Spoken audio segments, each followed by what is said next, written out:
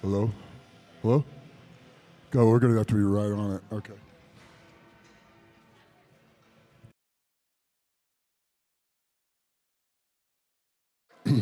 Test. Test. So you're not going to be able to do, you're going to have to talk, you're going to have to be right on this thing. Everybody, how you guys doing?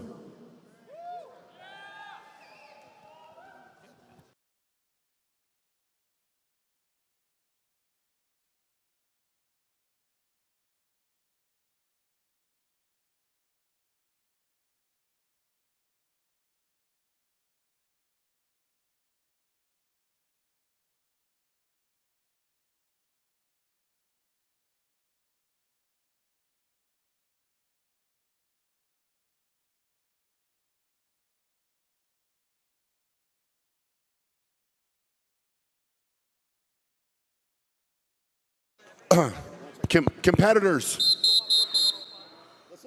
listen.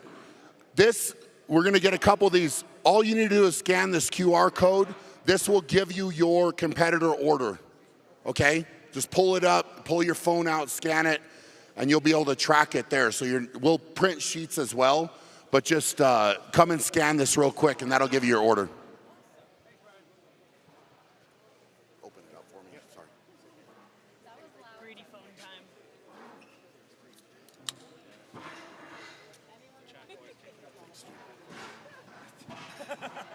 Well, it's old. You're saying it's old and crusty?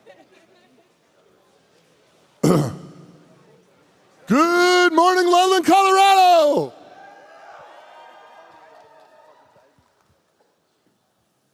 Well, just trying to warm up and get a little practicing and get used to talking on the mic. See where I got to put this thing, whether it's here or up here. You guys excited? I am. Man, it's just amazing what Brian and Carrie are doing, isn't it? It's just unreal where they're taking the sport. Hey, you got a mic. Hey, Nick, I do have a mic. I can talk now. How's everybody doing? You ready to see some strong feats? We got all the athletes back there warming up, getting ready to leave it all on the line. They've been training for the better part of this whole year to put on a show for you and leave their mark here at the 5th Annual Shaw Classic. Give them a round of applause so they can hear you back there warming up.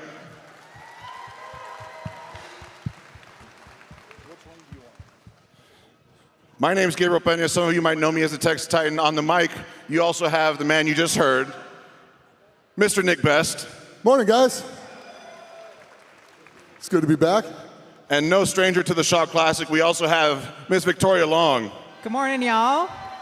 I need a louder good morning, though, than these two. So good morning, Colorado. There it is. There it is.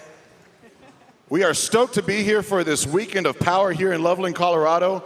And I am glad to be one of the three of this trifecta of vocalist skills here to bring the action to you and everyone tuning in on the live stream around the world. What he said. Yeah, it's pretty exciting. I cannot wait till they do this. The cool part is we got the weights out here marked so we can see it's 175, 275, 325, and 200 pounds. They're running all 4 of these classes at the same time on this event. So that's going to be pretty cool. It's going to be interesting. Pretty interesting indeed, and these weights are no joke. This is some heavy stuff. I'm looking at that heavyweight lane right there, 325. That's for reps in a minute. Do you weigh 325, Nick? Did I what? How much do you weigh right now? 295, so that's less than me. So that log is more than one whole metric Nick. Yeah, this is the slim version for now. I got some weight to gain before December. So you and I were talking to Nick Guardione back there, and he says he's going to Viper press 8 reps on that log. Yeah, Nick. That means if you go down, he can pick you up and press you overhead 8 times. Yeah, that's kind of scary. I don't want to think about that. I don't know. That would make me feel pretty safe if I was you. I just want to see him do the 8 reps, man. He said it, so he's got to do it. Victoria, what's your take on these weights for the log right here? I agree with you. They're no joke. I actually, little secret, I was part of helping decide these weights, at least for the open women. So I was flattered that they asked me to do that. So yeah, like they said, they're no joke, and they're doing it for reps. So it'll be great. It'll be a good show, and I'm excited to see these ladies, especially. I'm a little biased, but to see these ladies put up some reps. So it'll be great. So it's you they're going to come talk to when this is over, because Right. Well, reps there will be indeed. The athletes will have 60 seconds on the clock to clean and press as many reps as possible on these logs. And in my opinion, in the sport of strongman, there's no exercise that uses up as much energy per rep as taking a heavy log from the ground, bringing it to your chest, and pressing it up overhead. And that 60 seconds is going to be the longest minute of these athletes' life. I'm willing to put a good amount of faith in that you will see a lot of athletes gas out from the altitude here if they came from some lower elevation areas. And I know the locals don't like hearing anyone talk about altitude, but it is a factor. I've competed at this stage before, Victoria has. If you haven't acclimated, that 60 seconds is going to turn into about an hour. And those reps are going to get harder and harder as you go through. But I'm optimistic that these athletes know what they're getting into. yeah. Yeah, they know what they're getting into when they come up, but it's still hard to simulate in training unless you can go do this at some type of elevation. So it's going to be interesting to watch. The guys who are smart and do extra conditioning on the side and really get into good cardiovascular shape are going to soar through this, even at the altitude. The guys that don't are going to pay for it. Yeah, 100%. And I know that a bunch of these ladies, at least, and I'm sure the guys too, have come out here a few days early. So if you're somebody like me who never had the luxury of coming out to a higher altitude climate to train, right, in those conditions, the best you can really do is come out a few days ahead of time and kind of get, your lungs and everything used to the altitude. So that's what I did 2 years ago when I was here. I was out here a few days early, and I think it did help. But when you don't live here, it still can be a challenge. So.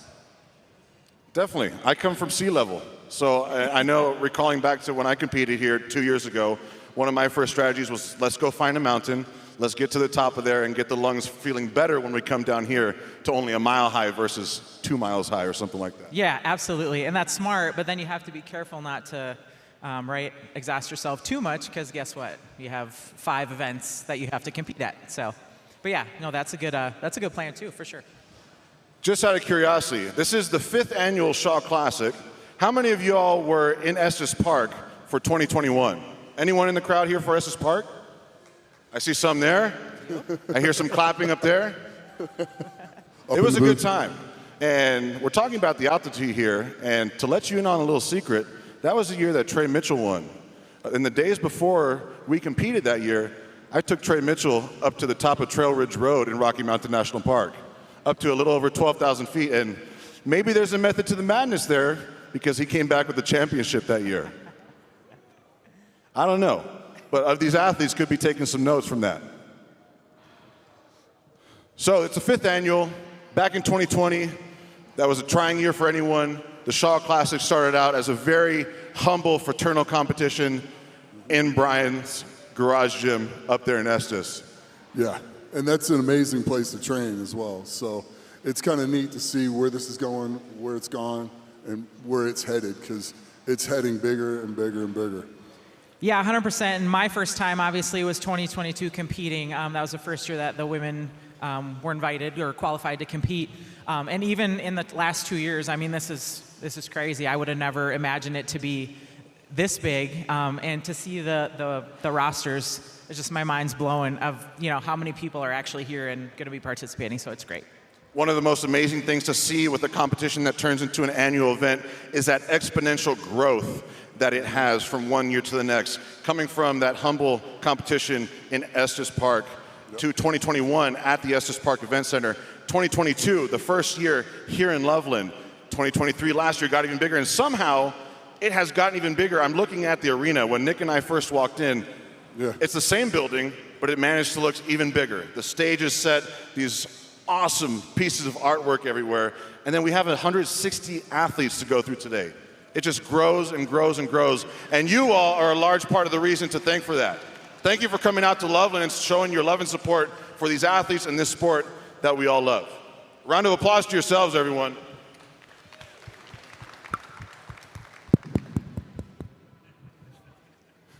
Yeah, we'll try not to bang on the mics too much. I remember being in the box last year when you all do that, and it did not sound good. you got to have a little fun while you're here. So it looks like they're finishing up with the judges and going over the breakdown of what's going on. We're going to have some special judges for this one today, which is going to be pretty interesting. So it looks like we're going to have some pros out here. It looks like JF Caron's going to be sitting on one of the judges' chairs. Travis Ortmeyer will be another one that's on there. Van Hatfield and Jerry Pritchett. So it's going to be pretty neat when these guys are going to get to go up there and judge for all these guys and give back. It's one of the things you love to see at a competition like this is the elite caliber of judge. And thinking back to my experience as an athlete at this stage, it's also a love-hate relationship because they're very strict. But you want that standard of excellence across all of the lanes and every single competitor. So having these established veterans in the sport, Travis Ortmeyer, Jerry Pritchett, Chad Coy, Van Hatfield, Terry Hollins, Joe Ken, JF Caron. I mean, this is the type of judge you want to have giving you your down calls and making sure you don't have any easy ways to the top. Let's not forget Ed Cohen. And then Ed, The GOAT. Ed himself.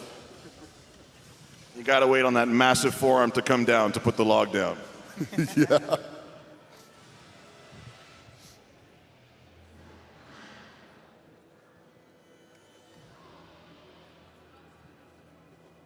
So we got.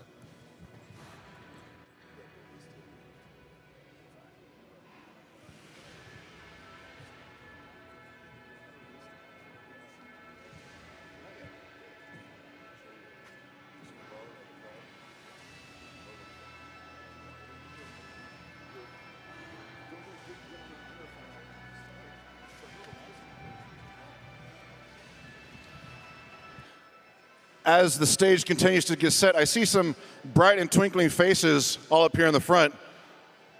Ladies, where'd you come from? Where are you representing here? Santa Rosa, California. Santa Rosa, California in the house. Drive or fly? All right, good. That would have been a long drive. What about here? Where are y'all from? Eaton, Ohio. Eden, Ohio. I love the cross-country representation. Gentlemen, where are y'all down from? I'm from Indianapolis, Indiana. Indianapolis, Indiana? Freedom's PA. Freedom's, PA. Welcome, gentlemen. Glad to have y'all here. And I see lots of, I know that guy. Fellow Texan, now Coloradoan in the house. How's Colorado treating you, Jeremy? Excellent. I love it. Ladies, Santa Rosa? No, wait. That's Santa Rosa. Where are y'all from? Boise, Idaho. Boise, Idaho. Another state along the Rockies. I'm coming to y'all next. Y'all in the front. You're in striking range. Where are y'all down from? Three Forks and Jefferson City, Montana. Three Forks and Jefferson City, Montana. And you've got the Evolution Athletics knee sleeve on there. Excellent choice. Maybe you can get that signed. I'll be at the booth tomorrow. Just saying. Where are you down from? St. Paul, Minnesota. St. Paul, Minnesota. in the Okay, house. hold up. And I Hold know up, where you're Gabe. from. Hold up, Gabe. St. Paul, Minnesota. I'm a Minnesota native. We moved back there this past year, so I'm a fan of the Upper Midwest. Thanks for coming. Thank you all for coming, but I'm a little biased with the Minnesota crew. Minnesota in the house. I got some locals right here. Colorado in the house. Phoenix, Arizona. Oh, Phoenix, Arizona. But that's right. Y'all are here supporting Big Thing Jackson. But I've met y'all at several Colorado competitions. So you almost look like Coloradoans to me. Almost. Thanks for making the trip out from Arizona. I see the whole family's out right here. Where are you guys down from? Upper Peninsula of Michigan. Upper Peninsula of Michigan. Welcome. Right on Lake Superior. How's the weather compared to that lake weather here or out there? Yeah? Well, we'll chalk that up to the altitude down here. Thanks for making the travel, y'all.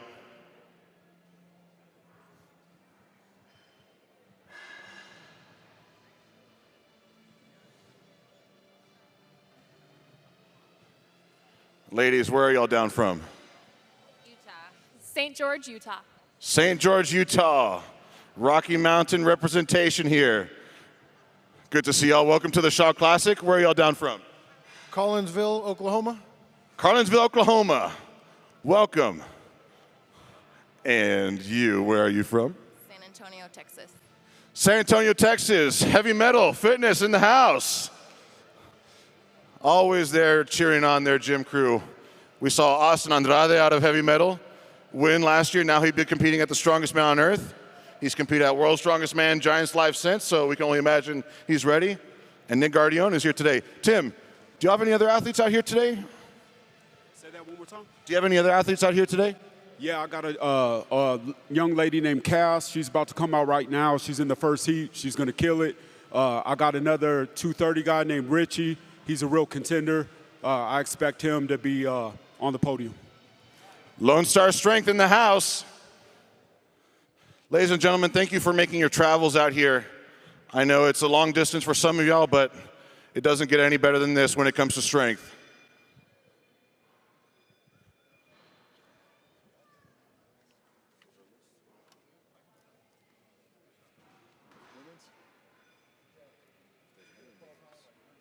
Yes. I'll try to be loud.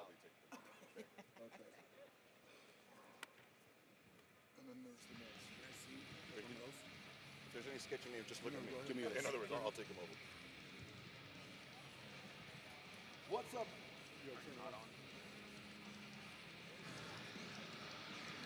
What's up, everybody? How we doing? We definitely appreciate you guys coming out to support these tremendous athletes. We are all set, and we're going to get rocking. So I'm just going to call out names in the back. So we are starting with the open men. So first up, Does that make sense? we've got Bathory, on deck Hatfield, in the hole Swanson.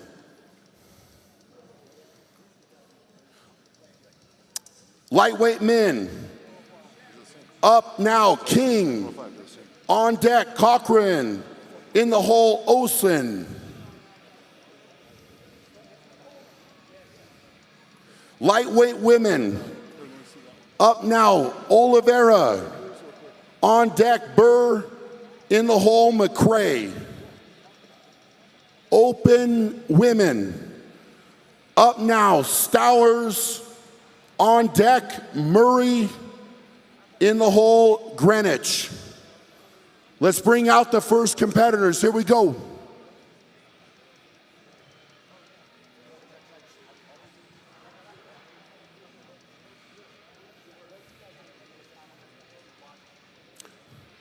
So backstage right now, warming up. This is definitely a high stress type of thing. All these athletes, I'm sure they probably didn't sleep great last night. Everything is on the line. Like you said earlier, Gabe, the work has been put in for this moment. Victoria understands this very, very well. This first event is critical to getting some points on the board and kind of just getting those nerves out, right? Getting those nerves out is a big factor indeed, Brian. These athletes, especially this heat right here, they are the pace setters. All of the other competitors will be watching them with twinkly eyes, seeing what reps they need to beat. So they have their job cut out for them. I want you all to get behind them, give them some power, give them some love. Our first heat of competitors takes the arena floor.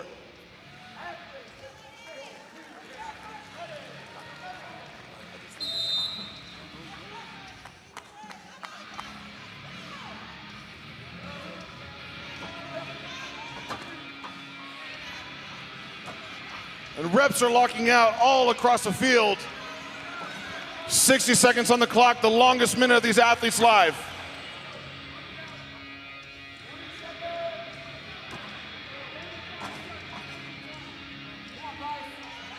Lane number 3, our heavyweights locking it out. That's Bo Bathory, 325 pounds in the nick of time.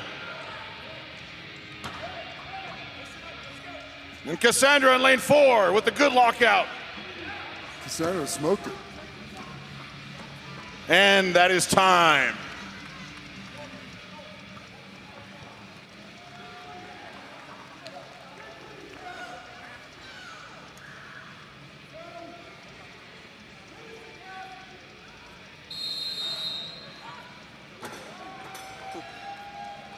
All right.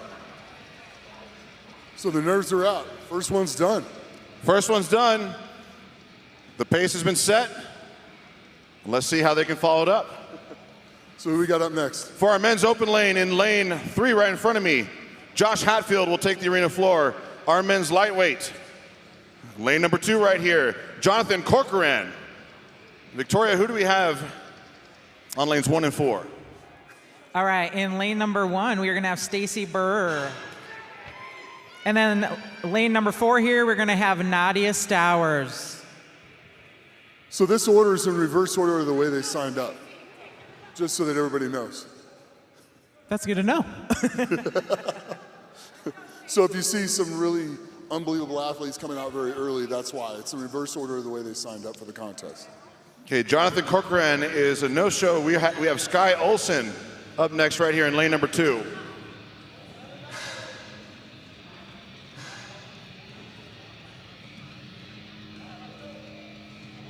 I like the hats. The hats. And Nadia the Storm Stowers right there in lane number 4.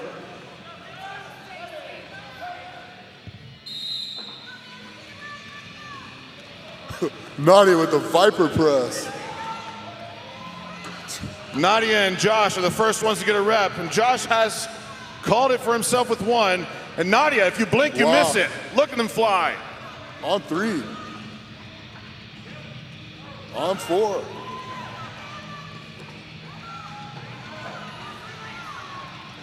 Lanes 1 and 2 are leaving it all in the field, getting those lockouts, but they need your help. It's starting to take a lot of energy.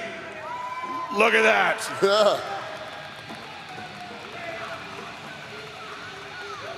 Nice. Nadia's killing it. Nadia's a beast on this press, let me tell you guys. And she was vipering the first 4. And she's not stopping.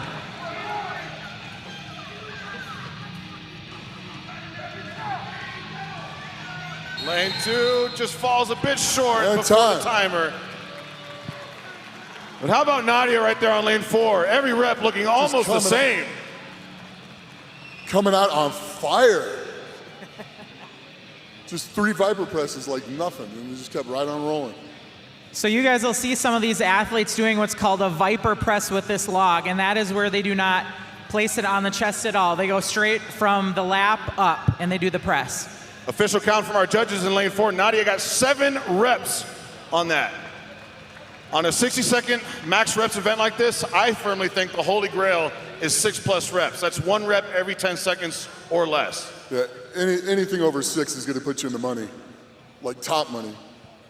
All right, coming up in this next heat, in lane number 3 for our men's lightweight open will be Colt Swanson. In lane number 2 for our men's lightweight, Matt DeWurst. All right, in lane number 1, we have Holly McRae. And in lane number 4, we have Aaron Murray.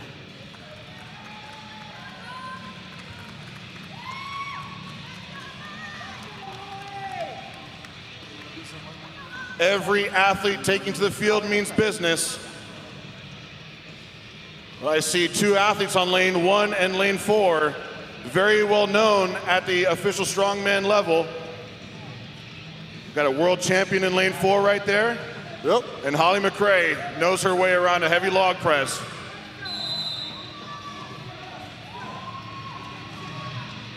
Aaron Murray, the first one to get a rep on 200 pounds in the log.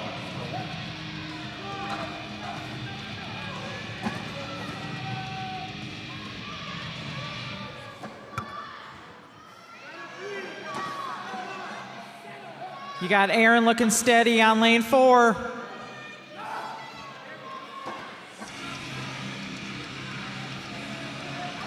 McRae knocking out rep after rep.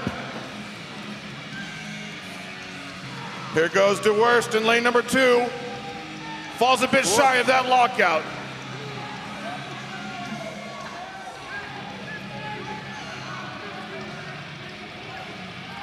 Aaron Murray with the lockout. Finish. There it is. Yeah.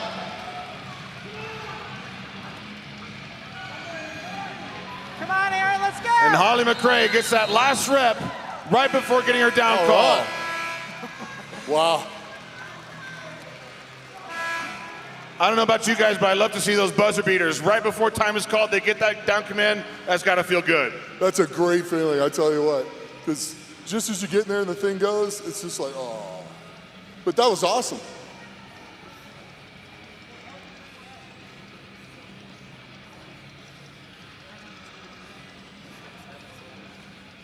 Just getting confirmations from all of our judges, making sure everything is set on the field before we get to our next heat of athlete.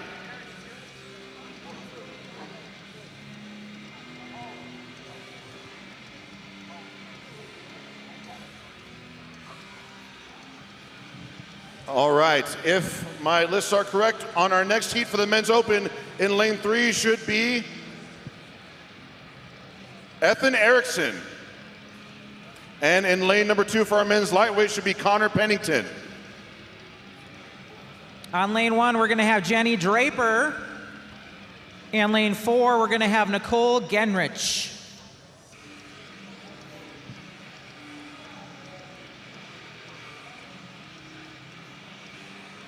The world's strongest expediter, Brian Shaw. Yeah, he will move things along with ease.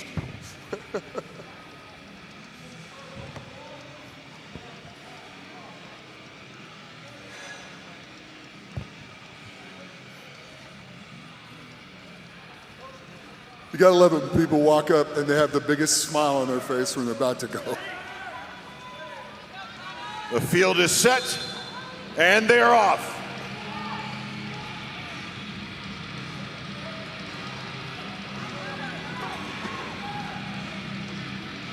Reps all across the board for our athletes.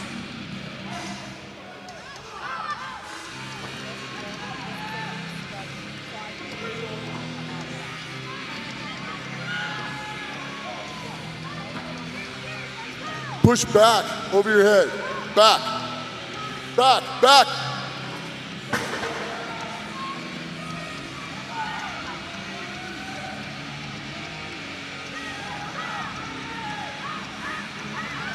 Yeah, there it is. There's a All lockout. right. 275 pounds is good.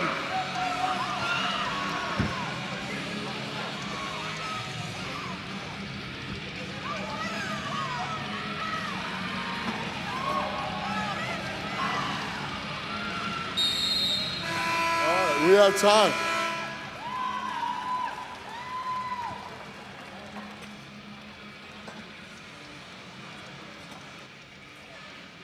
Now, ladies and gentlemen, as you're watching the athletes, they have a judge in front of every single lane.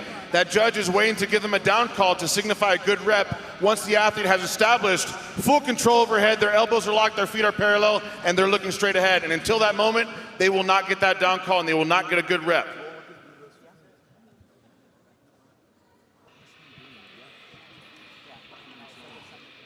All right, up next in lane number 3 for our men's open will be Marco Reyes. In lane number 2, Kevin Beese. All right, in lane number 1, we have Jessica Helms. And in lane number 4, we're going to have Jordan McDonald.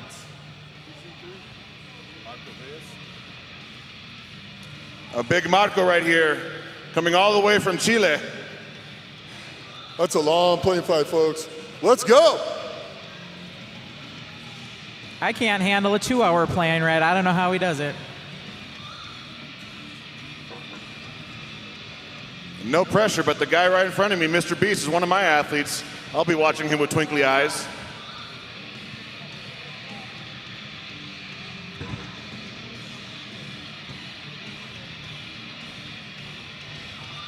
The nerves are high, the athletes are ready. And we're off. Marco Reyes with the strict press, 325 pounds, is no match for that Chilean mountain. She's good, guys. Wow. Let's go.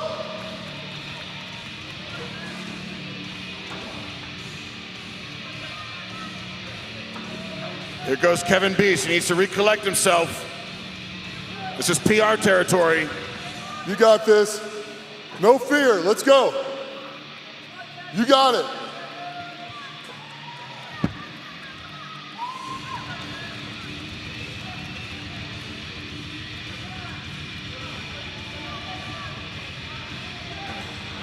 You see that on lane 3, Marco Reyes finally started using his legs.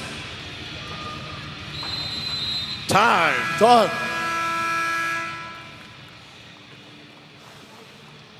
Wow.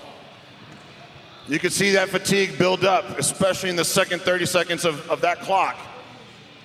Started to affect Marco right there. Like I said, he didn't use his legs until that last rep. Yeah, that was a lot of heart. You don't. Not And giving another, up. sorry, Nick.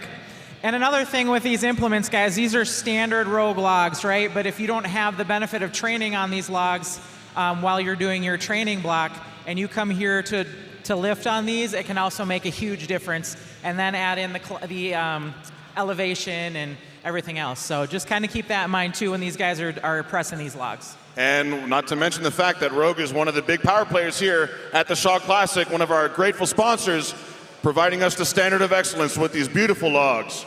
Up next in lane number 3 for our men's open will be Nicholas Smith. And in lane number 2 for our men's lightweight, Jordan Lamgo. And in lane number 1, we have Diana Ferrer. And lane number 4, we're going to have Lauren Dominguez. Headset so we can hear, because it's hard to hear each other over this.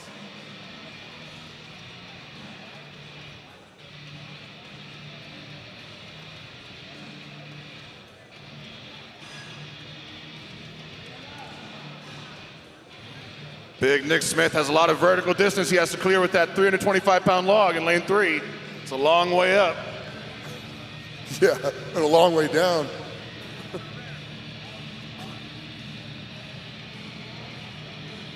How tall is he? I don't have a height, but he looks at least 6'5". Yeah, he's making Travis look short.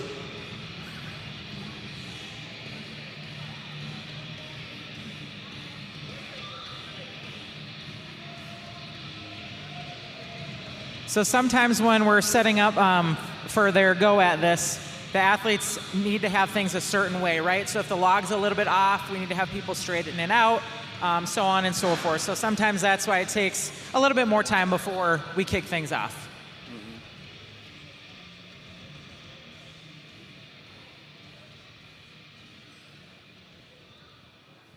The nerves are in full effect at this point. 100%. I'm living vicariously through these guys.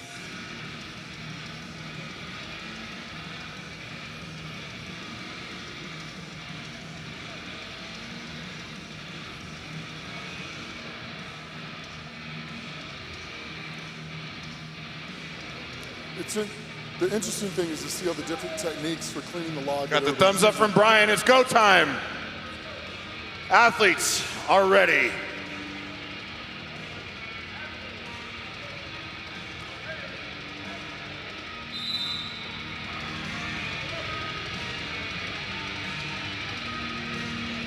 There's Nick Smith with a one-motion Viper press. Wow. Viper press for 325 log.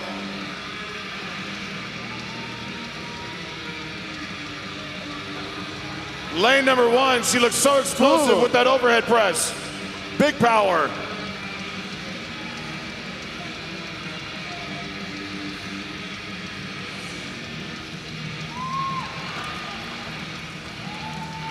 These athletes are feeling the crushing weight of these big logs.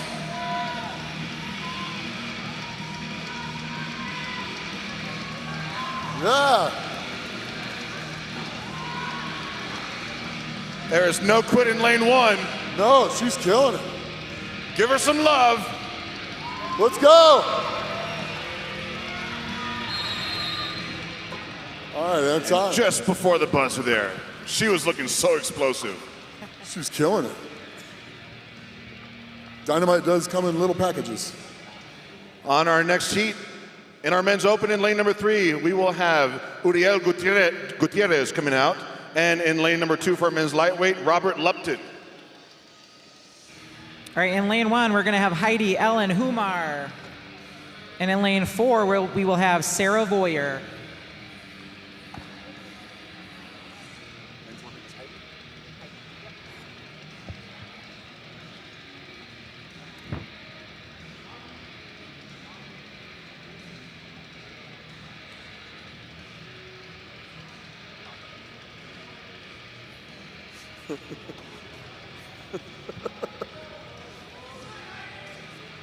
Getting the final little bit of chalk put on and getting up and getting ready.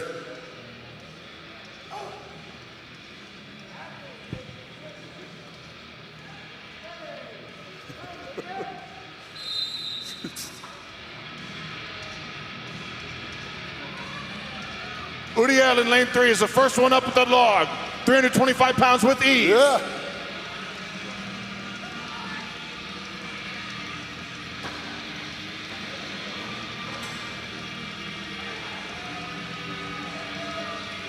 Come on, guys, let's get behind them. These are not easy weights. Oh, Robert was close. Udiel is still banging them out, the only athlete to get reps on the board so far.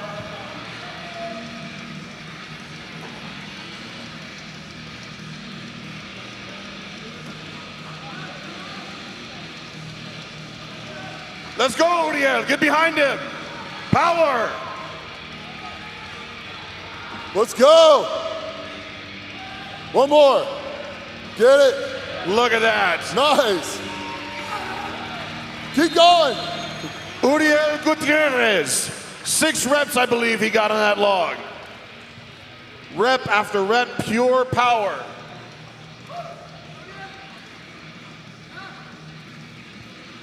So as Nick had mentioned earlier before this set here, before this heat, you're going to see different types of strategies or lifts, rather, when it comes to these logs. Some people are going to strict press them. Some are going to do what's called a push press. Some split jerk, and then you're going to have the people that go crazy in Viper. So you're going to see a little bit of everything as these 160 athletes make their way through this event. With all the different flavors, as long as they get that down call. Up next, in our men's open in lane 3 will be Roy Mubiru. And in lane number 2 for our men's lightweight will be Doug Jones.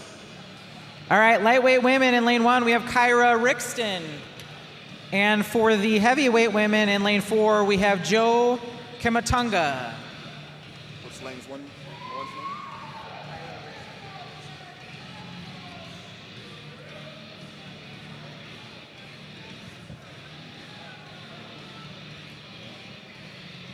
I've seen Kyra in lane 1 put up some heavy logs at OSG before. Let's see her put on a clinic here with this 175. Who's in 3? Who's supposed to be in 2? This is Roy, lane 3.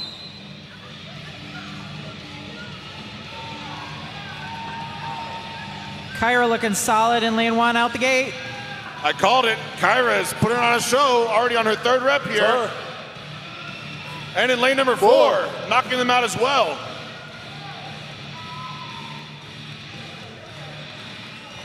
Five. Joe over in lane 4 looking solid go. too.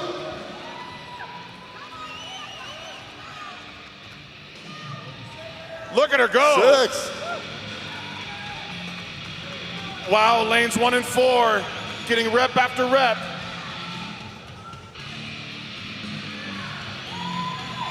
Seven.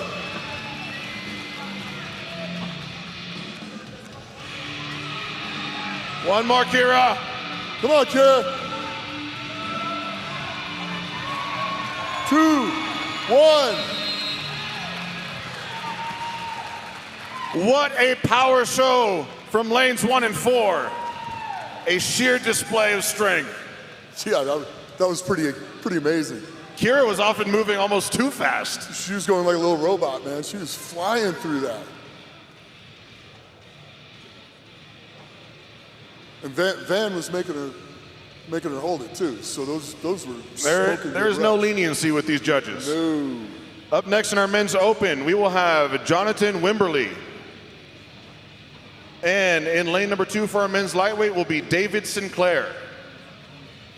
In lane number 1, we are going to have Olivia Hoyam. And in lane number 4, we are going to have Ashley Crawford.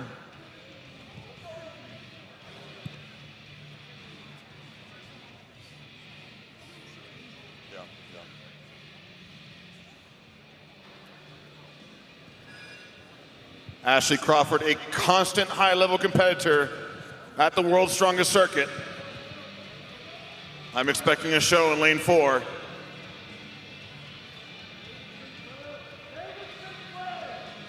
David Sinclair, we need you on the field or you are getting a 0.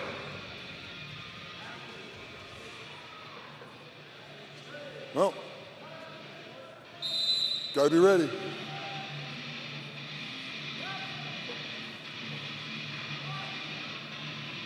Crawford with the Viper press.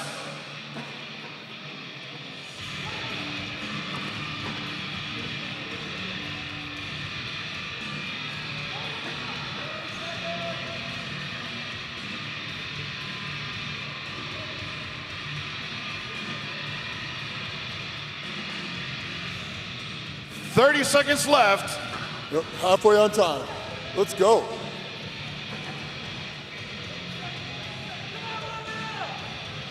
Crawford is going to have to summon all the energy she has left for one more rep. Come on, 15 get seconds it. on the clock. Drive.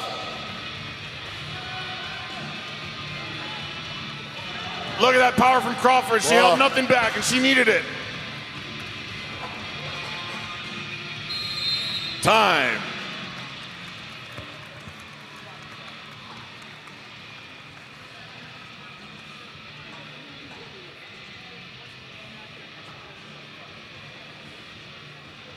What's going on?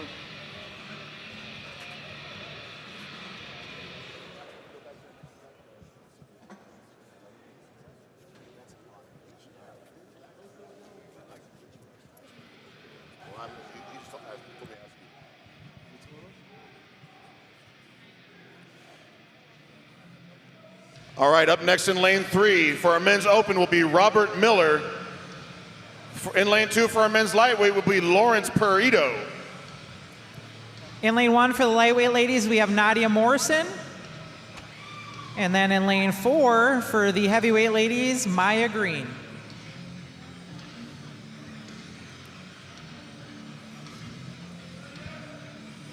Nothing like some heavy metal to get the blood pumping more than some caffeine, huh? Yeah, heavy metal and caffeine is about the two best things in the world. You're about to lift some heavy stuff. Just picture dinosaurs stomping around. Yeah. Then go fast.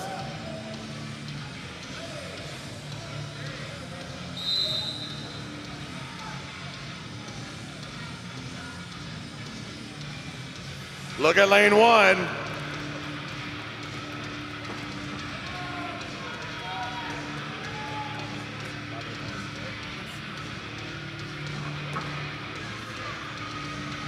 There you Nadia go. Morrison getting that lockout. I've seen her repeatedly in striking range of some America records and world records before with the overhead press. There's number 3.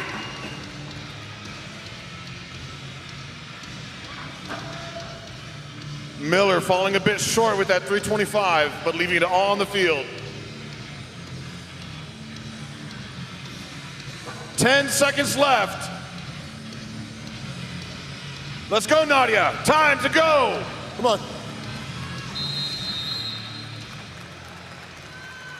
Valiant efforts across the field. Yep. 325 is a bit much. 325 is big, but remember, we just saw Uriel Gutierrez just put on a show. I Getting know. 6 reps with that. Yeah. So it can be done. And we heard Nick Guardione, he's going to Viper press 8 of them. So I'm not going to live that down. Better answer the call. But we have a big man coming up next in lane number 3. We will have big Matt Webb for our men's open coming out in lane 3. And in lane number 2 for our men's lightweight will be Rick Carroll. In lane number 1 for our lightweight ladies, we're going to have Taylor Woods. And then lane number 4, we are going to have Kim Scott. All right.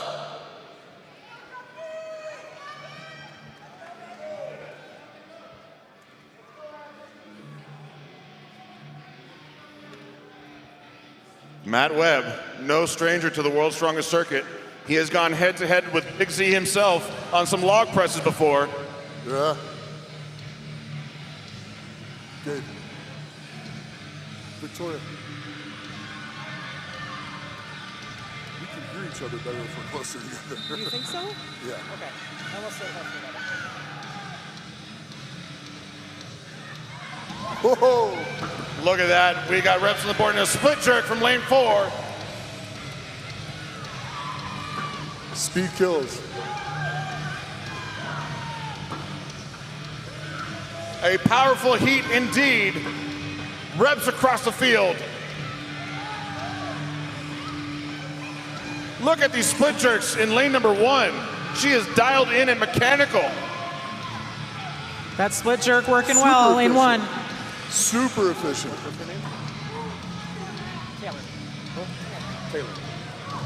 Let's Wow, go, Taylor. Taylor. She's looking strong. Van has to watch out there.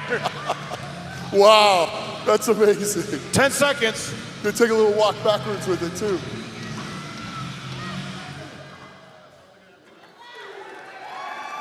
Taylor gets it. Nice. A buzzer beater for lane Way to go, 1. Taylor. What a show. Wow.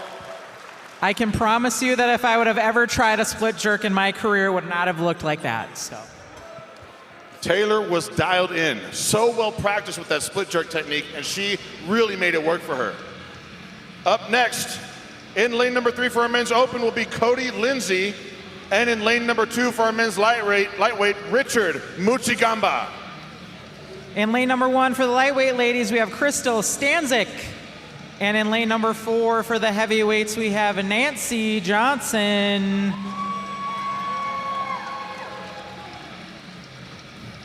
All right. Nancy on the competitor field rather than a commentator this year. Yeah, she was my co-host last year. And now Fresh she's out off there of doing getting it a again. world record Atlas Stone in Norway. Yeah, I know. That was amazing. Come on, Nancy, let's go.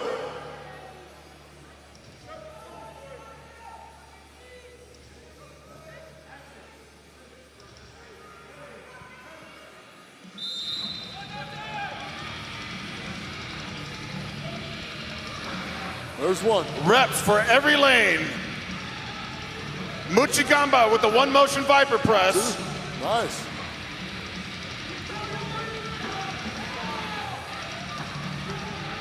Three.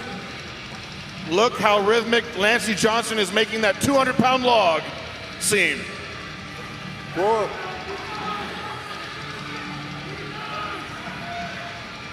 Cody Lindsay finding the power.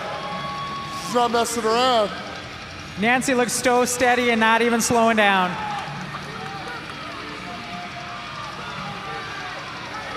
Nancy 15 holds seconds up to left. 6. Give these athletes some love. 10 seconds.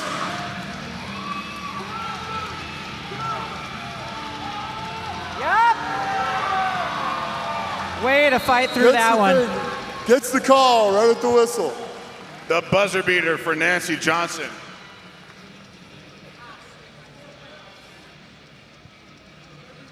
That was 7. 7 reps for Nancy Yeah, Johnson that was right there 7. in lane number 4. Yeah. Wow. That was Up amazing. next in lane number 2, we have Johnny Wazisco. And in lane number 3, Dallas Lucky. In lane number 1, we'll have Kristen Ellis for the lightweight ladies. And in lane number 4, Jennifer Lyle for the heavyweights.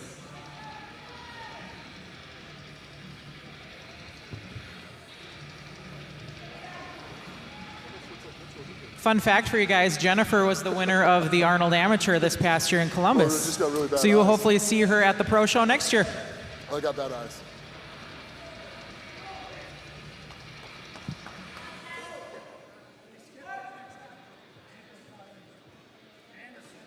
All right, we have Corey Anderson right here in lane number 2.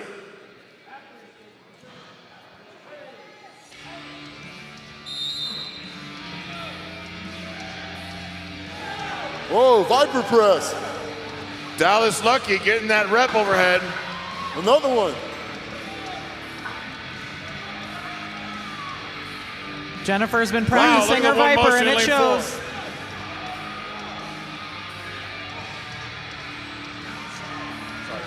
4. Four.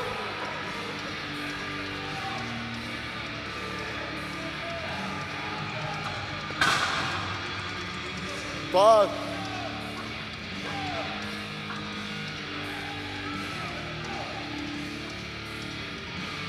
Six. Let's go.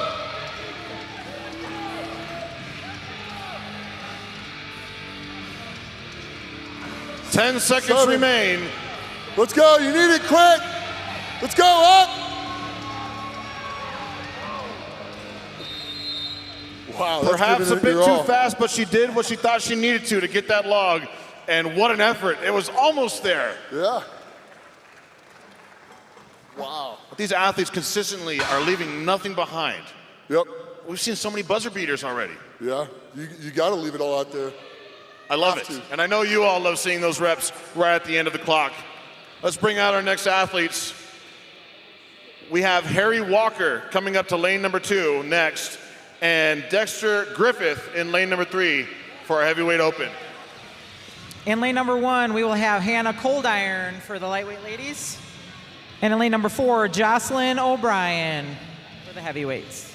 Harry. For everybody in FIFA, you'll get that joke. Harry. The athletes are ready. The judges are set.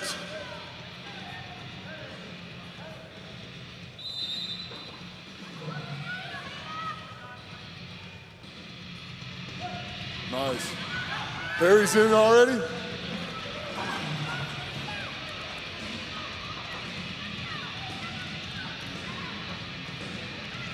Come on, Harry.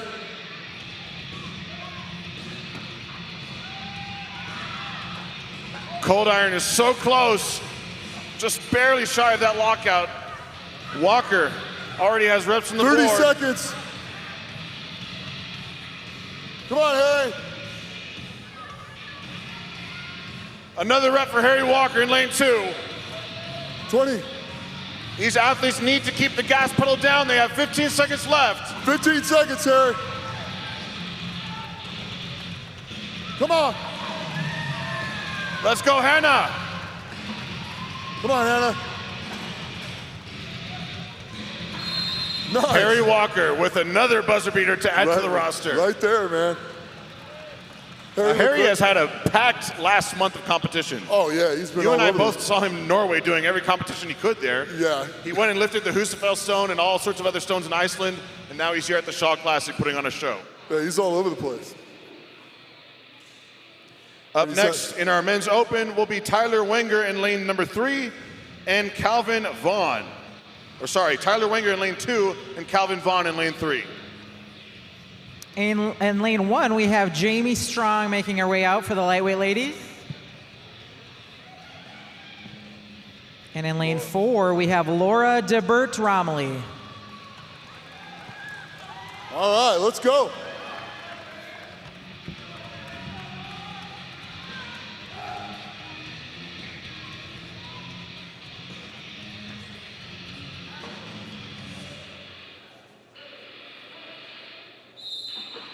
All right. They are off. Everybody's up. Laura Romilly's so explosive there. Laura killed it. Come on.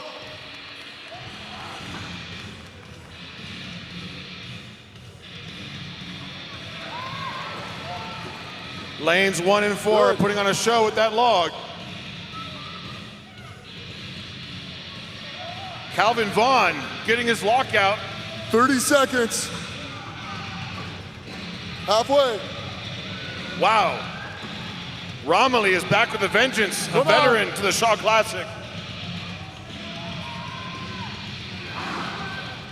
Look at Jamie in lane 1. Oh! She's still standing. Come on, Laura. She's good. Drive. Nice. Laura Romilly, Laura right in the Romilly. nick of time. Good job. Laura has consistently improved every year she's been here at the Shaw Classic. I think this is the best log performance we've seen out of her so far. Yeah, that was her goal this morning, so she got what she wanted. That was awesome. What is that but some sheer momentum to start off this competition weekend? Yeah, it's a great way to start it off. And that's her bad event. Well, like I said, momentum. Yeah. Let's keep it building. Up next in lane number 2, Greg Fountain for our men's lightweights.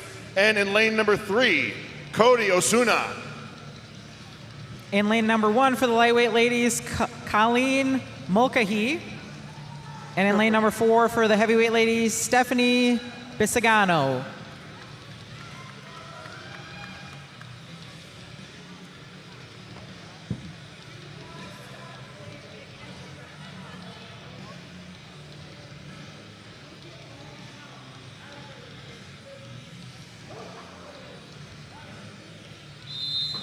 And they're off. 60 seconds on the clock.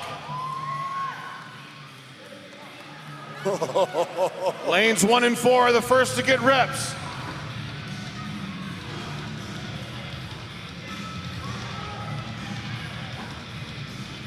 Look how snappy Wow. lane number 1 is. A massive explosion coming from her leg power. Yeah. Speed. Osuna in lane 3 needs to summon the strength to get that big 325 30 up. seconds.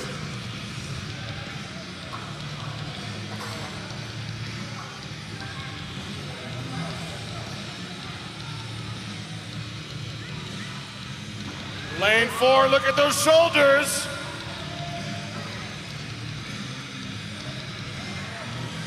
Wow. Unfortunately, lane 1 will not get that rep as it did rest on her head. That is one of the rules with the log press. But it still looked cool. Yeah. Now, so people know if the guys drop the log and it goes off, the athletes are responsible for replacing the log. So it's a big deal. You want to be careful with It's that a log. big deal, but that's a way to keep it fair. The athletes, ultimately, they're the reason why it went there. If a judge went and got it for them, that's an unfair advantage. So we like to keep it fair and level, and that's the method behind the madness right there with that number rule. Exactly. All right, up next, we have Scott Dinter in lane number 2 for our men's lightweights, and in lane number 3 for our men's open is Ryan Mallon. And lastly, for the lightweight ladies, we have Angelica DeFranco in lane 1, and then in lane 4, we are going to have Minnesota native Rebecca Houston. Are you going to cheer loud and proud for your fellow Minnesotan right there? Hey, you Say know, that I got to again? do it. I got to do it.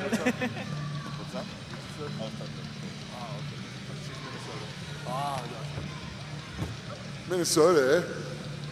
Gets cold in the winter. Yeah, brr. All right, let's go, Ryan. Look at Ryan, shoulder power for days. Are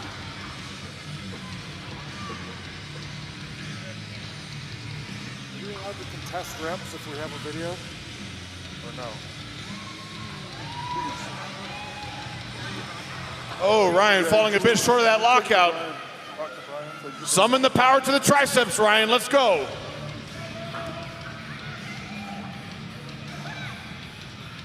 Come on, Ryan. Lane 4 gets that down call from JF Carone. Good rep. Come on, Rebecca, let's go. Let's go. Move. 10 seconds. This is it. 5 seconds left. And time. All right. I think the elevation played a factor in that round. It just goes to show you how much that first rep can really suck the life out of you. Yeah. It can look so good and clean for 1, but then 2 comes around, and it's a bit of a different story. Yeah. You're a different person after that first rep. Life-changing, if you will. Yeah. All right, up next in lane number 2 for our men's lightweight, Christopher Wilkin. In lane number 3 for our men's open, Sturgeon Anderson. In lane 4 for the heavyweight ladies, we have Melissa Peacock, affectionately known as Big Daddy Mel.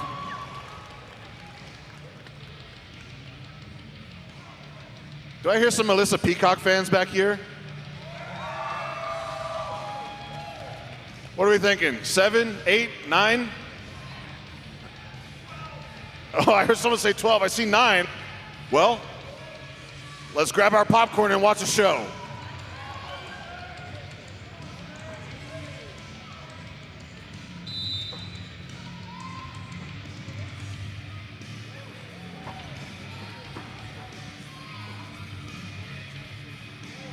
Mel's steady and strong out the gate. Get behind him, guys.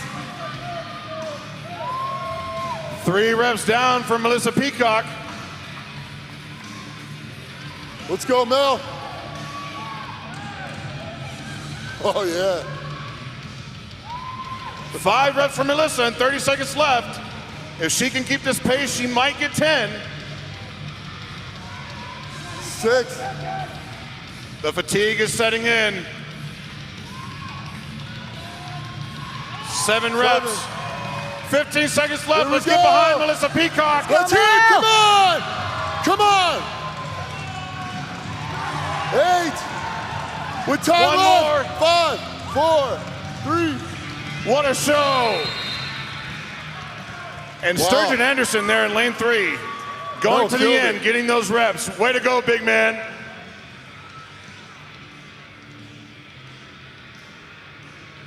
All right, up next in lane number 2 for our men's lightweight, Matthew McQuiston. And in lane number 3 for our men's open, Chris Allitz. And in lane 4, we're going to have Austin Grubb.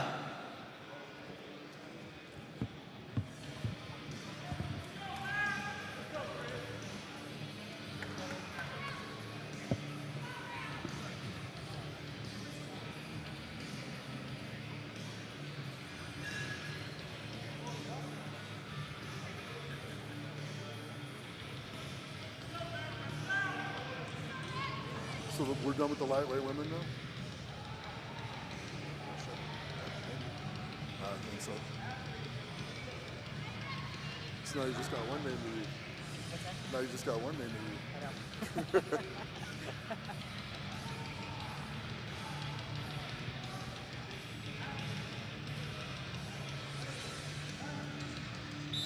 And they're off. A Viper press in lane 2. Smoked it. 275 is Wait for the no bell. match for Matthew McQuiston. Look at him go. 4. 5.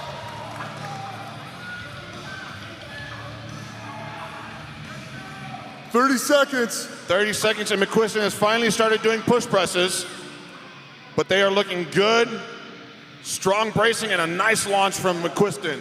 Wow.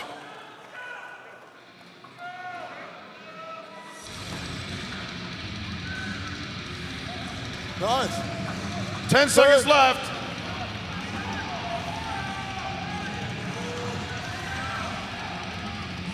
There it is. Right at the buzzer. Another buzzer beater. Now, for those of you who don't know, when I say Viper press, that's when the athlete takes the log in one motion from their hips straight up overhead. It's a very well-practiced technique, but you don't have to stop with it on the chest. If you can do it, that means you fit more work into a minute. And Matthew McQuiston there really, really practiced that well and got all the way through the first half with only one motions. I love to see it. Up next in lane number 2 for our men's lightweight, Philip Brinkman. And in lane number 3, Nick Wortham. All right, for our heavyweight ladies in lane 4, we have Jacqueline Stevens. Or no, did she get married? Nick Wortham, fresh off of competing at North America's Strongest Man in Canada. Trained by Chad Coy right here. Let's go, Nick.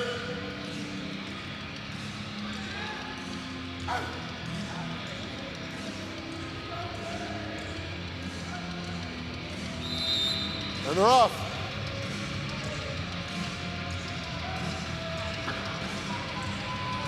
Look at Jackie with a very clean rep in lane 4. Yep.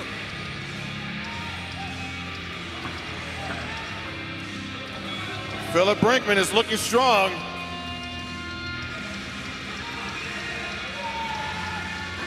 Wow. Look like Nick's getting easier as they go on.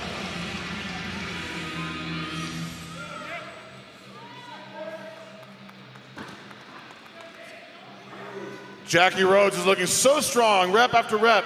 You 20 got the power, seconds. Jackie. Let's get one more. Nick Wortham, 5 reps Come on the on. board.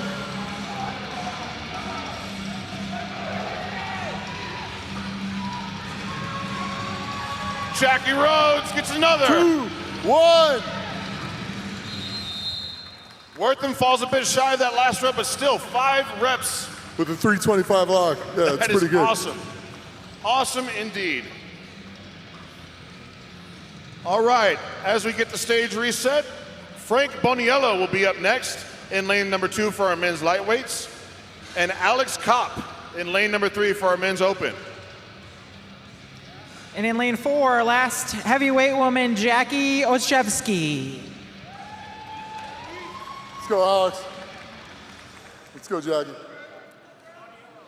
Alex Kopp, another veteran to the Shaw Classic. A man I've competed with in the past. Yeah. He's a strong dude. Yeah, he is.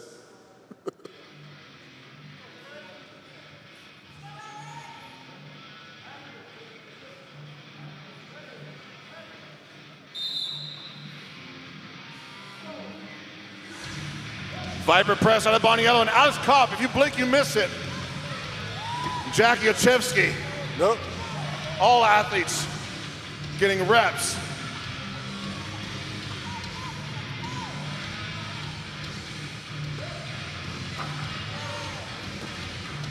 Kopp and Ochevsky are so snappy once they get that log to their chest. Yep.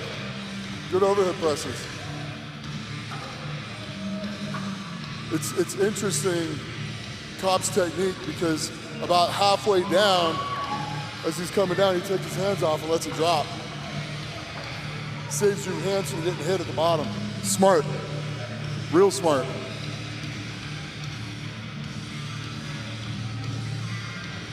Ochevsky teetering a little bit. Kopp with the buzzer beater. And time. What a heat.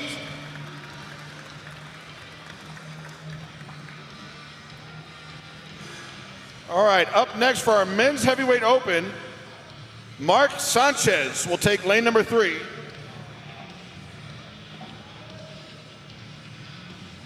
And for our men's lightweight, Derek Owens.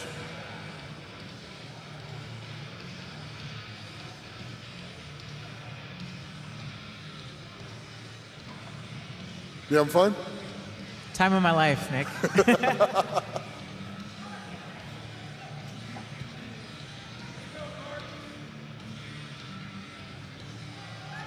Big Mark Sanchez, one of my athletes here. Getting a little bit nervous. No, Mark's got this. He has a massive log press, recently got some PRs. He's ready to go. All right, here we go.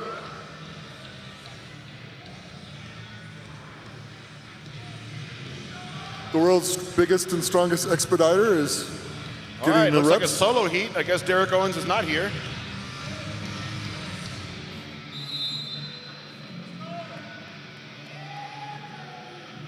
Mark Sanchez, very fast. Let's see if he can keep that momentum. He's from Colorado Springs, so the altitude is no big deal. Yep. Settle down, just get in your rhythm. Let's go.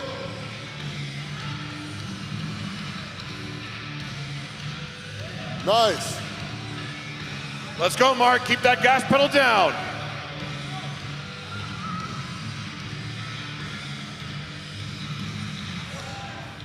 "20 seconds left. You gotta move, Mark. Move. Let's go. You can breathe when you're done.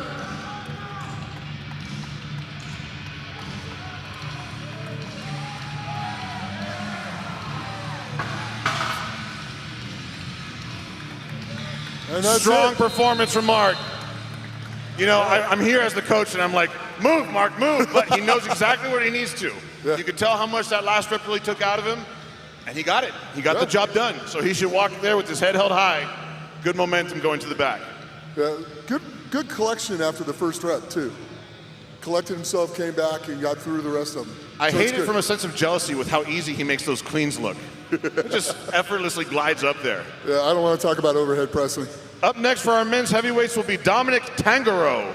And for our men's lightweight, Alejandro Esparza.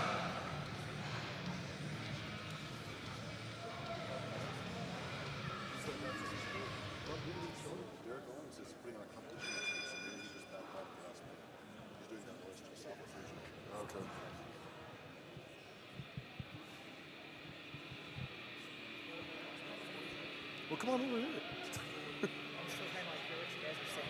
That's what I mean.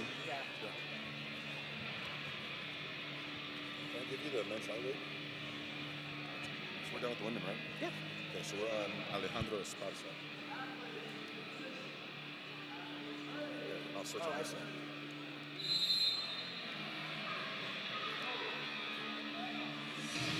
Let's go, Alejandro. Dom Tangaro and Esparza Nice, both clean getting press. reps.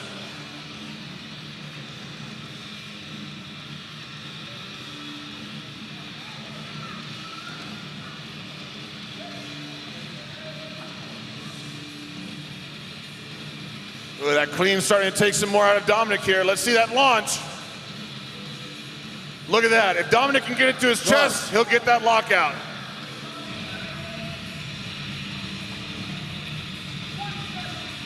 "20 seconds left.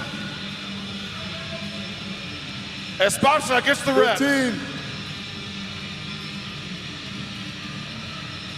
10. 5, 4, 3, 2.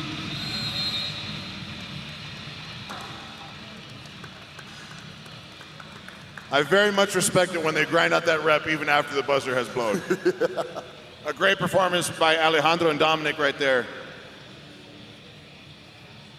All right, in lane 2 for the lightweight man, we're going to have Guerrero Lopez.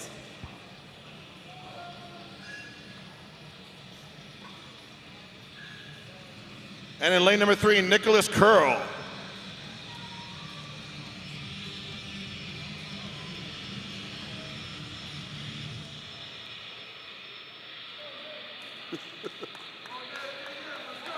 The name like Curl, I bet you he has some mean biceps under those sleeves.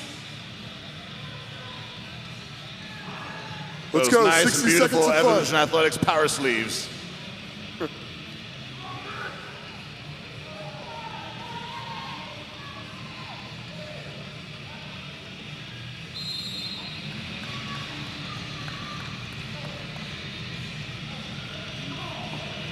Both guys, rep number 1 is down.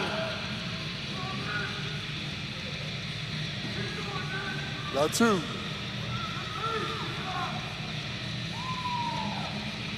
I was hoping he made it look good, and he did. Nick Curl is curling that log up. Rep 4. 4.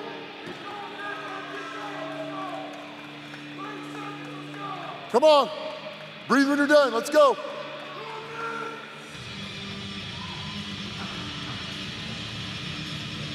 Nice. Rep number 5 for Nick Curl. You have 15 seconds, These are good Nick. points. Let's go. It's time to Points. go. Come on.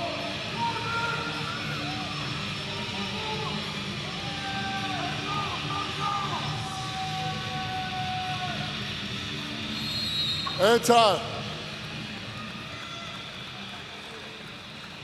Strong work. Small mistake. Small mistake. A hard belt, he would have got that last rep. If he had had a hard belt on, he would have got that last rep. Small mistake. Oh, small mistake. With a hard belt on, that clean would have went up. He would have got that rep. Although I have to say, that's a tricky line to walk. Sometimes the hard belts can get a little pinchy when that log rolls over some tender areas of flesh. You just can't care. You just have to be ripped and with a massive six-pack like yourself. You just can't care if it's going to pinch or not. You just got to do it. No pinching for Nick, apparently. All right, next for our men's open in lane number 3, Michael McGowan. And for the lightweight man, we're going to have Hunter Bowers.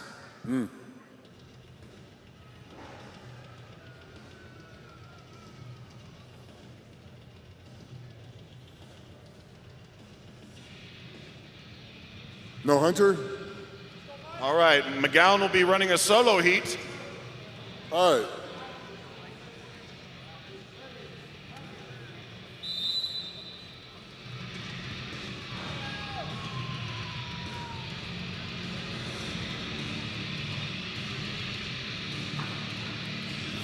Losing your oxygen. I can think of 325 reasons why that's tough. Let's go. You got this. 1 rep is big points for McGowan here. Let's see it. 30 seconds left. You have time. Line it up, big brace, and operate.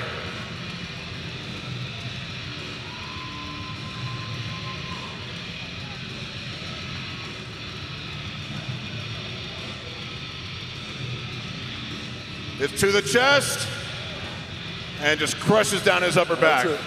It's all Leaving right. it all on the field, Mike McGowan. Up next in lane number 3 for our men's open is Scott Deese. For the lightweight men, we have James Hammond.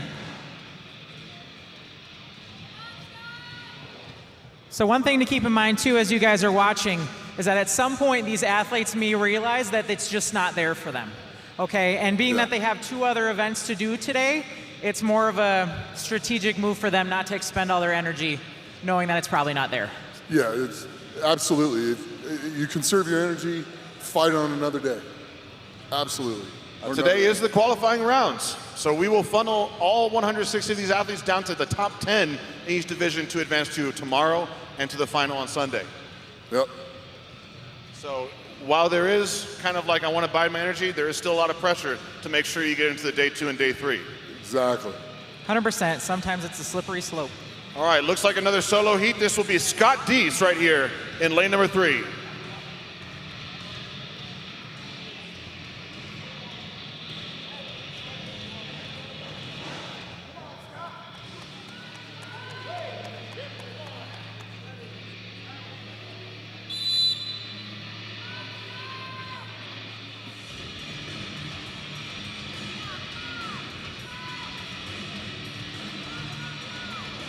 Come on, press it through.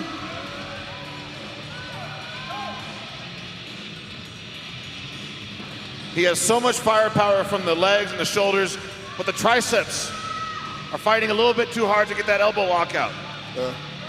Also, got to push back over his head.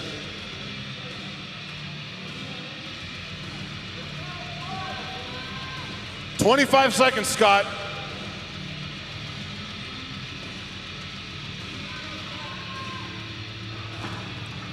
And it has just sucked it all out of him. Just not there. Moving on to our next heat in lane number 3, CJ Allen. And in lane number 2, Jolon Cisneros.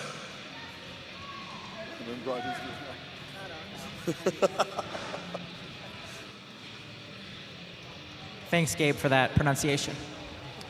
Got to put the Latino blood to use, you know.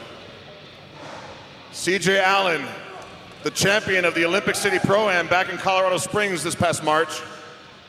There was a big log there. I like Can only the hat imagine and he's going to do some work sunglasses. here. I like the hat and sunglasses. Well, when you're looking up at some big bright lights, sunglasses help. Look at CJ.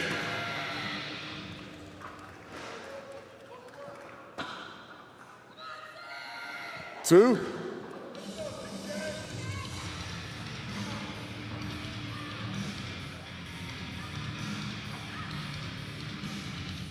Allen did not maintain control for that down call. He has 2 reps so far. But Travis Ortmeyer is going to make him work for it.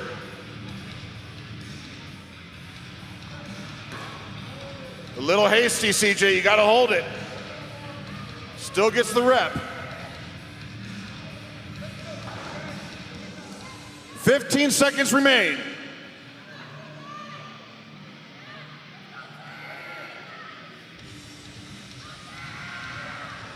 That's 4. 4 reps for CJ Allen, and he's happy with it.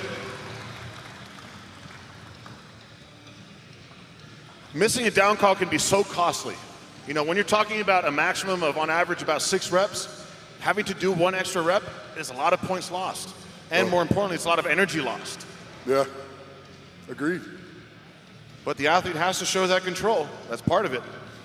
All right, up next in lane number 3, a mountain of a man himself, all the way from Arizona, Thane Jackson. And in lane 2 for the lightweight men, we have Joshua Dargis.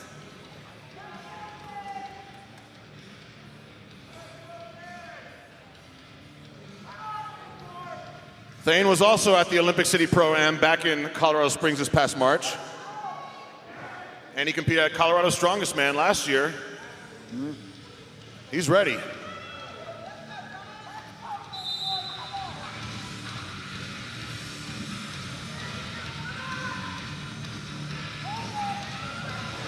Nice, saved it. Good save.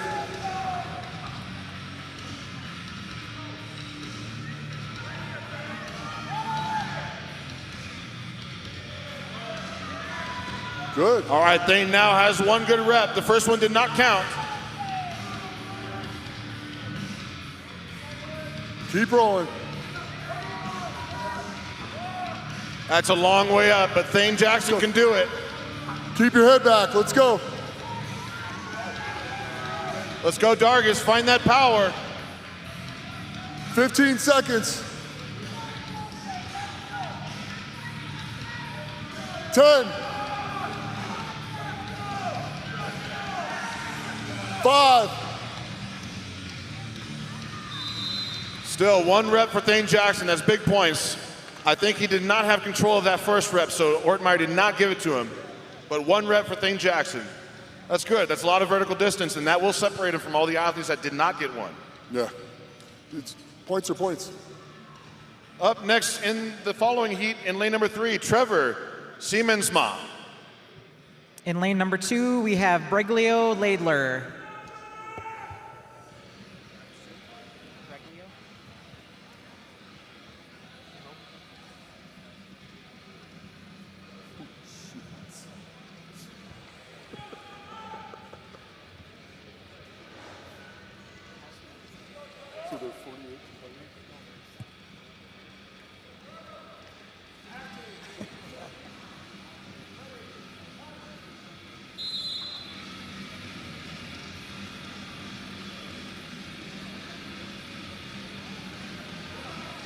Nice.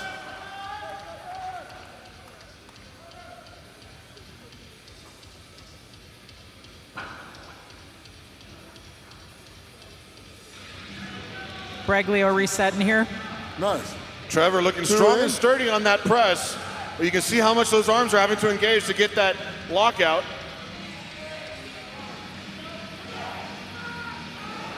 Oh, He will not get the rep good there. save. 20 seconds left.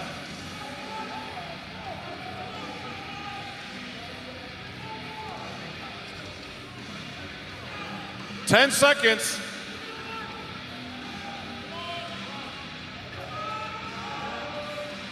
Trevor gets it. Nice. That was a good comeback from the previous one before that he dropped, so that was awesome. Sometimes when I see how that last rep can almost be the best one, it's very clear that there were some nerves associated with the first reps. Yeah. But they felt the weight, they know how to engage their muscles, and they really very truly knew the adversary they were going against. Yeah. Up next in lane number 3, Joseph McFadden for our men's open. And in lane number 2, we will have Brandon Barrett. Brando there in lane 2, another one of my athletes. Let's see how it goes. He's got a good overhead press. He is the promoting force behind the Olympic City Pro-Am and Colorado's Strongest Man and Woman.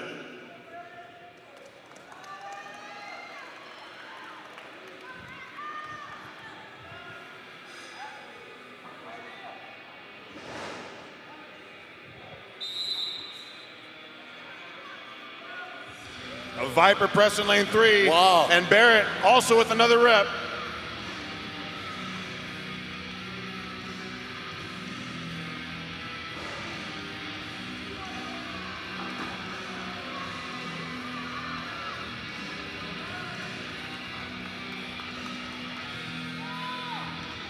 Wow, lane 3, no legs. Yeah, 3. What a strict press. Yeah. 25 seconds left, gentlemen. Big power. Let's go. Breathe later. Let's go.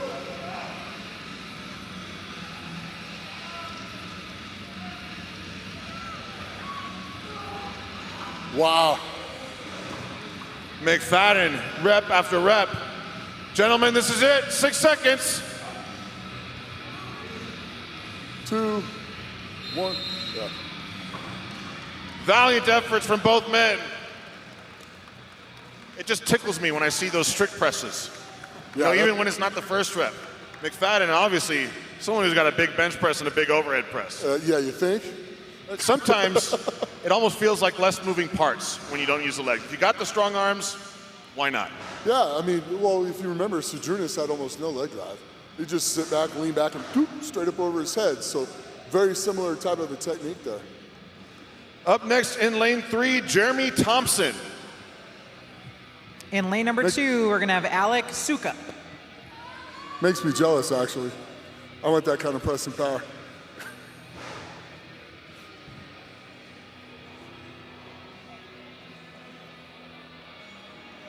Anytime the Sukup brothers are involved, it's always a show.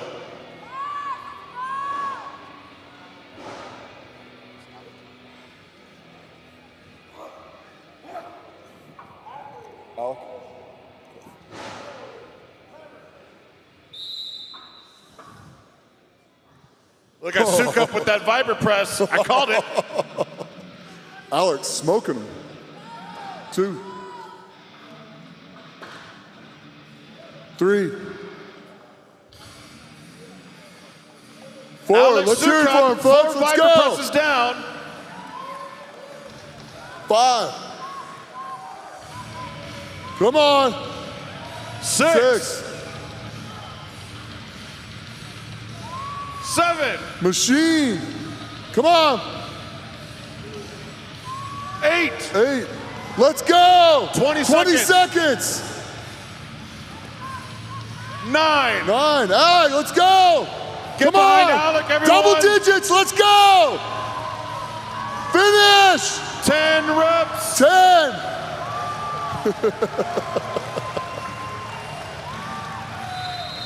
Alex Sukup hitting the absolute holy grail of a log AMRAP. 10 repetitions. Incredible. With I think that meant a lot to him. With 6 seconds to spare, he might have got another one too. He probably could have gone for 11, but you got 2 more events, right? Yeah, you got Save what that you energy. needed.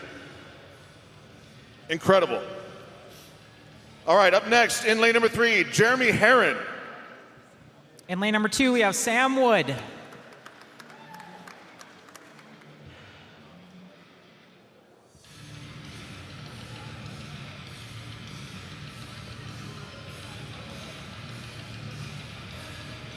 Everybody getting their straps on, getting ready to go, coming up, getting their head right. Get the belts belted. Yeah. Maybe some smelling salts. The blood's pumping, and it's go time.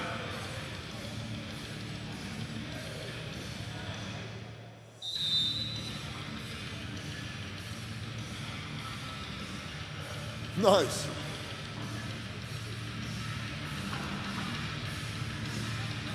Two. 2 reps already for lane number 3. 3. Jeremy Herron is looking strong. 4.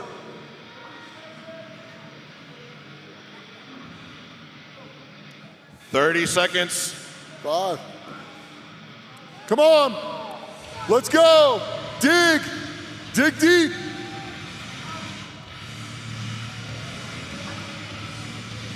Those cleans were really starting to take it all out of Jeremy there. Jeremy, you have 15 seconds. Let's go. He is gassed, but what a show. What a show.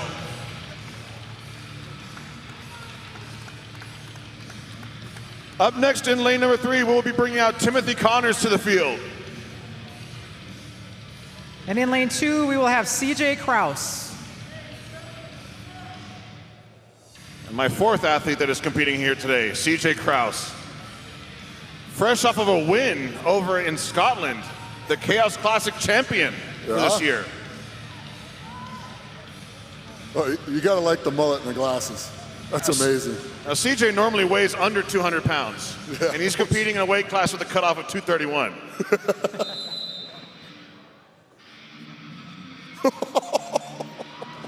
That's the Pit awesome. Vipers.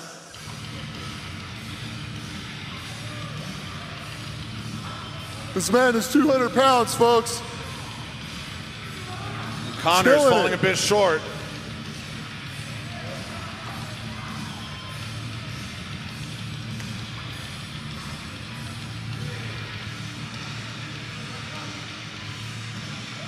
Wow.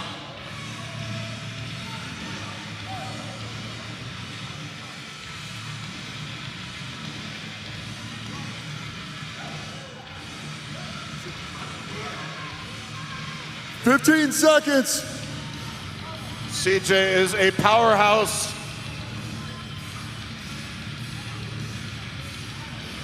Let's go. Oh, CJ.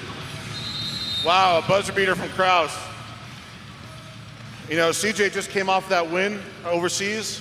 Yeah. Fun fact, he didn't even tell me he was doing this competition. I had to find out from someone else. He's like, oh, I might as well do a side quest because I live in Colorado. But CJ is going to leave it all on the field, and we just saw that, contending with some of these other athletes that really outweigh him. I'm excited to watch him. Yeah, when he fills out all the way into that class, look out. Yeah, incredible. Up next, we have Joshua Spurgeon in lane number 3.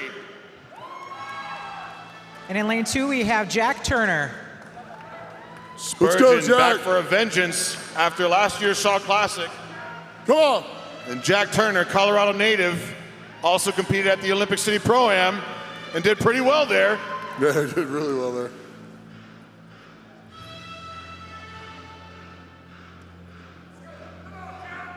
Come on, Jack.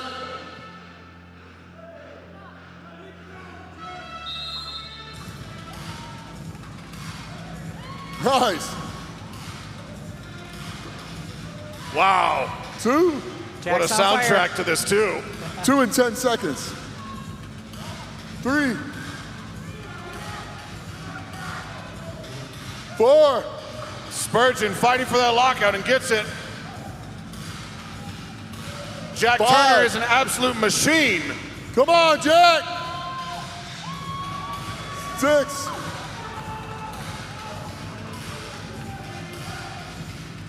7. Come on, Jack. 20 seconds 20 left. seconds. Come on, Jack. Let's go.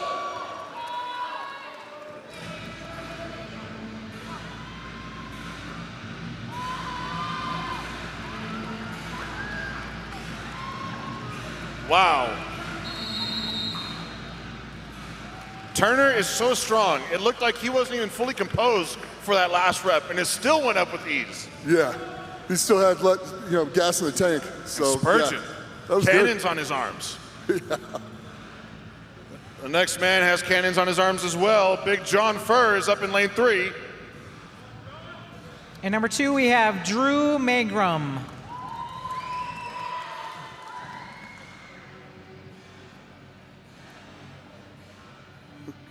Let's go, Drew.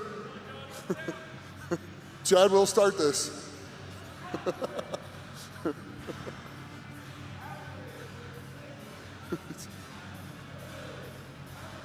Here we go.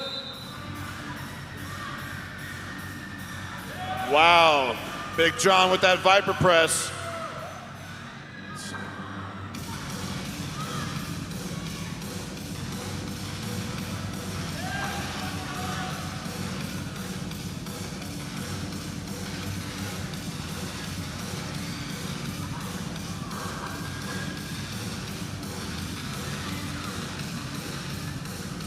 Head through. John really fighting for that lockout there. He has to turn that belt around. 15 seconds. 15. Let's go, John. Right to it.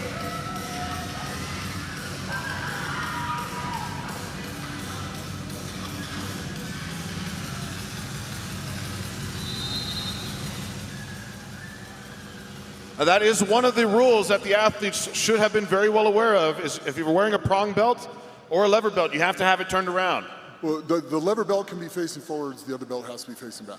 Okay, well, either So way. the loop's got to go to the back. Athletes back there, make sure you've got your metal belts turned around. Yeah.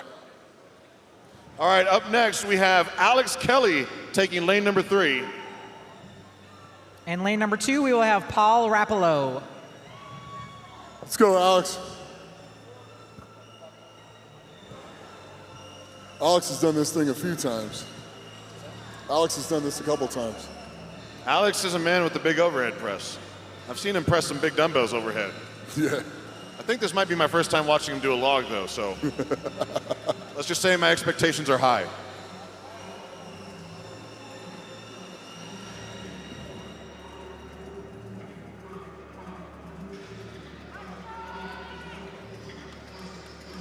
You don't see that very often out of a strongman competitor.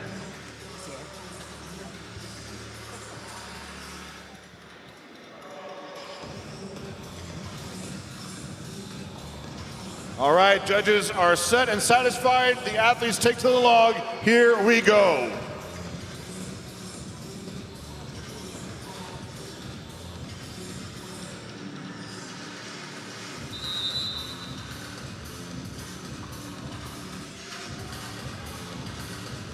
Oh, wow. Nice.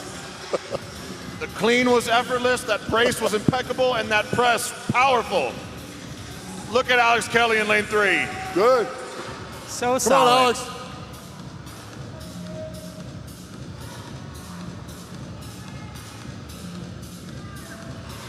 Kelly on his 3rd rep. 30 seconds.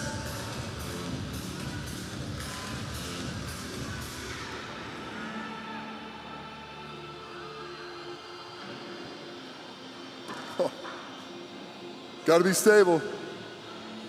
Alex is starting to look tired. Got 10 seconds left. Let's see it. There we go. 4 reps for Mr. Kelly.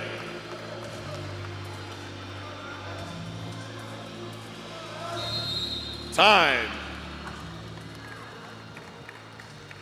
4 reps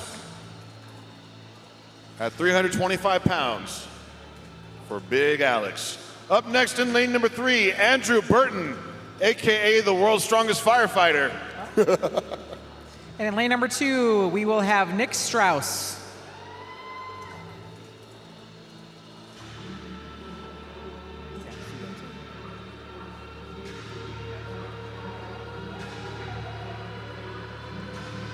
Nick was all smiles walking into the arena this morning. I can imagine that's some confidence on the event number 1. I think these guys are going to put on a show.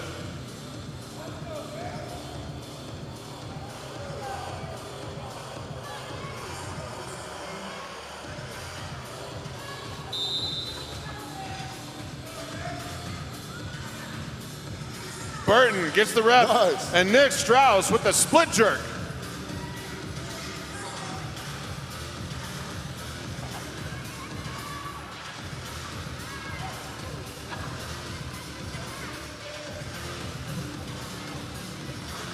Three.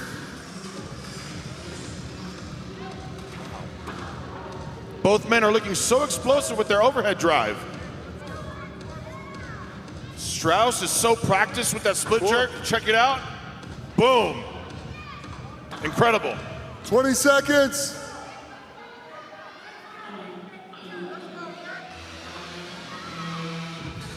Here's Burton. Come on.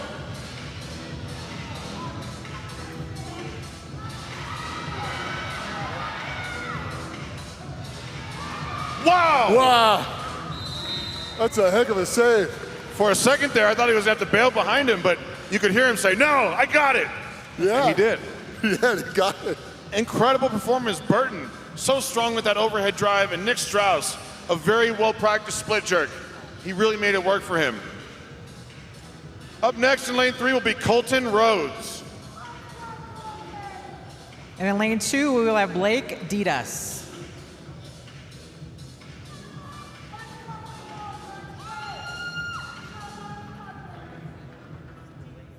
Dual headbands of power here.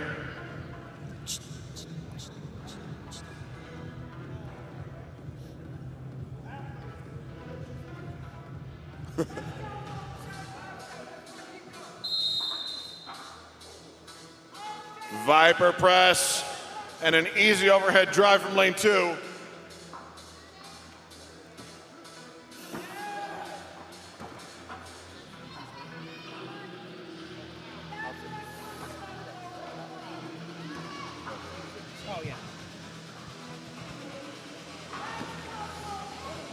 Blake Ditas in lane 2. It's almost a mini jerk right there, but he is just looking so powerful. 5 rep after Vipers in rep. 30 seconds. That's pretty good. 30 seconds to go. Let's go, guys.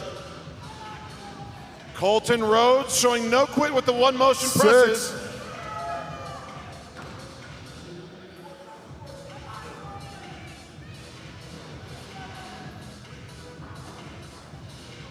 10 10 seconds. seconds. In stereo. Let's give it Wow. up. Bandana Blake right there. Looked awesome from 60 seconds to 0. Yeah. Amazing. And Colton kind of fizzled out there with the Viper presses, but when you're doing that many reps on Viper, at a certain point, the legs are itching to come into the fight. Yeah. Very well practiced with that technique, nonetheless. Good points on the board there. Up next in lane number 3 will be Brian Bain. And for the lightweight man, we're going to have Brandon Burley. I'm still waiting on that guy who said he could Viper press 8 of them.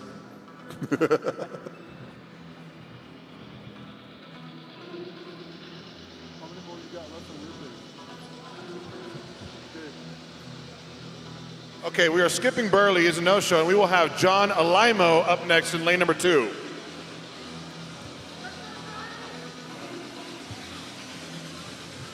Let's go, Johnny.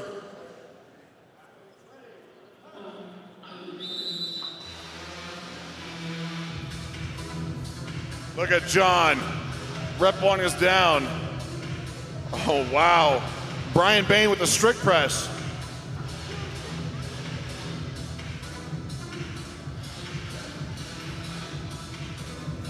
That's 3.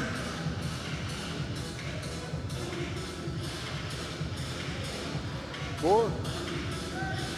John is looking so mechanical from one rep to the next. He has 30 seconds left.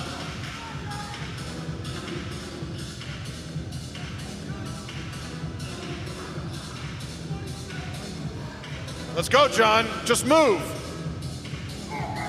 15 seconds.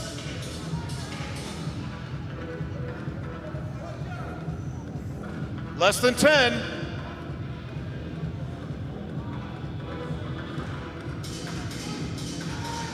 A valiant effort with that last-ditch Viper press effort.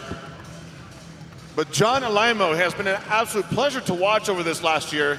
I got to see him take the official Strongman Games arena floor last year, and that really lit a fire under his behind, and his training has been on point since. Yeah, he keeps improving every time he comes out. Although so. I think he was looking up a little too much, wondering how much time was left. You just gotta go. It's only 60 seconds. Yeah. Breathe later. Up next, Joey Lavallee. Lovely. Down from Canada here. In lane 2, we'll have Blake Kaufman.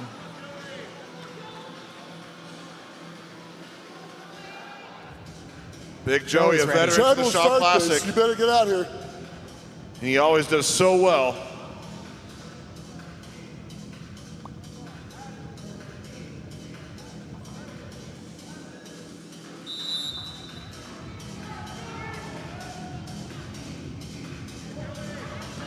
Let's go, Joey.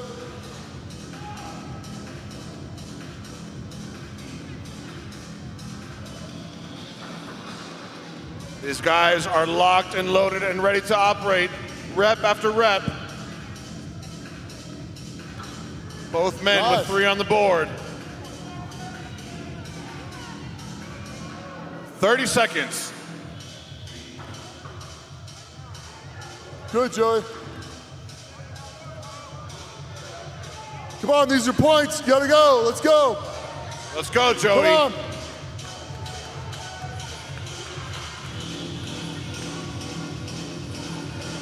Ten seconds. Come on, one more. One more. Wait a second. A last-ditch effort on the Viper press. You know, it's very easy for me to be critical from standing over here versus by that log. But again, it's only 60 seconds. Keep that gas pedal down and go pass out in the back with some oxygen tanks when you're done. Right. Yeah, I mean, you can breathe later. Just go. Josh Gregory is up next in lane 3 for our men's open. And for lightweight men in lane 2, we have Jared White. Gregory, another veteran back from last year. Back with a vengeance, I dare say.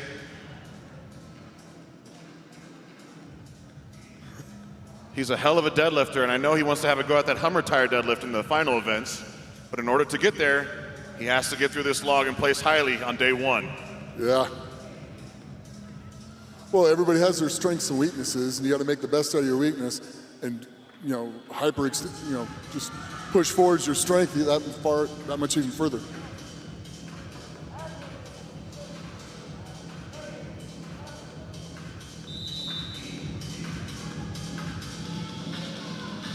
And Gregory's been doing his work. Rep 1 goes up with ease. There's 2.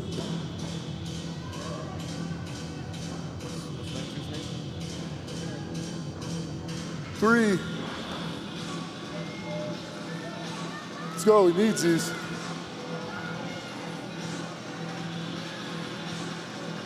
4. Come on, you got 30 seconds. Get 2 more, let's go.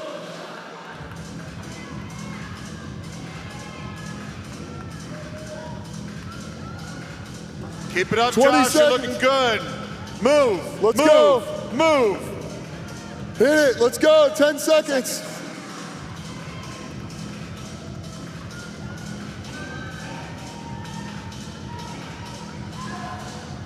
Nice. I believe that will get Josh Gregory 6 reps. That is a really good mark. 1 rep every 10 seconds on average. Yeah. That puts him in a very strong position for the placing so far. Yeah, that'll be good points to where you can move on. Up next in lane number 3, Big Tim Buck. And in lane number 2, we have Josh Harrelson. Tim Buck, another one of our athletes back with the vengeance after last year. A solid performer, and I imagine he's done his work in the 365 days since. Let's go, Tim. I think this will be a good event for Tim. He's certainly built for it.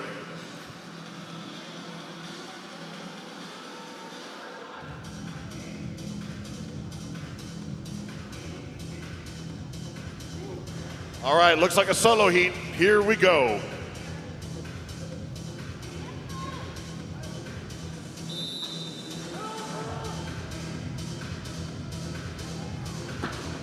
Yep, let's go.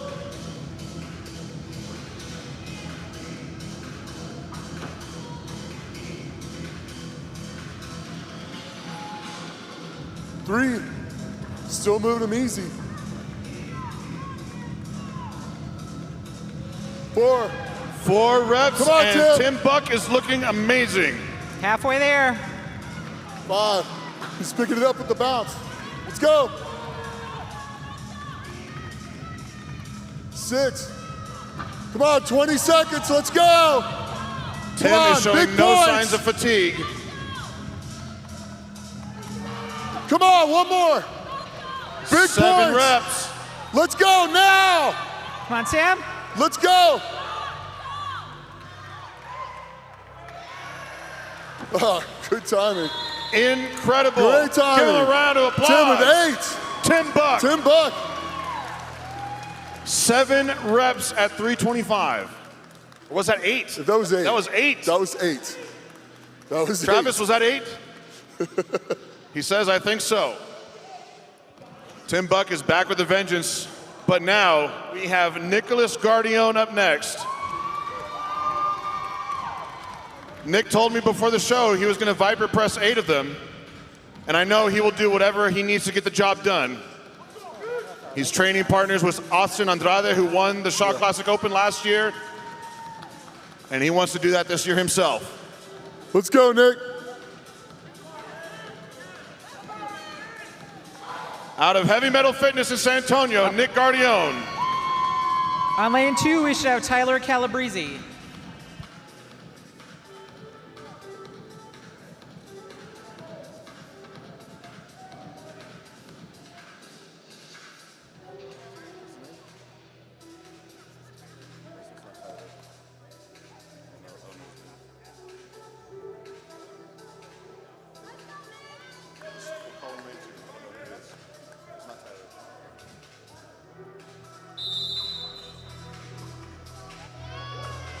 There's 1,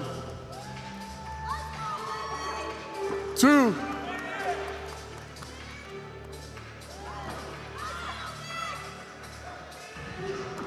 4, 4 Viper presses down for Guardione, and there's 5. 5. Come on. Let's go lane 2. 6. Nick, have to move. Come on. 25. 7 Viper presses.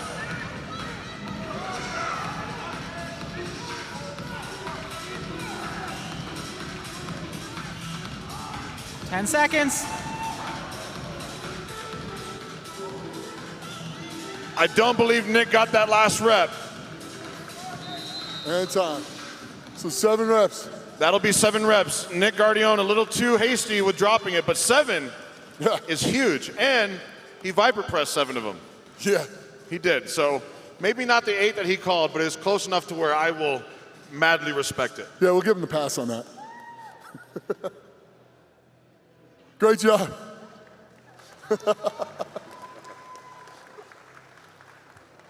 All right, it looks like we are on our last competitor in the men's open. James Jeffers to lane number 3. Number 2, we will have Spencer Heisey. How many more do we have left in that one?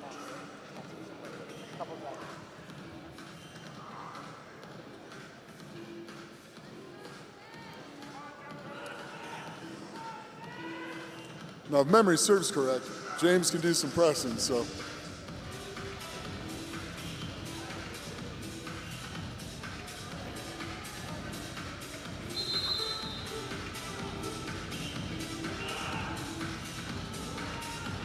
There's 1.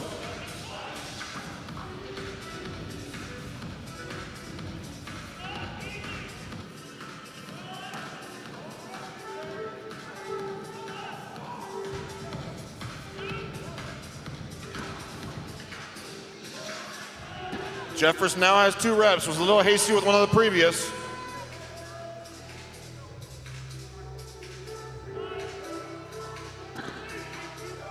$25.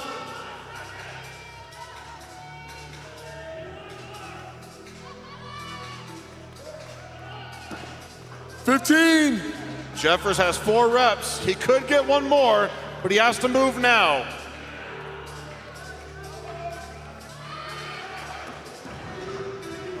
And those triceps are just shot. Yeah. If he got that down call, he would have had 5, but 4 is still good. 4, yeah.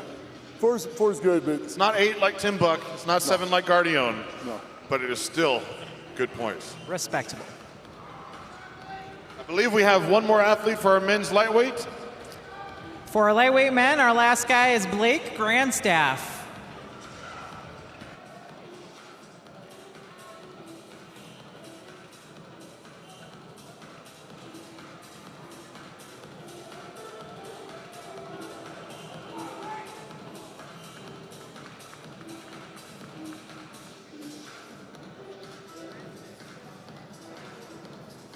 Getting strapped up and ready to go. Locked and loaded. Let's go, Blake. No pressure being last. With everyone watching. Let's go, Blake.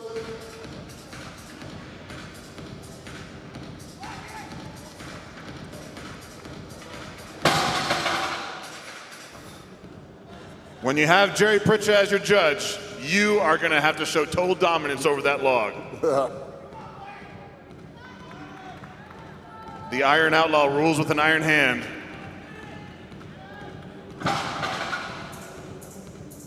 And hopefully an iron foot, too.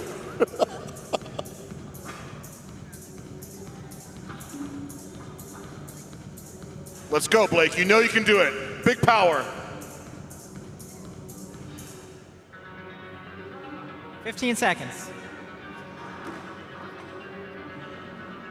10 seconds.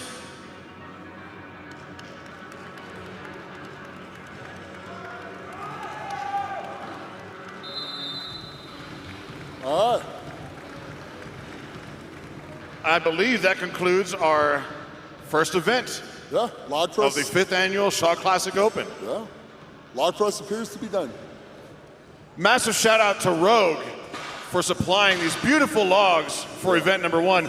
And look at this. It takes a village and a very able-bodied team. They're out so quick like a NASCAR pit crew getting ready for event number 2. Ladies and gentlemen, that was event number 1. How do you feel after seeing those logs flying around? Some pretty good performances, huh? Nick, Victoria, let's talk about some standout moments from that. What were y'all's favorite moments? I liked watching the 8 reps. That was unreal. And then the 10 reps on the 10 reps on the women's side was also absolutely amazing. That was unbelievable. Just moving like a machine. That's one every 6 seconds. Yeah. Absolutely. Victoria, what about you? Tim Buck was definitely a standout for me. Buck was powerhouse. so consistent Absolutely. from rep 1 all the way to rep 8. Yes. Just very well trained and well practiced. 100%. What else? I'd say Nadia. Nadia, she's a powerhouse on the log. Yeah. So she was one of my faves too. And all the Vipers, really. Like, I was never a Viper presser, and so I'm always amazed when I see these people just repping them out, right? So it's great. I think there were some other really standout performances. We had Kira Rickson Yep. put on an absolute show Killed right it. here in lane 1 with her log press. Yes. We also had, of course, we talked about Melissa Peacock, always puts on a show. Alex Sukup, the man with nonstop Vipers. Yes. All the way through. I mean, that is one event where if you have strong hips, we use them for things like Atlas stones and the log clean already. Why not save yourself from having to do that dip? And Sukup really threw it up every single time. John Alimo, Yep. really back with a vengeance there. And I know Guardione fell a bit short right there. Yeah. He didn't get his 8 Vipers, didn't get his 8 reps, but No. 7 is 7. huge.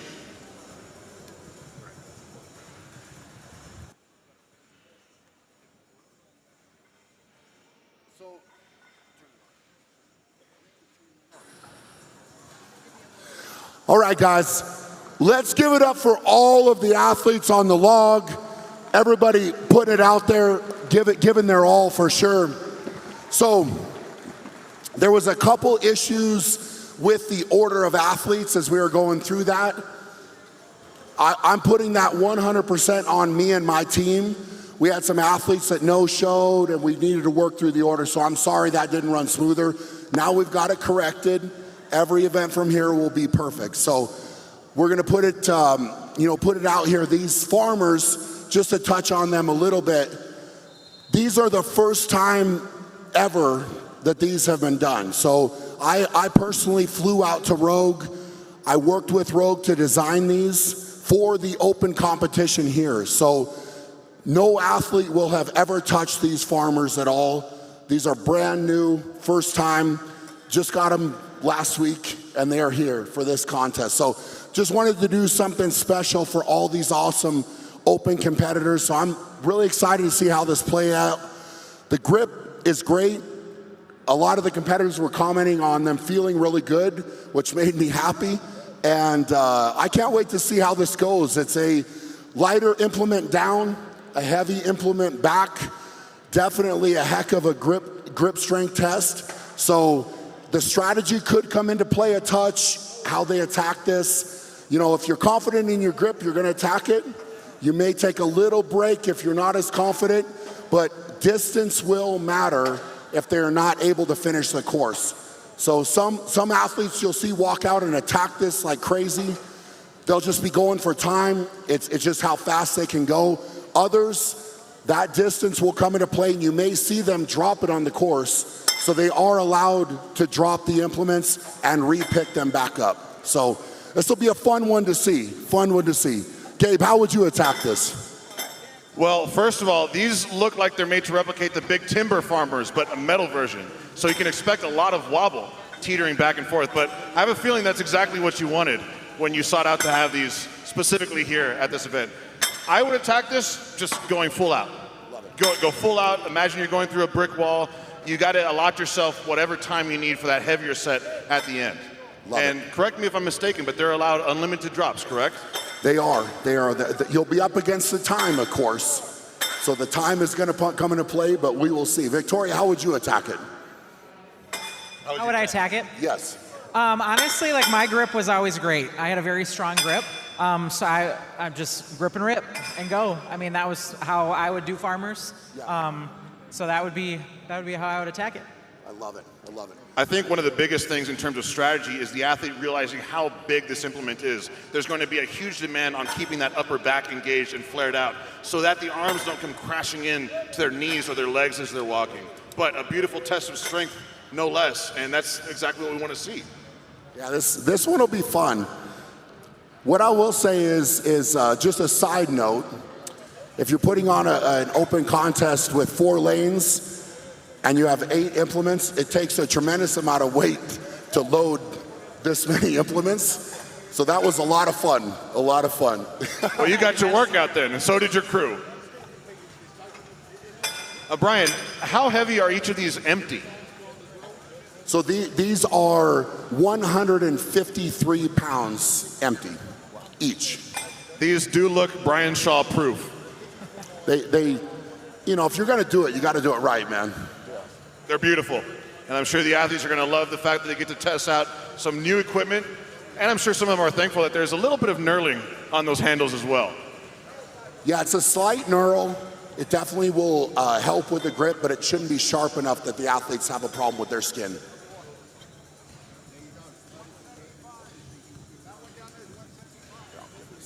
Going from one light handle down to some heavier handles, that's a big task. And the athletes are going to have to realize whether or not they dedicate enough time to grip throughout the year after this event. 50 feet on the course, 100 feet total, and a weight increase halfway down. I love it. I just need to feel the knurling on this real quick. Let's see what the athletes are working with. That is some good knurling. It's going to bite down. And I bet you athletes that were training on some real slick farmers handles are going to be thankful for that. Beautiful implements by Rogue. Always setting the standard of excellence with strength equipment.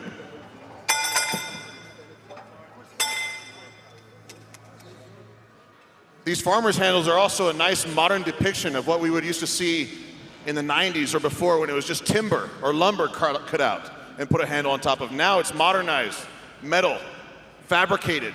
It's got the Rogue etched into it. Beautiful. I love it. I'm going to keep geeking out over these things, and maybe I need to do a carry of my own.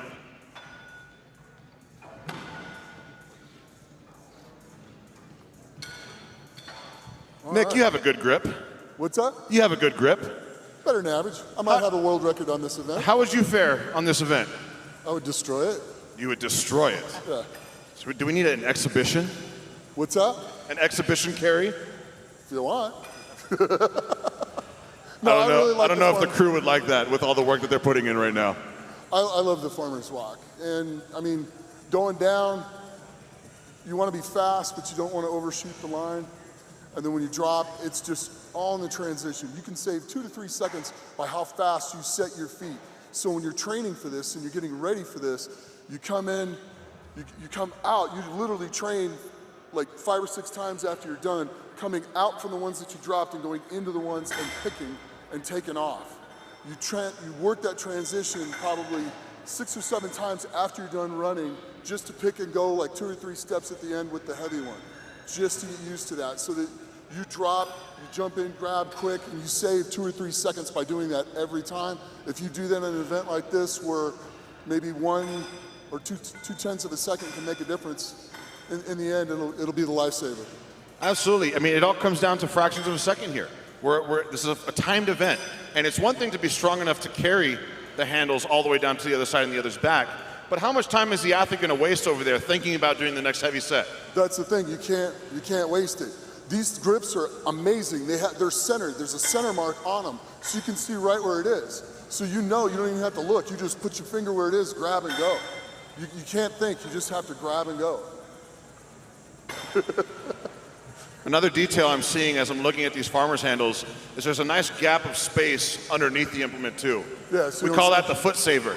Yeah, so you don't smash your feet. Some farmers handles that don't have that gap, if you drop it on top of your feet, Oh, you're gonna You might have a few less toes. Yeah. But you're gonna have to be very critical with your way down, because you don't want to get out of line. You got to go straight.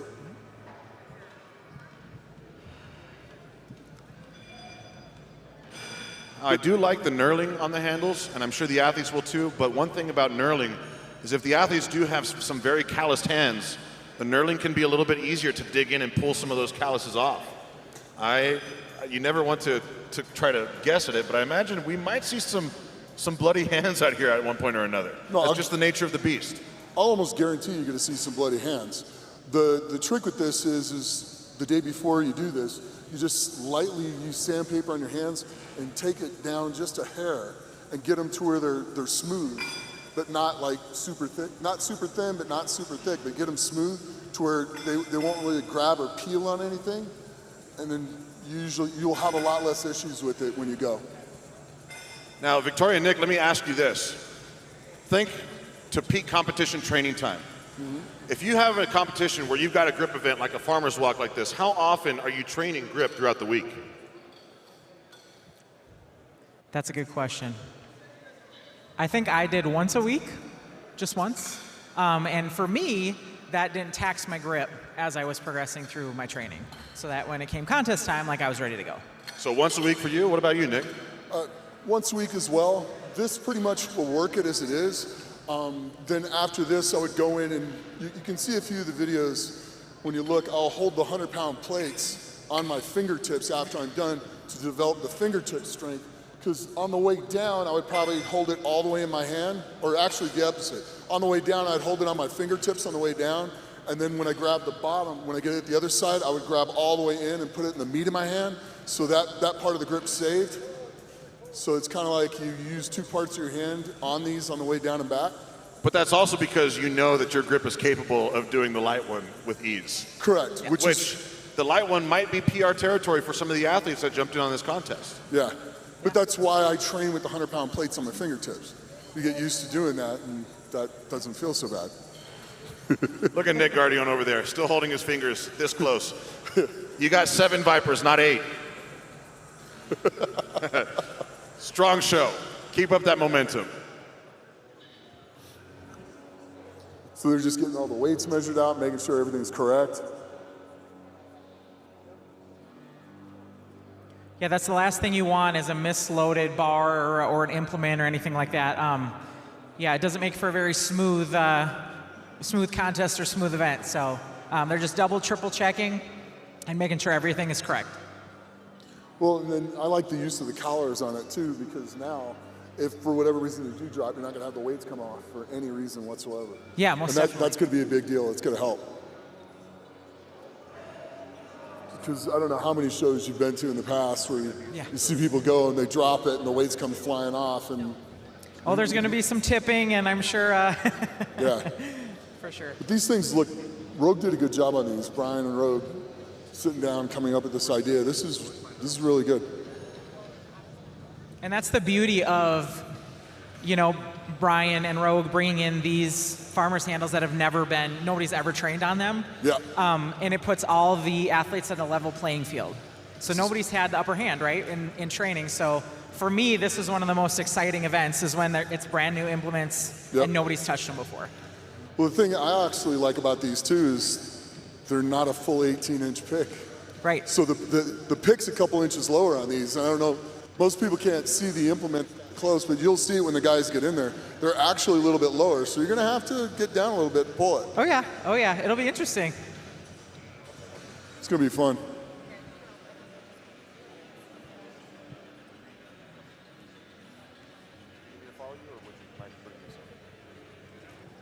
Yeah, so I was just going to ask. The lightweight next to it, I probably 2 minutes, 3 minutes. I'm not sure. So I was like, Okay.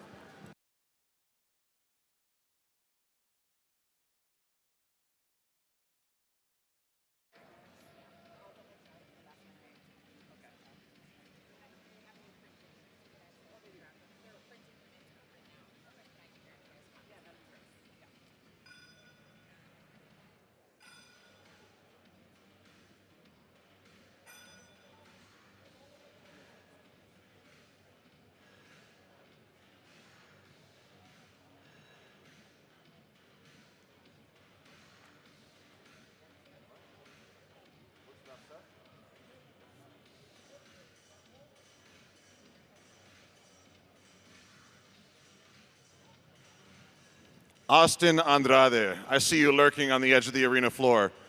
Come on down. Let's talk to you for a second. Try not to knock everything down in your path. Austin, good to see you. Welcome back to Loveland, Colorado. How are you doing, my friend? I'm doing great. This is a great time to come back to Colorado, make a yearly trip of it now.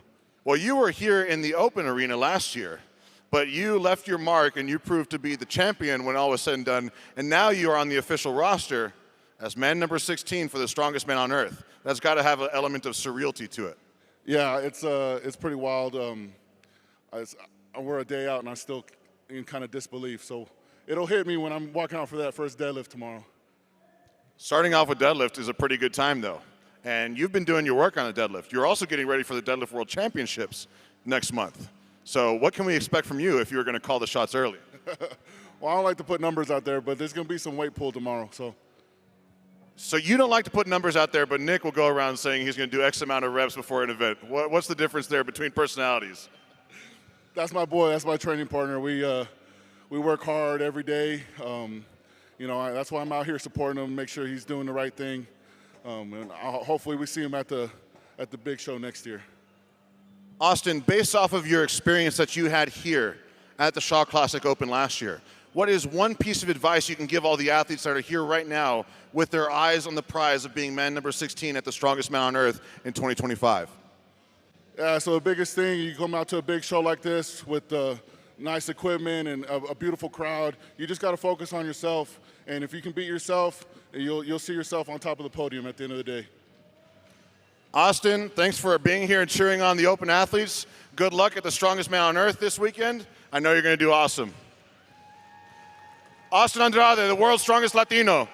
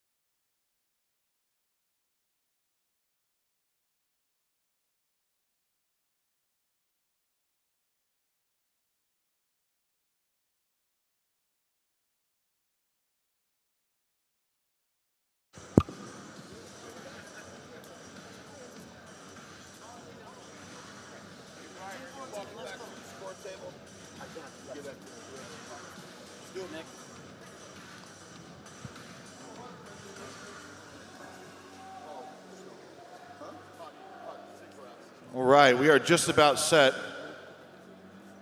I see Jerry Pritchett right here taking a look at the Farmer's Walk. Jerry, the last time you and I both competed at World's Strongest Man together was in 2020, and we had some timber farmers there. What do you think about these metal Rogue farmers compared to those timber farmers that we use in Bradenton? Oh, these are slick. This typical Rogue piece, the best of the best with them. These are low picks. These are going to be tough farmers for these guys. This is Jeff and I were just talking about. So these are not going to be an easy attempt doing two sets of these at that low a pick. So your best shot is the guys that got grips and can get all the way through and not have to do multiple picks on this, because that's going to be tough at that pick height. That's what, 14, 15 inches? It's a deadlift every time they have to pick them up. But, you and I are not going to show any pity for people having to do deadlifts. That's kind of just what we want to see. Yeah, grip strength. Jerry, what is the hardest thing that you have to do as a judge for an event like this with grip? The hardest for grip? I mean, it's going to show the weakness right away to guys that don't have grip or athletes that don't have grip, right? Because once the grip's gone, this event's done for you, right? So You know, the ones that have the grip strength, then it gets in the back and traps and everything else that you're taxing legs and hips. But first, is your weak link is your grip. You got to be able to hold on to them. I appreciate the tough calls with the log. Keep up that standard of excellence with your judging. Thanks for being here, Jerry.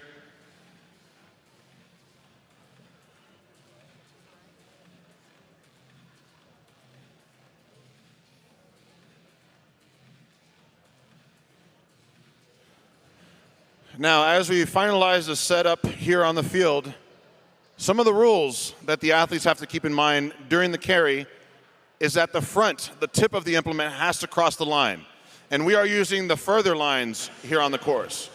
We have lines marking a 50-foot course and a 40-foot course to use in event 3. But we are using the 50-foot course right now for the farmers. On the first carry, the front of the farmers has to break that far line. On the second carry, the front of the farmers has to break this far line, and that's how they know they've completed the distance.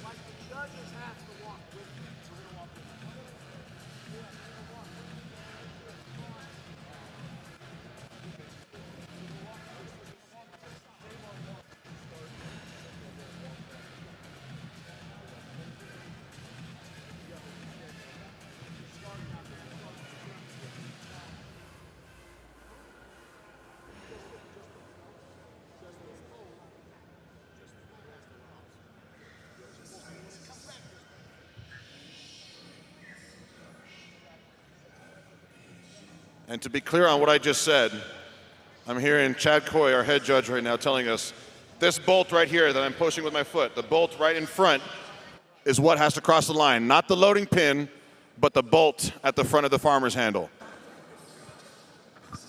All right, everybody, you guys ready for the farmers? All right, so for the lightweight women, they're 175 pounds on the way down and 200 pounds on the way back in this lane right here. In this lane, for the lightweight men, they are 275 down and 325 pounds on the way back. For the heavyweight men, they're 325 pounds down and 375 pounds back. I like that one. And for the heavyweight women, it's 275 down and 325 on the way back. CrossFit, take that. So those are the weights. So big weights, especially on that return trip. Yeah. This is going to be something to see. I think there's going to be some distances measured for sure. Some distances measured, some hands ripped apart. Yeah. Some feelings hurt and some feelings elated. Correct. So one of the little tricks with this, when you tear the callus off, is having like the super glue or the type of sealant for that, and a piece of tape. You put that on and make it the same size as the super glue, and then put that over the top and then mask some chalk in. And you'll be able to use that hand again for at least 1 to 2 good reps. Well, let's hope it doesn't come to that, but it's definitely good to know. Well, it's just preventative maintenance and then teaching everybody at home kind of some of the tricks that you would do at a contest if needed later. Super glue. Well, that's kind of what it was invented for in the first place. As a emergency first aid back in the Vietnam days, I believe. Wow. Even with the sign? Maybe even earlier than that. So it looks like we're just about ready. They got the timer out there too, so this is gonna be cool.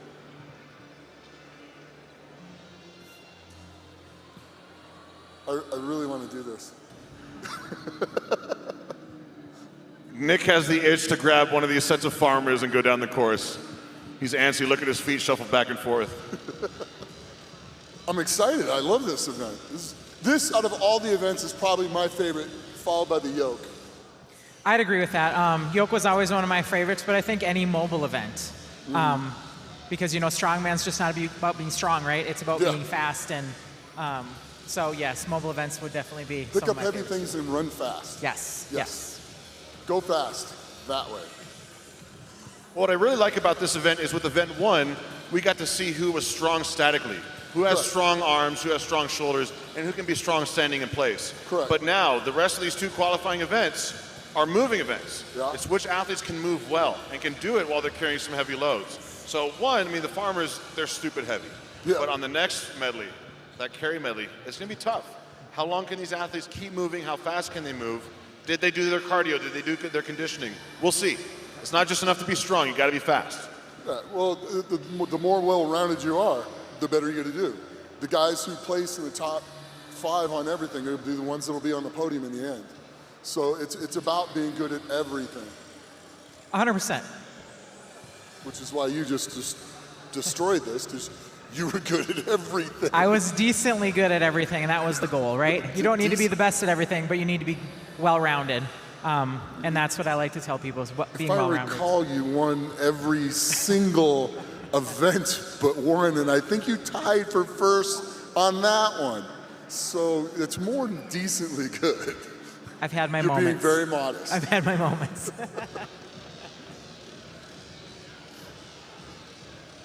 Got some house music on. It's good stuff. I'm wondering how far back is safe enough. I imagine some athletes are going to be moving very fast, and we're going to have to keep our reaction speed about us right here on the field. I think we'll be safe off the mats. I think that's the only surefire But safety these zone. mats feel so good under my feet. I know. Look at all these mats. If anyone's had to move these mats before, just take a look at how many there are. This is like a week's worth of work right here.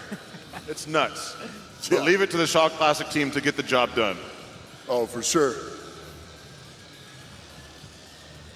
I think we're safe if we stay behind the ones that are going down, because coming back, they're going to be in the open area.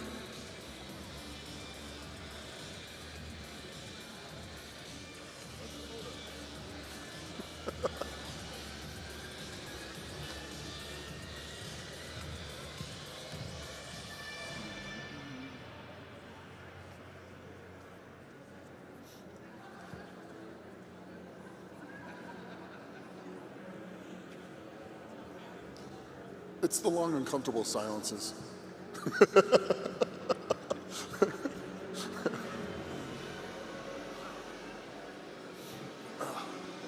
All right, I'm ready for some farmer's walk. I know Nick is ready for some farmer's walk. Ladies and gentlemen, are you ready for some farmer's walk? Yeah. All right, let's get our athletes out here. Our first athlete for the men's open in lane 3, Bo Bathory. And in lane number 2 for our men's lightweight, Josh King. All right, for our lightweight ladies in lane 1, Carly Oliveira. And for our heavyweight ladies in lane 4, Cassandra Moore.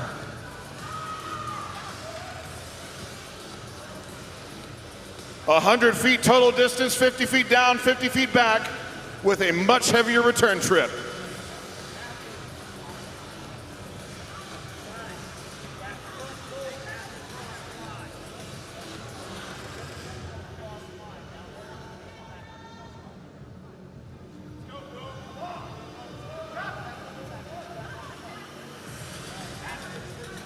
Here we go.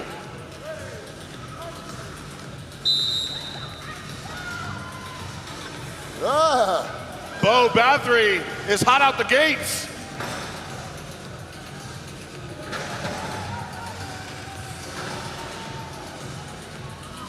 Bathory in lane 3. Here we go. Closing 375 ahead. Beautiful. Yeah. That is going to be a good time. A picture-perfect run from Bo Bathory. And here in lane 1, what a carry. That's going to be 20 seconds-ish. Come on, that just Cassie, put let's a go. whole lot of pressure on a whole lot of people. 20 seconds left. Let's go, Cassie. 18:26 on that first one. That's a heck of a time.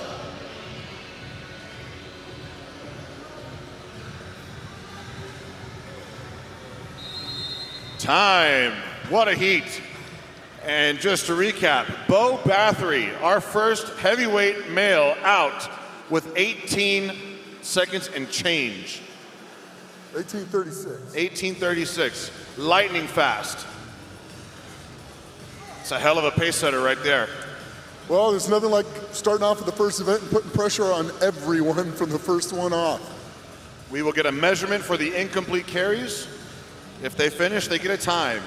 Up next for our men's heavyweight open in lane number 3 will be Josh Hatfield In lane number 2 for our men's lightweight, Sky Olson. And in lane 1 for our lightweight ladies, we will have Stacy Burr. And in lane 4 for our heavyweight ladies, we will have Nadia Stowers.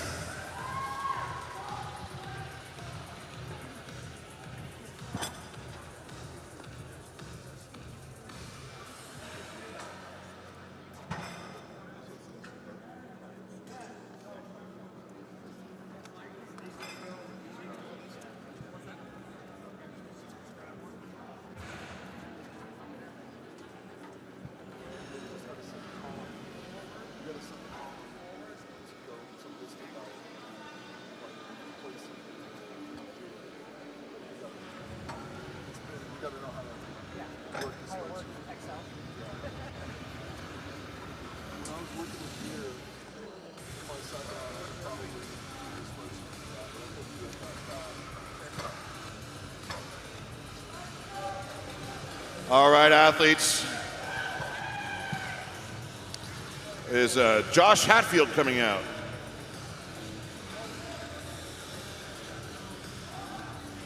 So every one of these is going to be important because the order didn't change. So they're going in the same positions that they went in when they started the contest. So Okay. if you're doing that, you don't know, you're not going against the people that were right there with you in the log. So you need to get every point you can out of this. So you have to go after this like you're in last, trying to get to first. Wow. Speed. Lane Go, 1, go, go, so go, fast. go, go, go. Pick and go. Let's go, Nadia. Nice.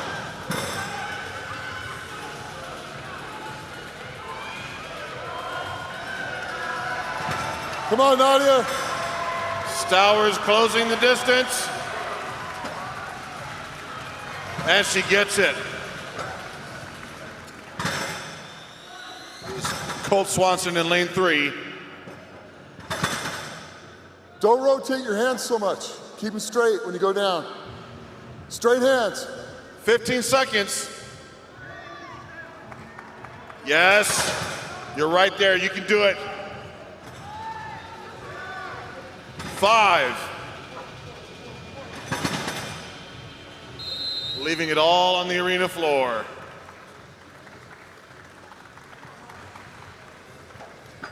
So sometimes you'll see guys when they're doing this, and they try to get that thing really cinched in their hands. And one of the mistakes that you're making as you're going and your grip's giving out is rotating too much into it. And as it rotates in, it comes out, it opens up your hand for you. So as they're getting tired, maybe a slight twist to your hand, but not a big one. Not a big one to where you start cranking that forearm or the wrist too much.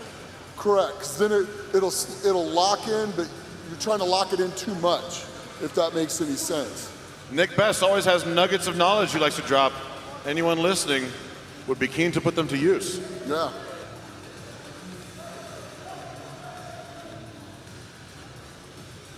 All right, as our crew gets everything set, our next heavyweight open will be Ethan Erickson in lane number 3. And in lane number 2 for our men's lightweight will be Matt DeWurst. In lane 1 for the lightweight ladies, we will have Holly McRae. And for our open women over in lane 4, we will have Erin Murray.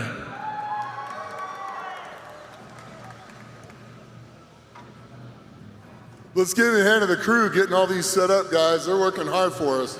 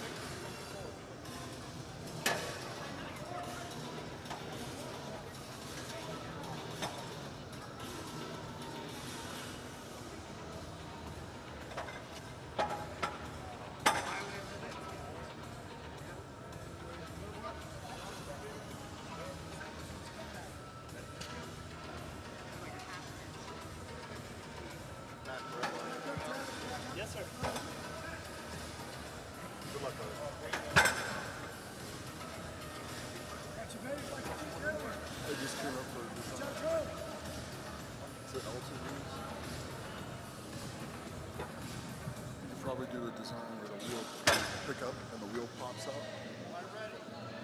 Pick it up. Like have somebody hit the button, the wheel pops out, have it push it back, have a lever.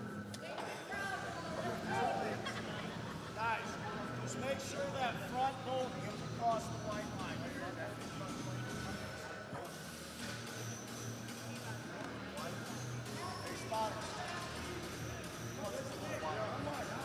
All right, they're just about ready.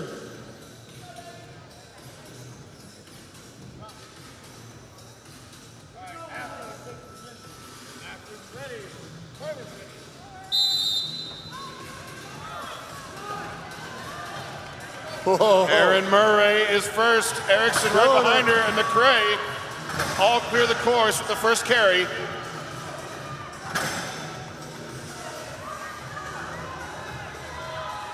Yep, she's on the gas. Erin Murray stepping on the gas. Come on, Erin. Come on, all the way through, all the way through. Erin Murray completes the course. And Holly McCray. Powerful. That's 325 she just came back down with. That's amazing. Matt women keep DeWorst raising the diving bar. out just in the nick of time. 10 seconds left, guys.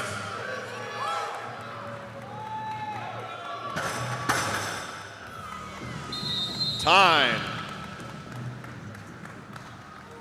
Farmer's Walk definitely separates the people with and without grip. It really does. That's why you can't assume anything just based off of that log press. We really start to separate all the placings now. Yep. What a great carry from both McCray and Murray. Erin Murray dropping it a few times at the very end, but summoning that power needed. And the same for Holly in lane 1. I bet the hands are feeling it. She's a little powerhouse, that's for sure. Now, to give some people some reflection and some history on this, Chad Coy put on a contest back in 2005, and he had a farmer's walk for 100 feet. It was 330 pounds for the pro men. And the women here are going with 325. That's pretty badass. 325? Yeah, on the way back it's 325. The women are doing 325? Heavyweight women. Heavyweight men. Oh, no, right here. Oh, you're right. Excuse me, 250. Sorry, my bad. These are heavy carries. They're absolutely heavy carries. Sorry, Let me everybody, I was see that reading the wrong list. page. Show me the list. So, again, the return weights for our athletes, the lightweight women, their heaviest carry back is 200 pounds per hand. Yeah. The heavyweight women, 250 pounds per hand. The lightweight men, 325 pounds per hand, and the heavyweight men, 375 pounds per hand. That's the heavy set of farmers that they're bringing on the way back. All right, so I biffed that pretty good. Oh, Sorry. you didn't have your glasses on. Yeah. They're not very helpful when they're on the top of my head. All right, our next athletes in the following heat. Up next will be Marco Reyes in lane number 3. Okay, but And 250 in pounds is lane still number pretty 2, heavy. what was that? In lane number 2, Connor Pennington. All right, in lane number 4, we're going to have Jenny Draper. Lane number 4, we're going to have Jordan McDonald.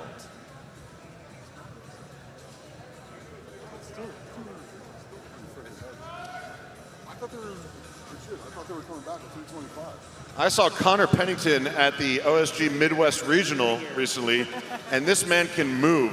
He's very fast and very strong on moving events, at least with the yoke. I'll see how he does on farmers. Well, that's lane number 2, Connor Pennington I'm talking about.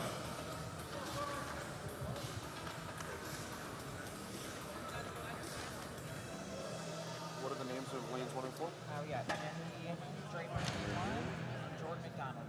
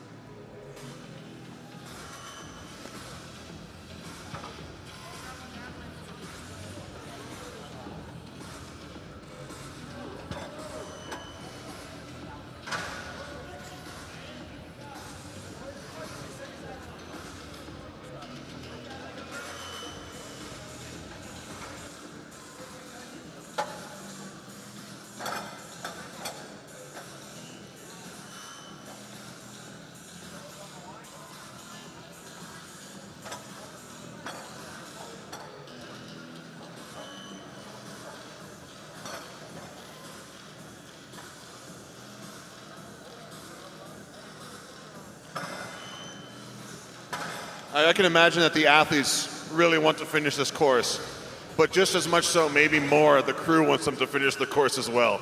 Oh yeah, for sure. They're going to have their workout and then some by the end of the day just from this event. Yeah. A nice traps pump. Oh, for sure.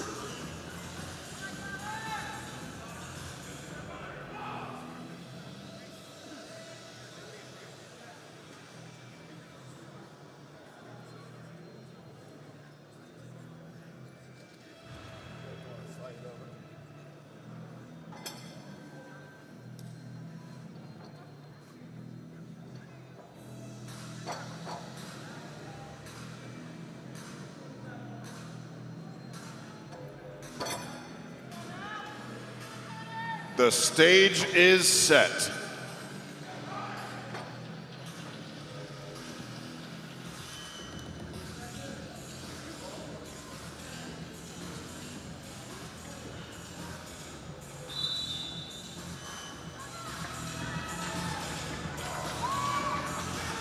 Man, there's they're Connor moving. running right at me. He's moving.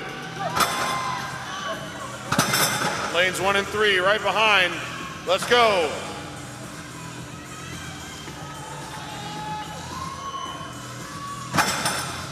Connor Pennington.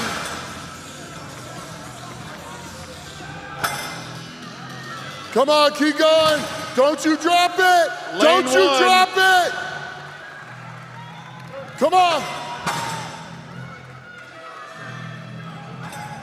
20 seconds. 15 seconds Finish. left. Get behind her, ladies and gentlemen. Yes. You That's love hard. to see it. That's hard.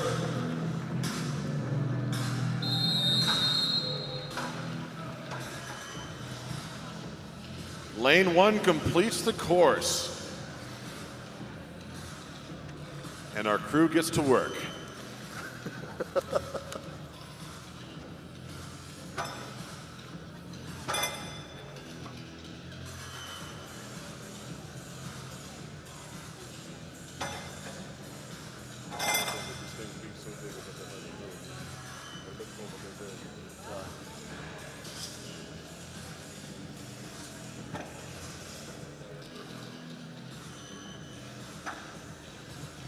And these weights, y'all, are not for the faint of heart, okay? You may be thinking, oh, well, 325 pounds, that's not, I mean, per hand, great, I can stand up with it. But the trick is to pick it up and run with it.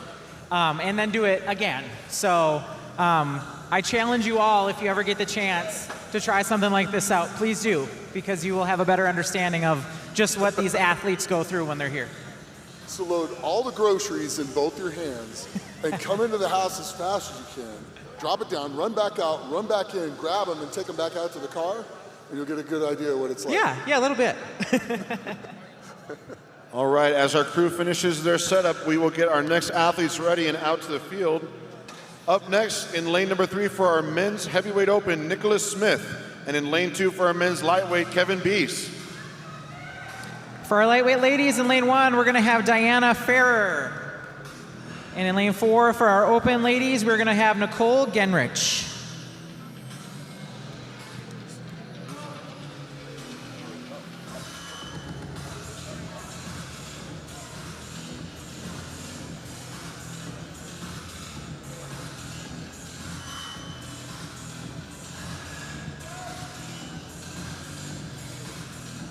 It's a mark of experience right here. You see both Diana and Nick walking down the course to make sure everything is set to their liking.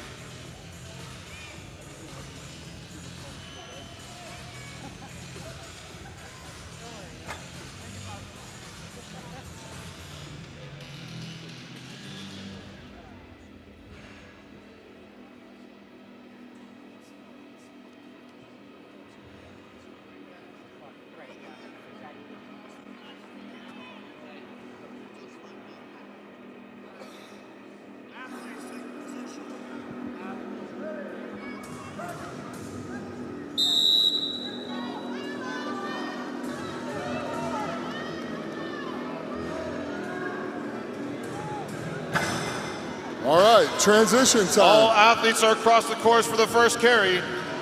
Yeah.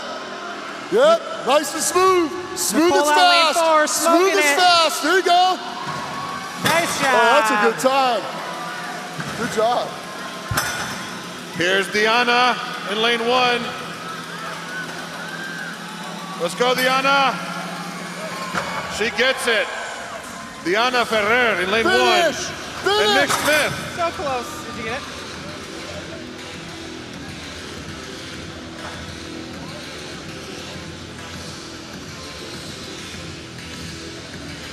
Ten seconds, Kevin.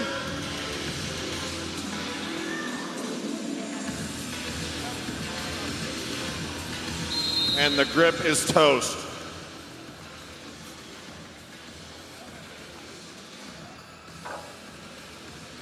This heavyweight. But Kevin's one of my athletes. And just getting that first carry was a really good mark in terms of some PRs in the recent past. Great work, Kevin. Good work to all the other athletes. A quick turnaround from our crew, and we will get our next athletes on standby. On standby for our heavyweight open will be Uriel Gutierrez in lane number 3. And in lane number 2 will be Jordan Lamgo. And in lane number 1 for the lightweight ladies, we will have Heidi Ellen Humar. And for our open ladies, Lauren Dominguez.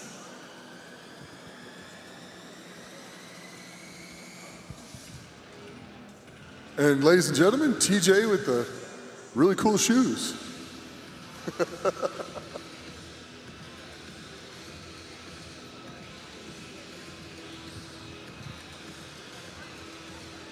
Just slip that under your clipboard. Huh? Under your clipboard. I'm like sitting there.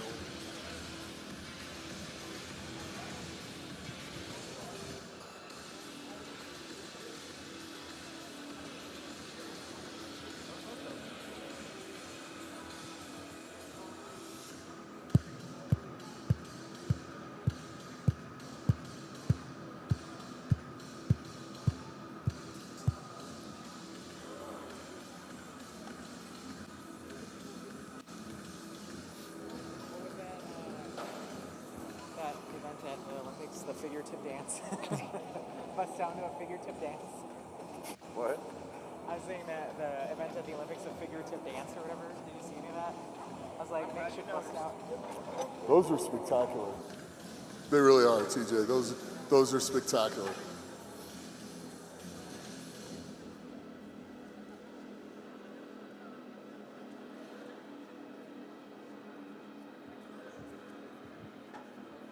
All right, almost set.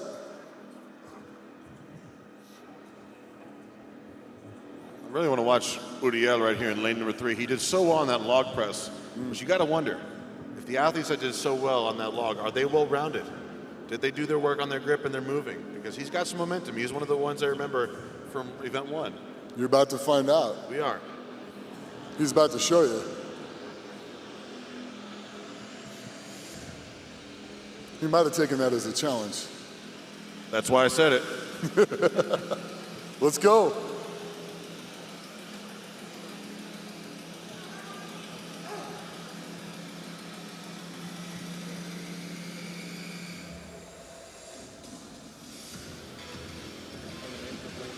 Group discussion.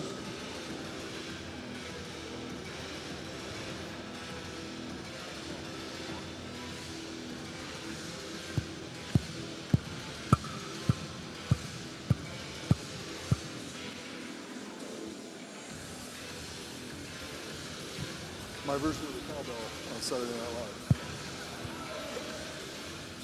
And we're off. Here we go. Yeah. Look at Heidi in lane 1. She is moving fast. Smooth, stay smooth. Go, go, go, go, go. Paso, go. Rip and rip. Go, go, go. Turn it on. Smooth. Heidi There you go. is off go, on Lauren. the There return you journey. go. Come It's on, gonna be a start good moving, Lauren. Start time. moving. Wow. Awesome. How about Heidi there in lane 1?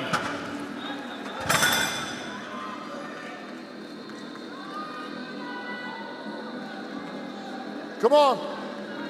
Let's go, Diel. Every inch counts. 10 seconds. All right.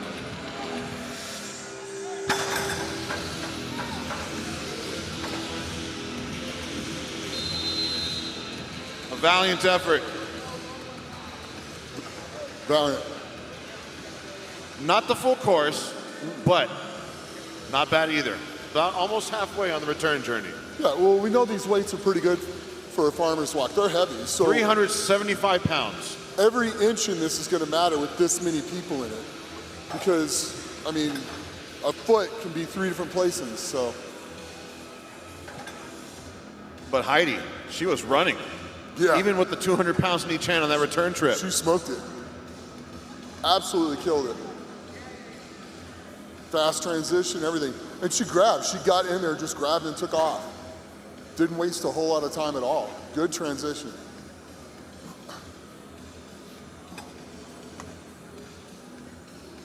That All one right. is going to be hard to beat. It will. It will. A good pace setter, for sure. Up next, getting ready for our next heat of athlete, Roy Mubiru will take lane number 3 for our men's open. And in lane number 2 will be Robert Lupton. In lane number 1 for the lightweight ladies, we'll have Kyra Rixton. And in lane number 4 for the open ladies, Sarah Voyer. Kira, another athlete that looked phenomenal on the log press. I can only imagine we're going to see some ferociousness out of her on the farmers.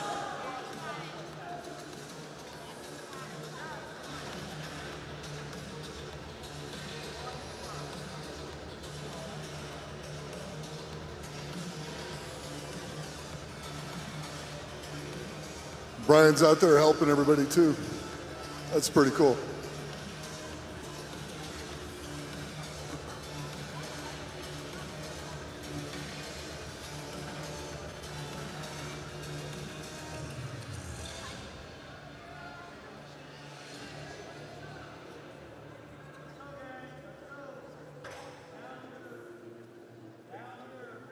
This end, guys, down this side.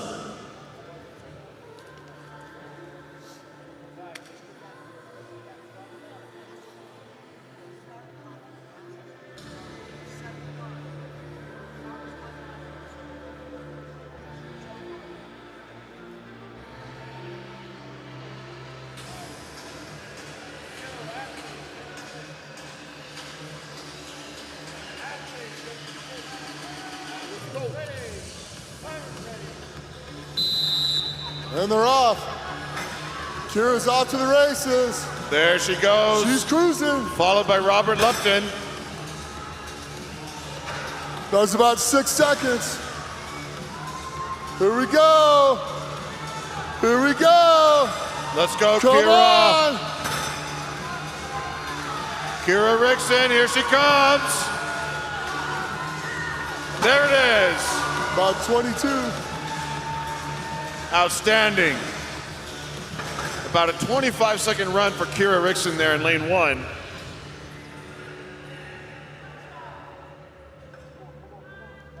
Come on, Sarah, let's go. 20 seconds left, guys. 15.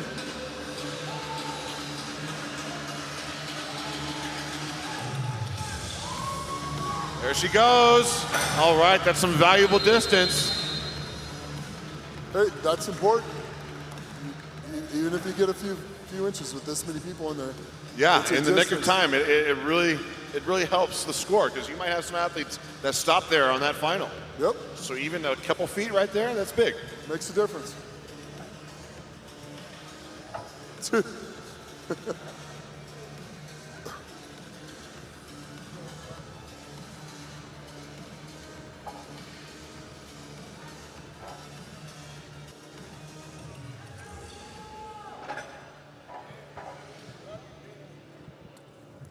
We love you too. Getting our next heat of athlete ready, our men's open. Jonathan Wimberly will take lane number 3, and Rick Carroll will take lane number 2 for the men's lightweight. For our lightweight women, we will have Olivia Hoyam on lane 1. And in lane 4, we will have Joe Kimatonga.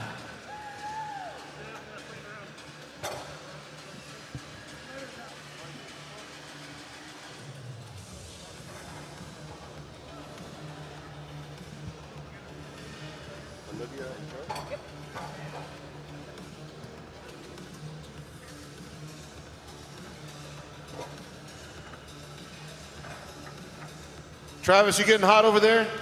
Having to do a little bit of cardio? Lots of measurements? There we go. He says at least he has 2 legs that work now. Coming off of a successful hip replacement.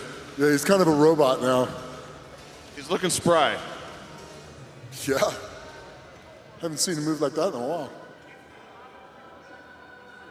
In his advanced age. The pot calling the tea kettle black, huh? Oh, I'm way older, so it's okay. All right, the stage is set. Joe is taking her position.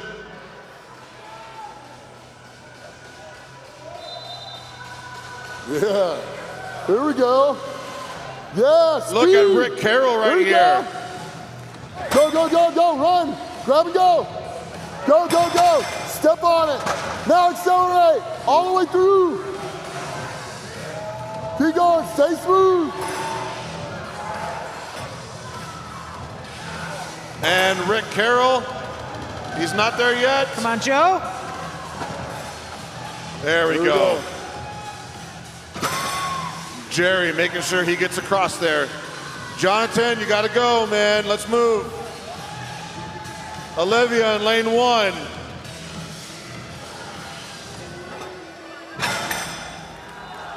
Jonathan does it. Let's go. Olivia feeling the tonnage from that deadlift.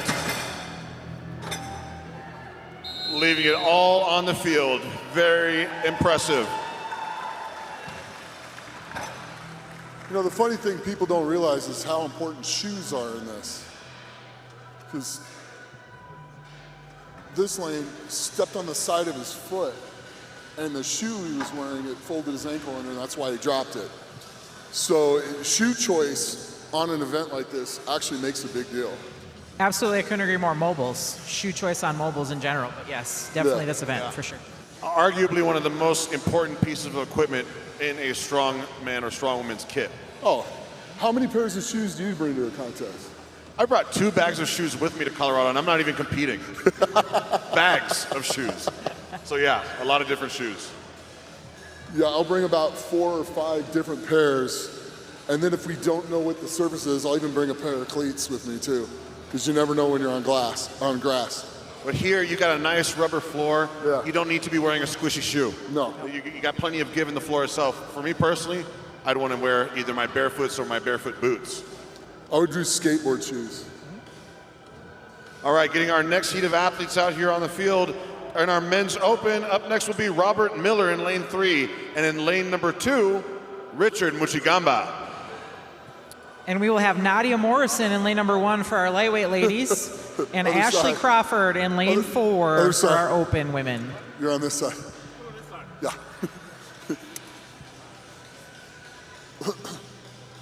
Now go fast.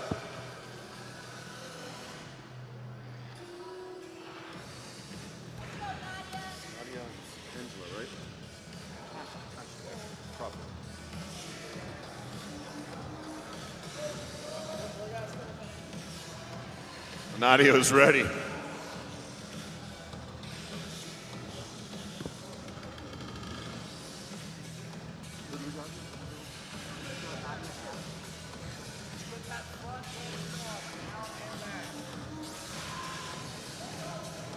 Waiting on Chad Coy.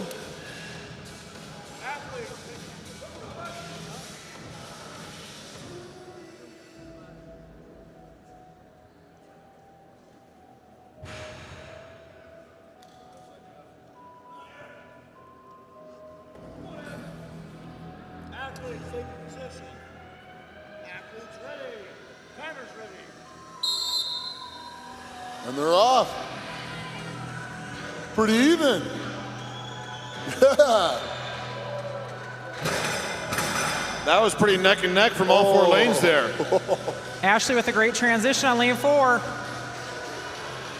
Ashley Crawford and Come on, Richard Ash. Muchigamba. Come on. You got it. Wow. Wow. And Nadia finishing the course. Very impressive from Ashley Crawford there on the Farmers. And Richard Muchigamba in lane 2. Robert Miller, you have 20 seconds. All the way through, stay smooth. Robert, you can do it. 10 seconds left. Let's hear some love for Robert. And that's it.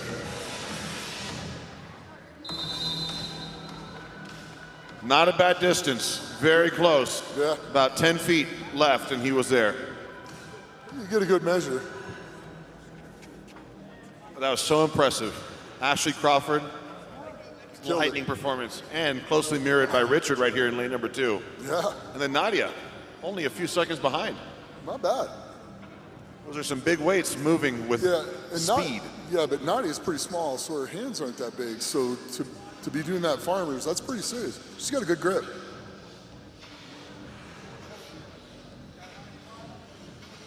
A good grip indeed. And that's an asset for this event for all athletes across the field. Up next, for our men's heavyweight open, we will have Matt Webb in lane number 3. In lane number 2, in our men's lightweight, Corey Anderson. For our lightweight ladies, in lane number 1, we'll have Taylor Woods. And in lane number 4, Maya Green for our open ladies.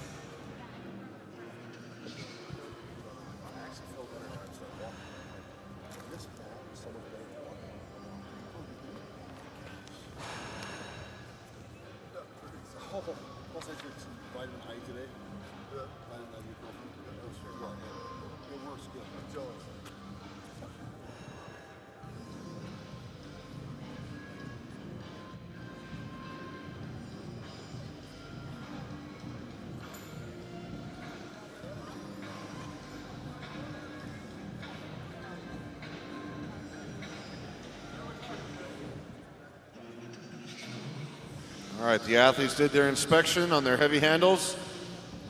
Can only imagine that their expectations are high for their own performances. Yeah. Well, it's smart. You set things up right before you go to get it exactly the way you want it.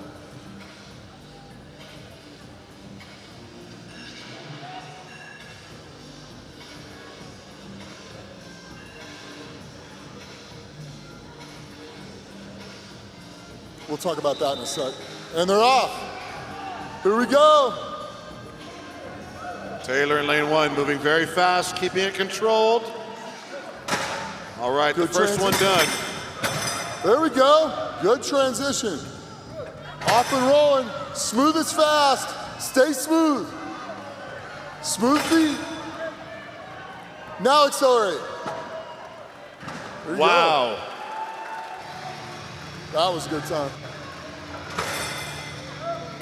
It really paid off for her to be as methodical as she was in checking her handles. Yep. Come on, Maya, let's go. Matt Webb in lane 3, another attempt at the 375 in each hand, Farmers. Keep moving. Look at lane 4. She is right there, 5 seconds left. And she does it. Nice. What an effort. That's hard. Style points at the end. Yeah. So another little trick, though, is like what you were saying when they were setting it up. Another little trick is a lot of people leave a little block of chalk down on this side. Well, don't do that. Crush it up and then touch the handles. Get the chalk all over the handles as you're setting it where you want it. Then you don't have to leave the chalk down there and do your hands. It's already on the handles. So you come down, just grab the handles that are already chalked and go. It's a good way to shave off some transition time. Shit, And you, couple again, seconds. we talked about it before they started. You can be as strong and as quick during the carry, but if you're taking forever, getting ready to pick up that second group of handles and carry down the course. That was for not. Yep. Getting our next heat of athlete ready. Corey Lindsay will be up on lane 3 for our men's heavyweight. And Corey Anderson, no, let's see. Harry Walker in lane number 2. In lane number 1 for our lightweight ladies, we're gonna have Crystal Stanzik. And in lane number 4 for our open women, we're gonna have Kim Scott. Time for Walker to run.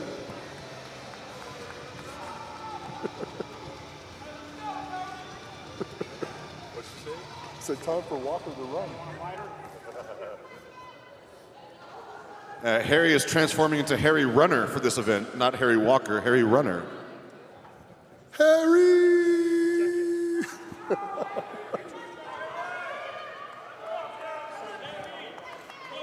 Let's go, Harry. This will be fast.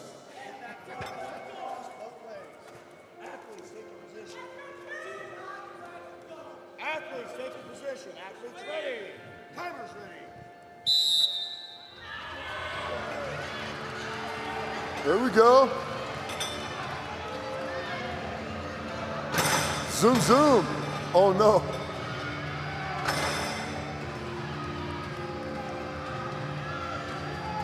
Come on, Harry. Yeah.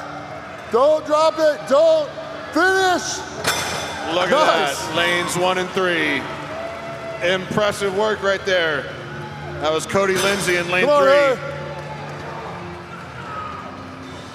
25, 24, 23, 22, 21. Come on, Harry, finish.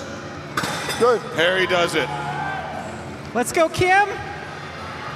Come on, Kim, every foot counts. Let's go.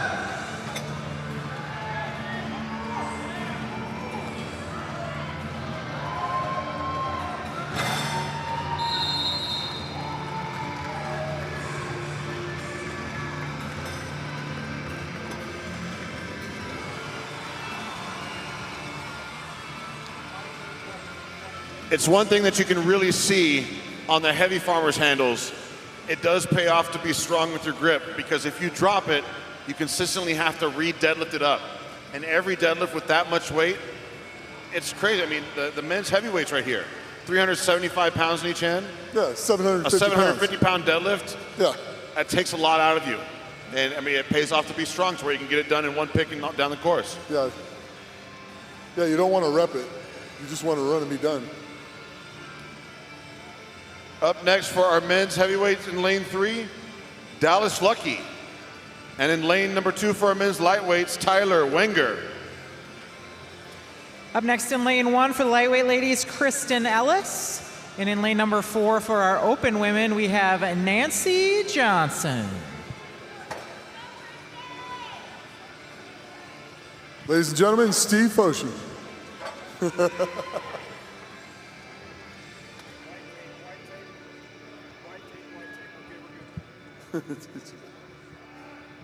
White tape.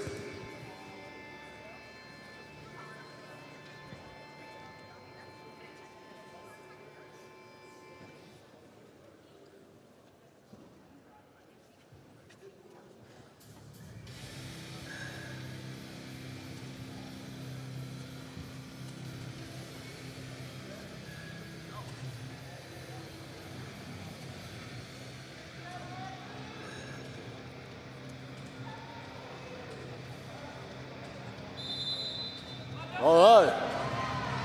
They're off.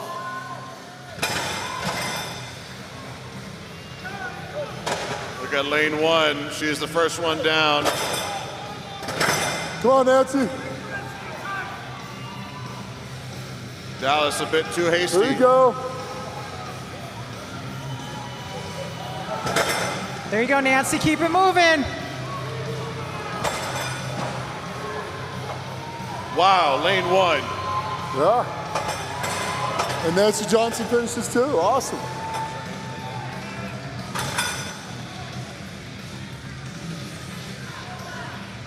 Kristen Ellis with a very nice time on that carry.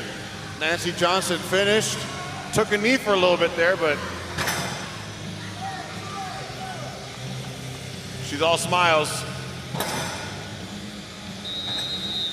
That was Tyler Wenger leaving it all on the field there. Getting close, and a good measurement.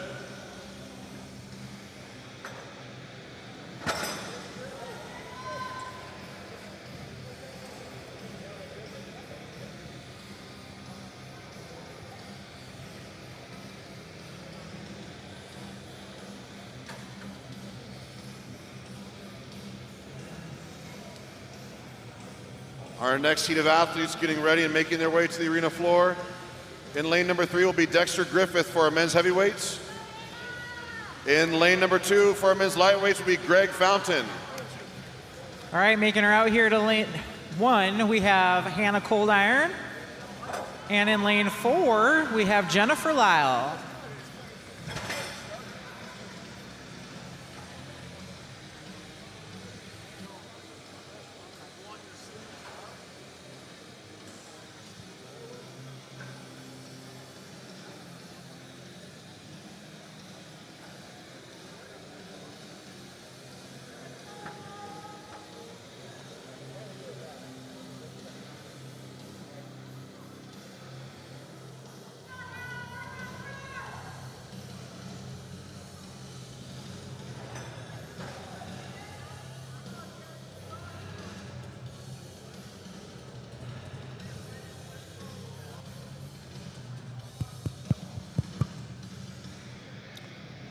Just the last little bit getting set up.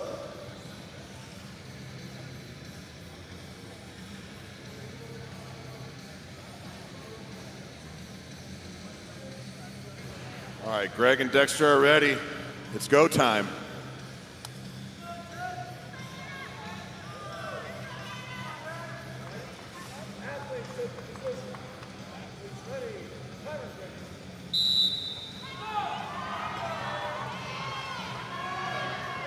Here we go. One leg down. Good transition. Oh, this could be a good time. Look at lane 4. Here we go. Come on, Jen. Come on.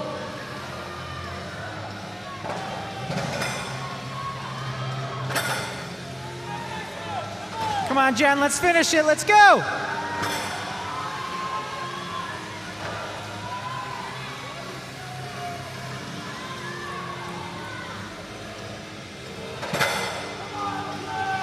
Come on.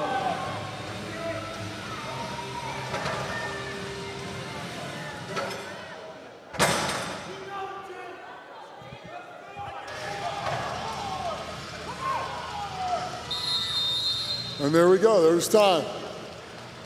Close, but no finishers in that heat.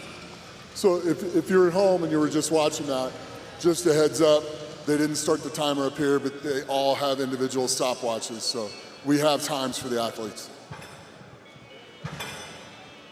There is no shortage of contingencies here. Very true. Contingencies and redundancies. Yes.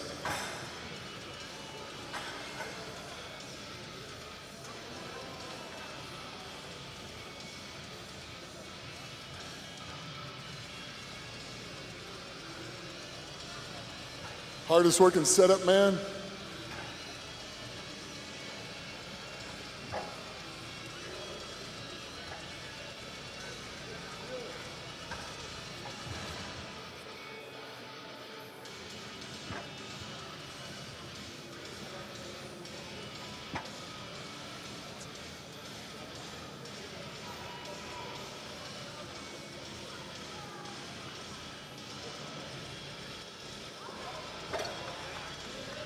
All right, our next athletes are taken to the floor.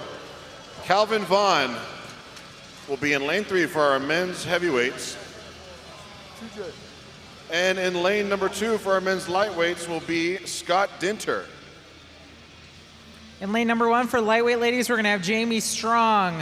And in number 4 for our open women, we are going to have Jocelyn O'Brien.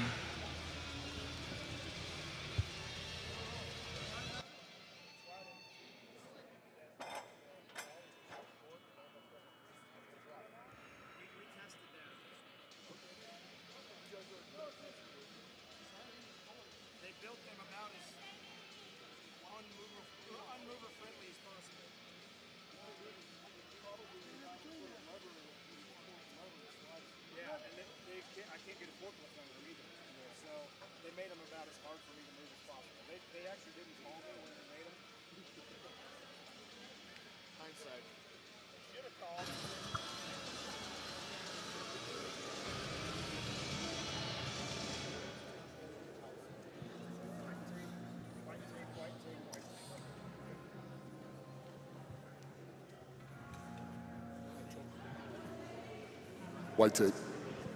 White tape. And they're off.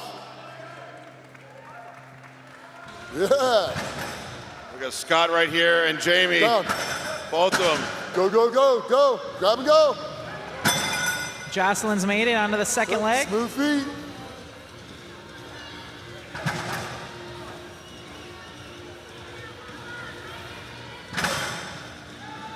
Jamie moving down the course. Look at her go. There you go, Jocelyn. Just keep Look moving. at Jamie in lane 1. Yeah. Wow. She's got a lot of heart. I wasn't sure how that was going to go because that deadlift took a lot out of her, but she went the whole way without dropping it. Incredible. That was Jamie in lane number 1. 10 seconds left.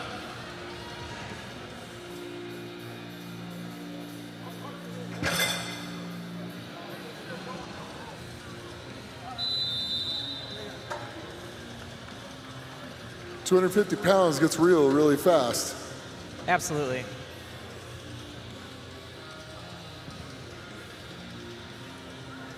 Going back to Jamie's performance, I can really appreciate that when the athlete really grinds out that deadlift and it takes so much exertion to get it up there, and then relentlessly carries it without a single drop.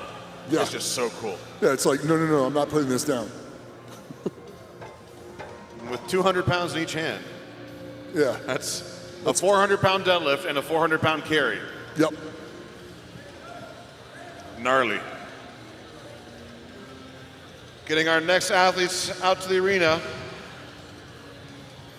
we'll have Cody Ozuna in lane number 3 and Christopher Wilkin in lane number 2. In lane number 1 for the ladies, we will have Colleen Mulcahy. And in lane number 4, we will have Laura DeBert Romley.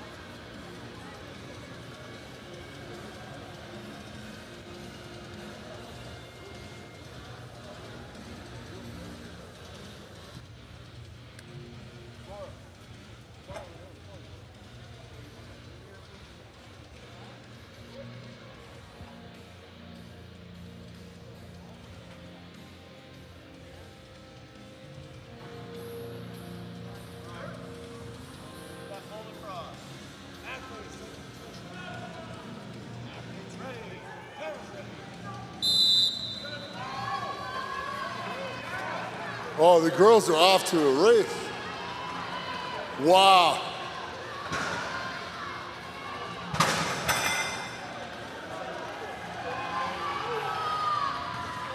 There you go. Let's go, Laura. Come on. Keep moving. Don't you drop that. Stay smooth. Stay smooth. Just keep Lane moving your 1. feet. Keep going. Stay smooth. Look at that. Keep moving. Wow. Good roll. Come on. Laura Romley Oh, yeah. gets it. True grit and determination there.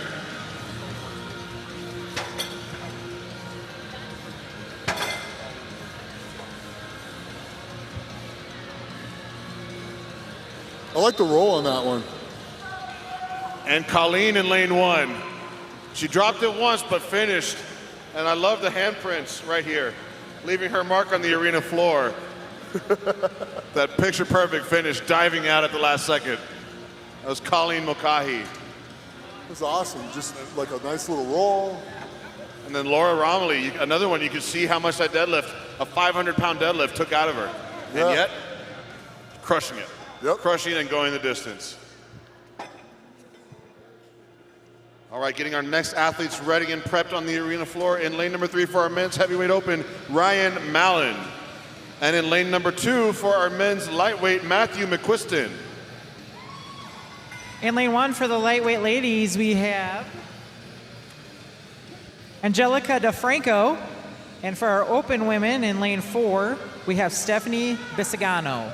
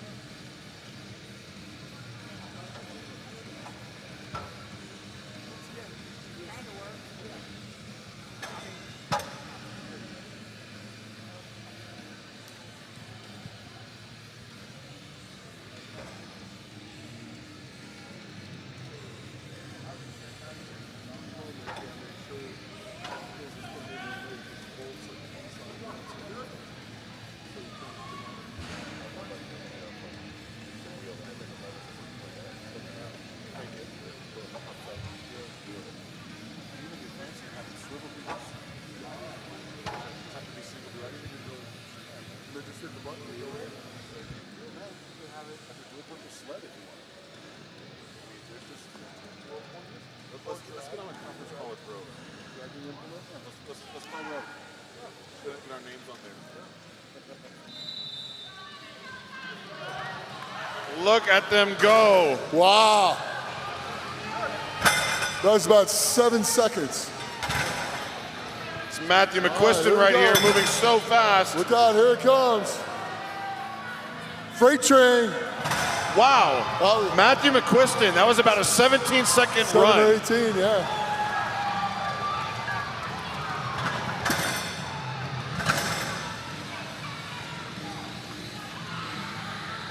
Here we go, Stephanie.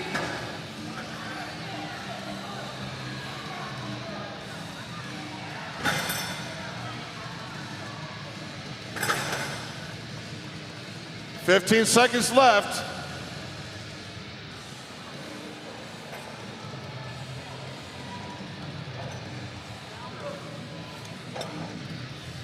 It's really nice to see grit in strongman. That return journey is so tough, though, for these athletes. It's almost painful to watch for some, but then you see guys like Matthew McQuiston right here. Just blaze it. Sub 20 seconds. Insane.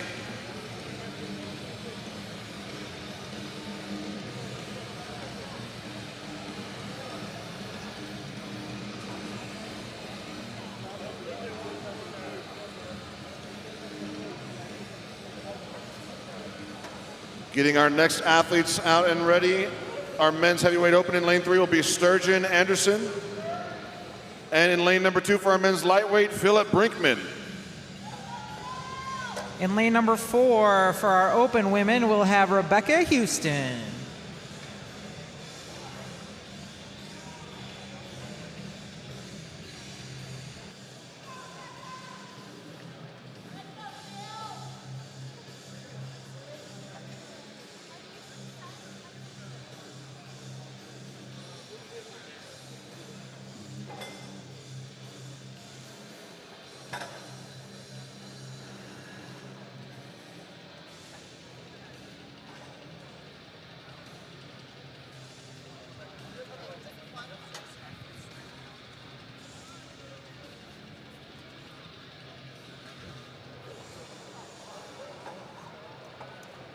You ready?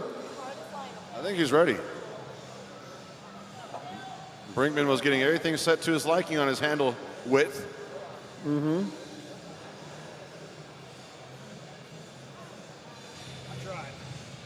No, it's okay. Sturgeon Anderson over there getting his last minute adjustments. It's always interesting to me how these athletes like their farmer setup. Some like them wider, some like a narrower pick. So, you know, it's just interesting to see how each one has their little tweak on things. Well, that's one thing. We're all built different. We all have different levers, different shoulder widths, and Very even true. looking across the field right now, everyone's got their own frames to work with. Very true. But it takes experience and practice to know where to put those handles. Correct. Or you just grab it and don't care. Or you just grip it and rip it. You know, there's some simplicity and elegance in that approach. Grip, rip, and go. All right, Jackie. Let's go.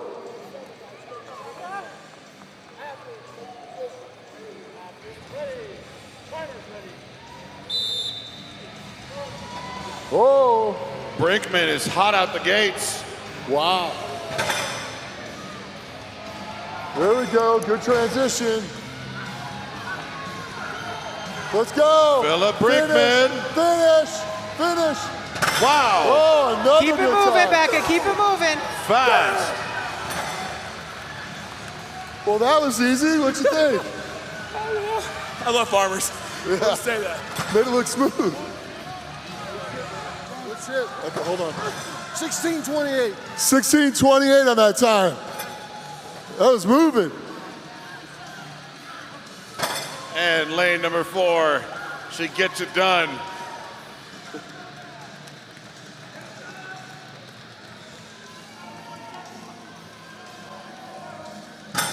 Anderson leaving on the field, getting a good distance.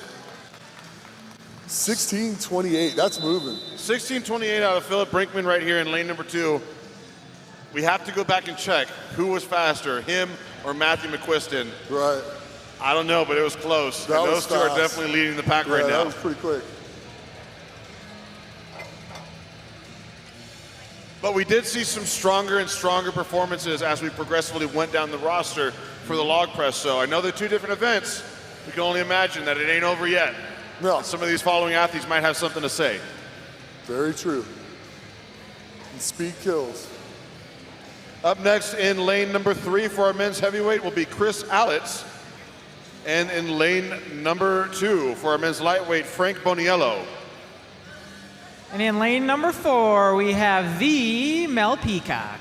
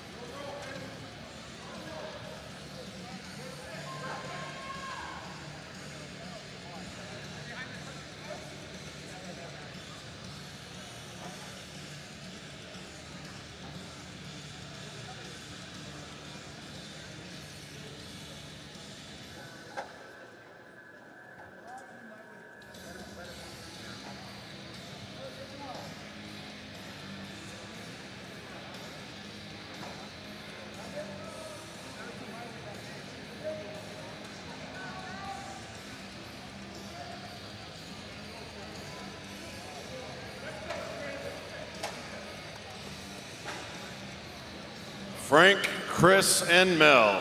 Here we go.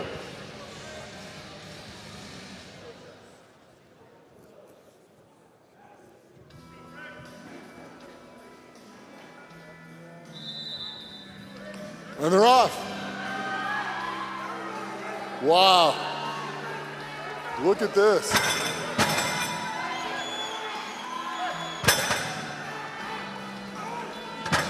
There we go. Move. Turn the gas on. Let's go. You got it.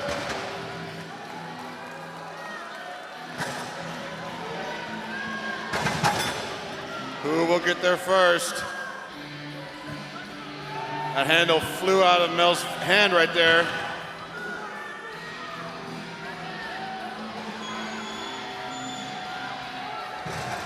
Oh, Mel is losing it. Frank Boniello trying to close in. 15 seconds remain.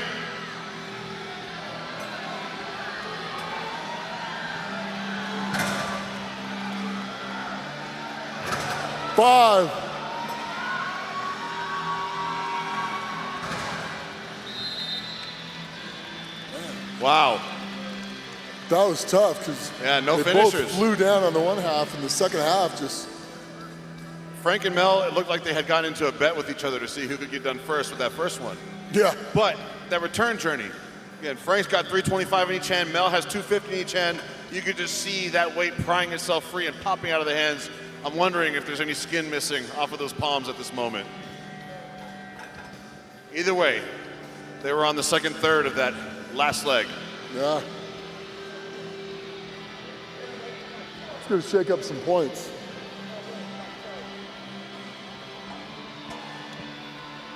Up next in lane number 3 for our men's heavyweights will be Nick Wortham.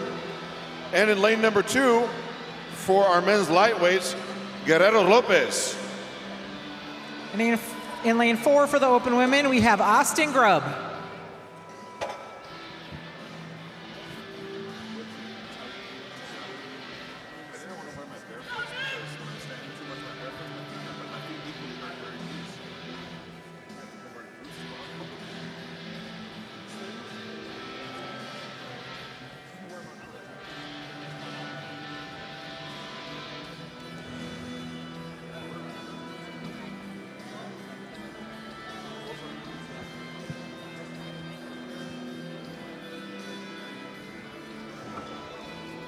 All right. Looks like they're almost set.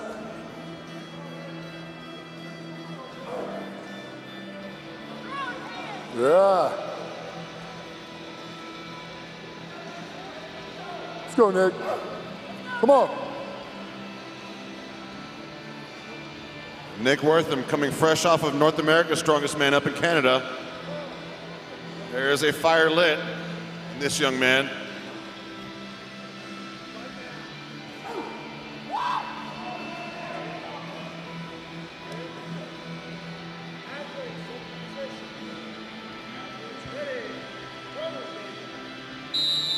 There we go.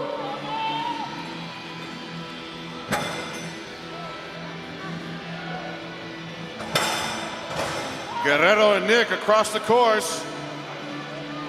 Nick using precious time to chalk up his hands. There you go.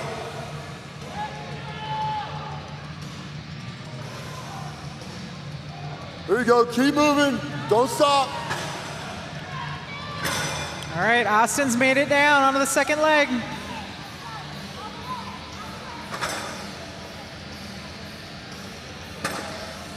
Guerrero gets it.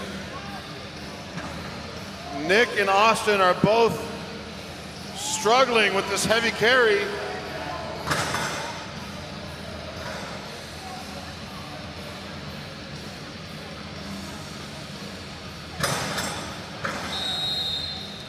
It shakes up some points. It really does. Yeah. It's kind of like you're swimming out in the middle of nothing, like in quicksand. You want to get done. You want to get there. You know, one of the hard pills to swallow is having to be immediately reflective of your performance. And here on the Farmers, you know that there are going to be some athletes that will contest that second weight and they'll run with it and they'll complete the course. So if you're there on the other side and you realize I have to spend 20 seconds chalking up my hands just to get a distance, well, the hard lesson, you got to go back home and train some Farmers over the next year. Oh yeah, for sure. Like every week.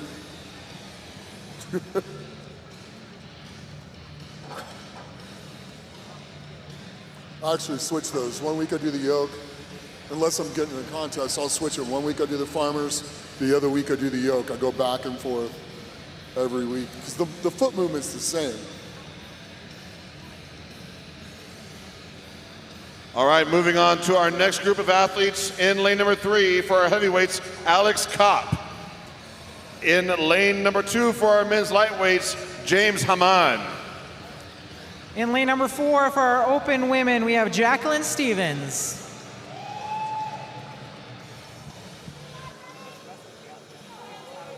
Oh, it's not roads. Okay.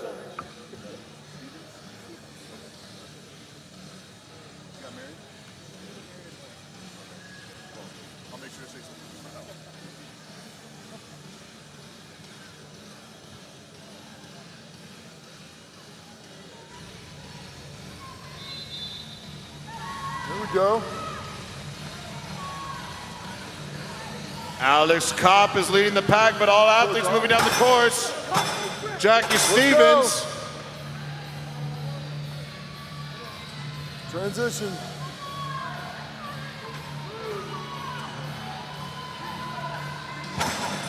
I think Jackie Stevens is going to take this. And Jackie looks like she's finishing this course no Wow. problem. Yeah. About 29 seconds there for Jackie Stevens in lane 4. Seeing Brian over there giving people high fives in the finish. Alex Kopp is right there, as is James. James gets it, and does Alex. All right. I'm sure our crew loves to see that completed carry from all the athletes. I knew when Jackie picked that up, that deadlift didn't even phase her. It was Right. going to be a hell of a carry. Yeah. About 29 seconds for her. That's Awesome. You're moving. 500 pounds in motion. What's that? 500 pounds in motion? Yeah. That's a feet and a half. It gets serious.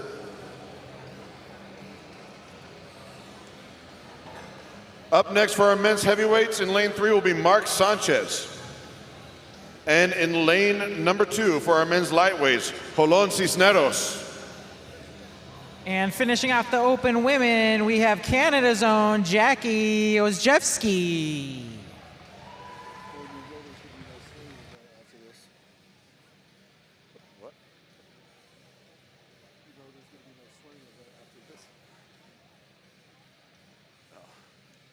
Wait, what do you mean no swing? Oh, swing, yeah.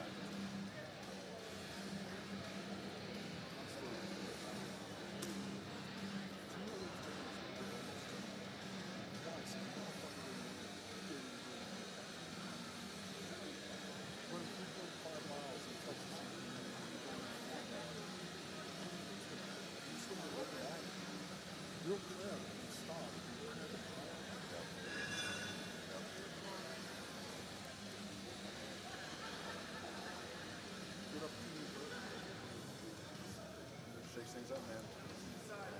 That puts a lot of eyes on the sport in a bad way. A lot of people hurt. Don't feel so safe.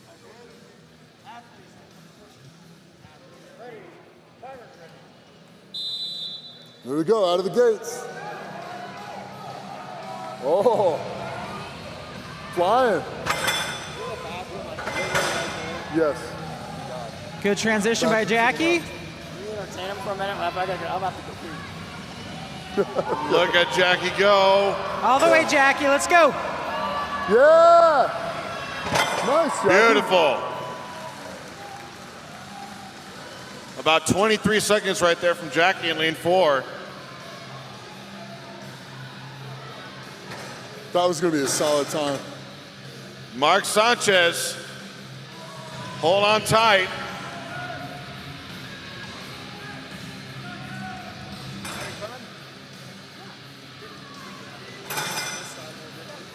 Ten. 5.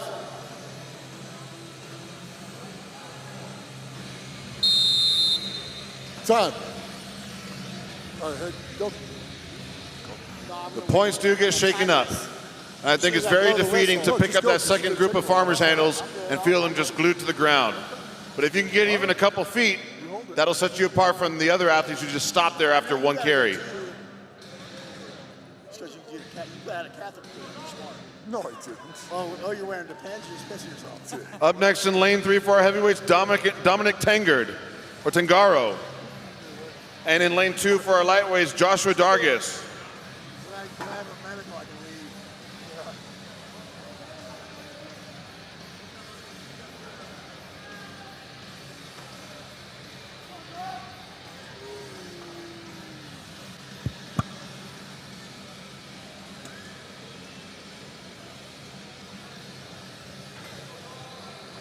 All right.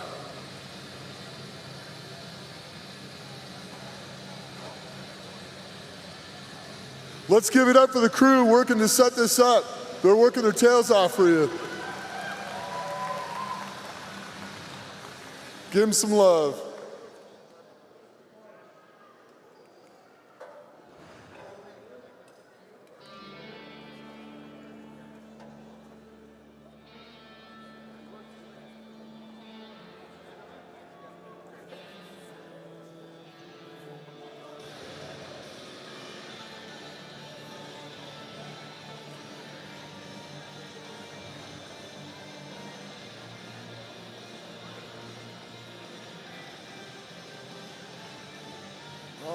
they're down to 2.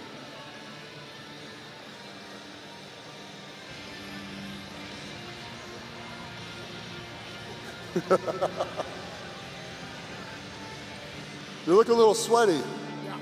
How you feeling getting this set up? Good. This is a lot of fun. It's your cardio workout for the day? Oh, yeah, without a doubt. All right, they're on their way. Here we go. Big Dominic is there first, onto the 375 pounds per hand group.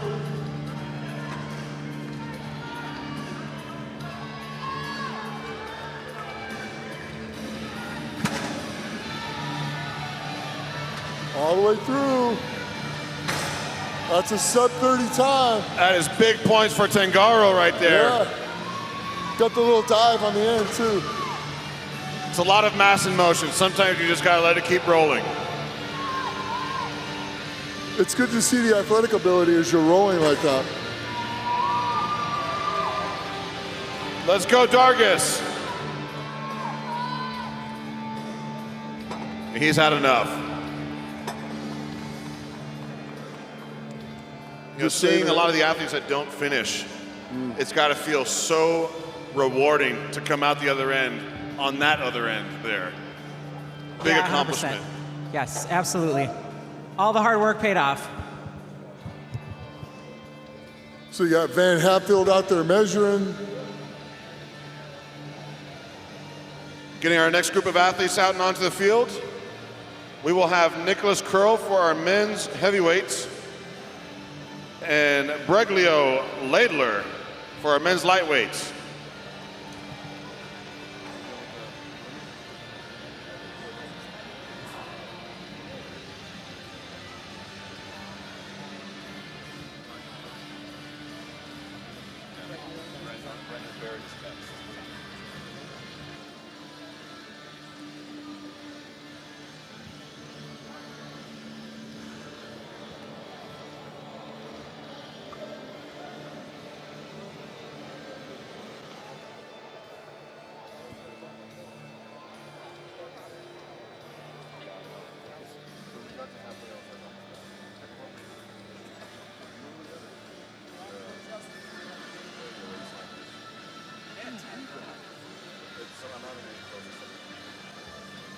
I'm 34.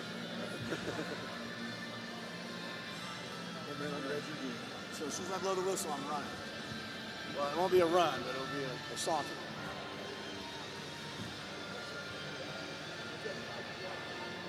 Calm down. You ain't gonna move it, and then have to take it all the way down. What? This guy, he's not gonna pick this. That's why I did it. All right. Getting ready for the next group. And they're off. Maybe I was wrong. I think you were wrong.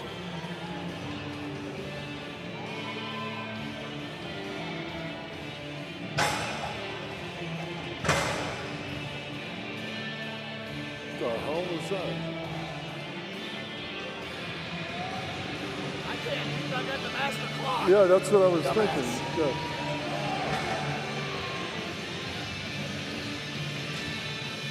"30 seconds left, gentlemen. Let's go."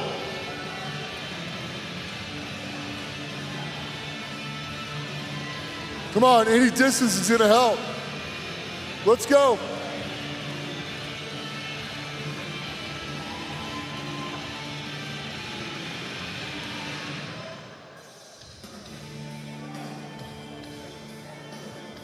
Travis Obermeyer over there giving them some encouragement.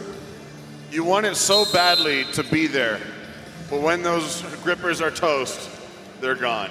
Yeah, when your hands are done, they're done. This is one of those situations I was just talking about, though, where those second group of handles fail to leave the other side. For any athlete that can even get 1 inch beyond that, that's points that separates them big time. Yeah, that's a tough pill to swallow, too, for sure. Up next, Michael McGowan in lane 3 for our heavyweights. In lane 2 for our lightweight man, Brandon Barrett. But only one. 44 and 45. Wow. Can't wait for tomorrow. Shave off some fat. I don't know how you're seeing that. I couldn't read that. My young and beautiful eyes.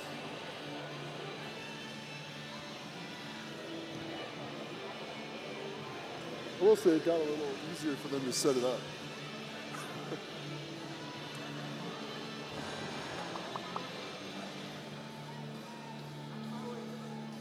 All right, they're almost set up.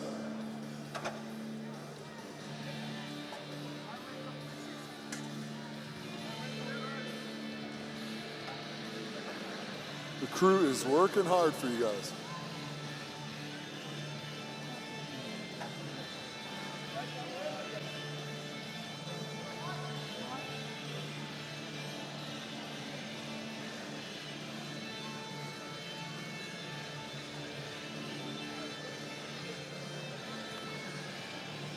All right, Brando Barrett and Michael McGowan, here we go. Crazy because you just want to do it.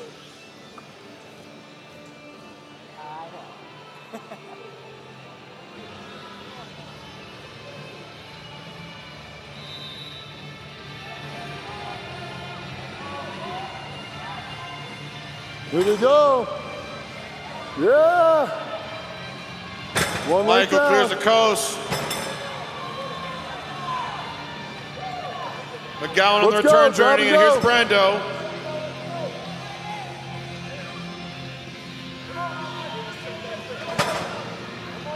Let's go, finish.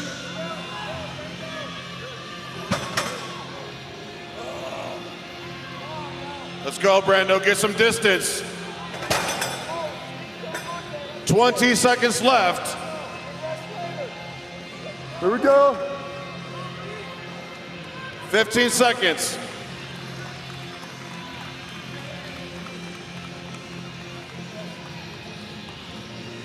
All right, let's get ahead of the guys.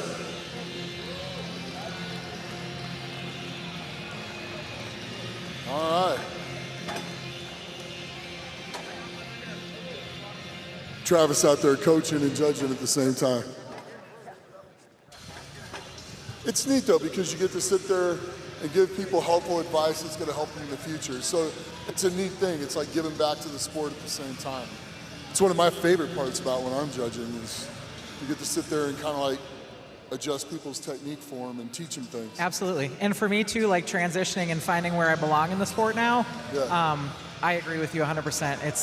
It's your way to share your knowledge, right? Yeah. The things that have helped you over the time that you've done it. Exactly. Our next two athletes bringing out for our men's heavyweight, Scott Deese. And in lane 2 for our lightweight men, we have Alec Sukup. The man who did nothing but Viper presses on the log. Hey, you gotta like anybody who's got donuts on their pants. He's got some wheels on him and some very chaotic and colorful shorts to accentuate all the power in the legs.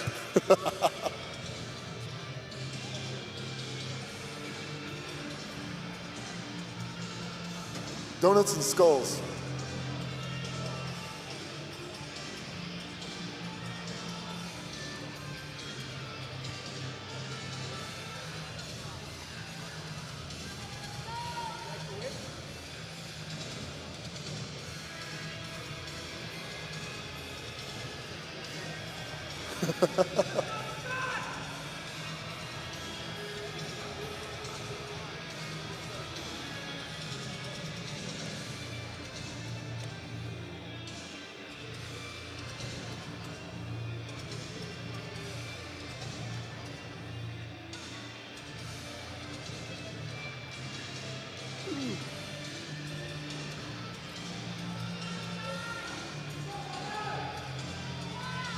Alec and Scott.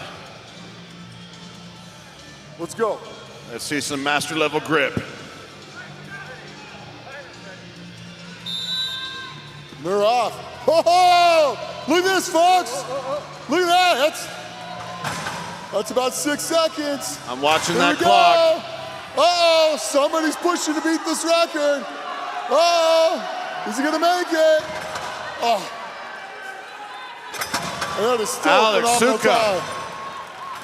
About 18 seconds there. A little bit costly on that drop, but he was so quick on the recovery. Sometimes you ride the rails.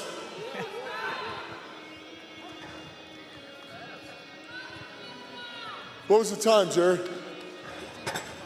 18:55 with a drop. That's moving pretty good, folks. You can only imagine he's going to be very hard on himself, though, for that drop. And I would be, too. But it's already done. It's behind him. He's got to focus on the next event. Yeah. 100%. Still, when you have the pressure put on, like by Phil Brinkman and by Matt McQuiston, you got to be fast. You got to be perfect. Well, that would be a top 5 time, easy. So it's good points, but just sometimes you run the rails. You're riding right on the line. But man, the power with that first stomp from Sukup right there. Oh, he was flying. That was I just had to leave the mic down and just watch because it was going to be a show. It's a massive first step. Up next in lane 3 will be CJ Allen. And next up in lane 2 for the lightweight man will be Sam Wood.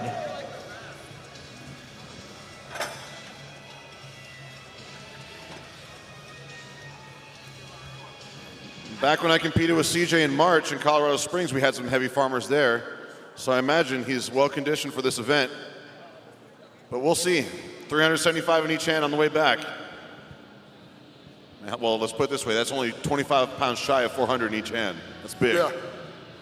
Huge.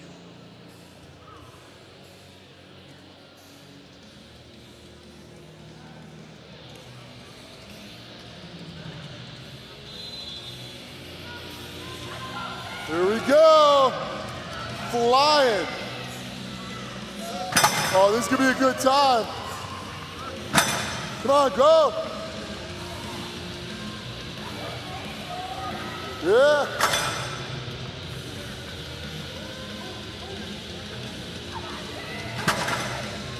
Come on. Oh, and it just pry it free of CJ's left hand right there.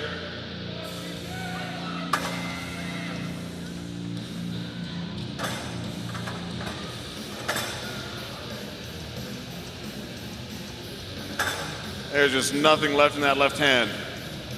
15 seconds. Can he get more?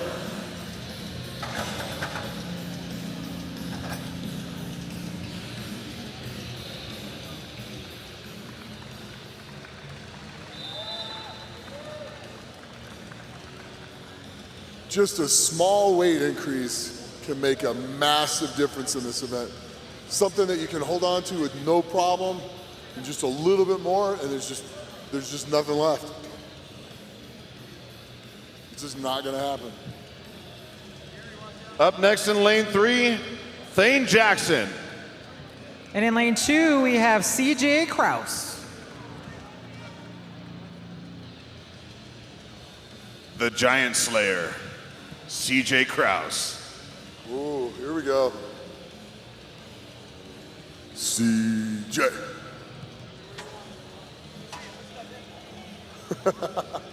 I want to go fast.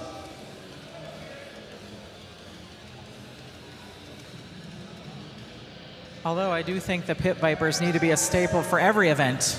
What's up? The Pit Vipers, missing the Pit Vipers. I know, it's Yeah. disappointing. But did you see how he set up his feet on that? Just back a little bit, so when he picks them up, it's going to pull him forwards, which will swing them, and it'll start him with the forward motion. So you're not accelerating it yourself, you're doing it with your pick. Yeah, it's that technique. Makes it Everybody's easy. got their little thing, their little trick. Yep. Gets you to full speed in about your third step.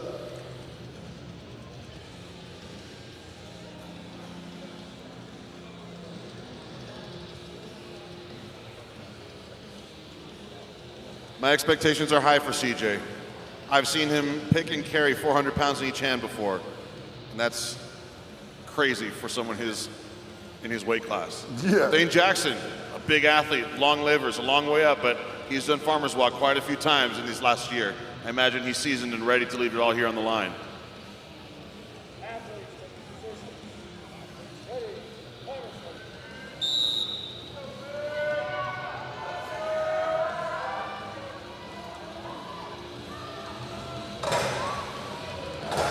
CJ with a very quick transition. I'd love to Go, see it. CJ. 325 pounds. Solid time. Nice. 20 seconds. CJ Kraus CJ. and Thane Jackson. CJ. Both athletes finishing CJ. with such a great time. That's huge points for Thane. That really separates him from a vast amount of You're wearing athletes jeans. in the heavyweight class. That's cool. Keep it warm. That's awesome. He's wearing jeans. That's great, man. Hey, hell of a run. Thank you. That was awesome. Huh? And CJ Kraus, normally competing under 200 pounds, is with the 231s in this category. That was about a 19-second run for CJ. In jeans. In jorts. In jorts. I have learned in the past few months from commentating that whenever an athlete comes out wearing jorts, they're probably going to have a 5 to 10% power boost. It's just science at this point. I'm going to agree with that. Jorts for everybody. We're going to have to put something in the rules about that. All right, up next in our men's heavyweight, Trevor Simonsma. And for our lightweight man, we have Jack Turner. Let's go, Jack.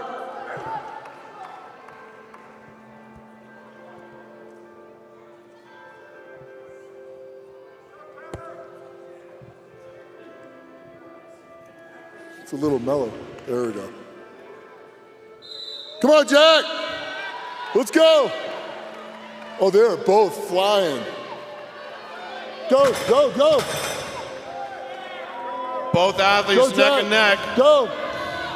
Step on the gas. Uh-oh. Oh, shit. Yeah, come on, Jack.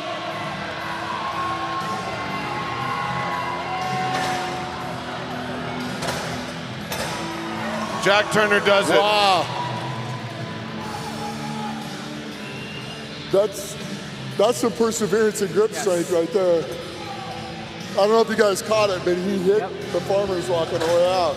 Trevor has about 15 seconds left. He can do this. Let's go, finish. Let's go, Trevor. You got to move.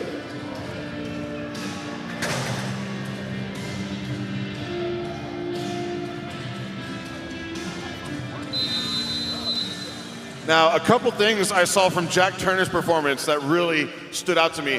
I don't think he breathed once on the way over here. No. His face got so red, he did not breathe once. But when he put those handles down, they were a little bit flared out, and he wound up hitting it on the way back. Yeah. However, it was no match for his grip strength. He went the whole way until the very end, a small drop and recovered, got the job done. Very impressive. Very determined.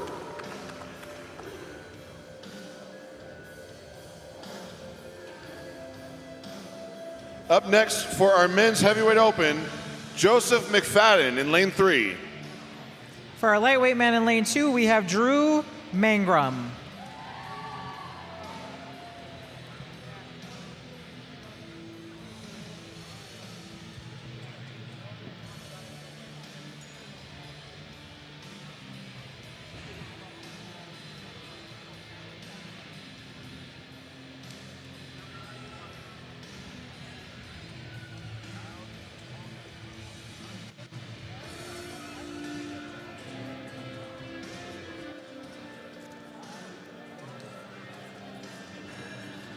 I know Drew in the past has been coached by Bobby Thompson before, and he is looking like the biggest and strongest version of himself that I've seen. I'm hoping he fares well on this farmer's walk. Let's see if he did his grip work.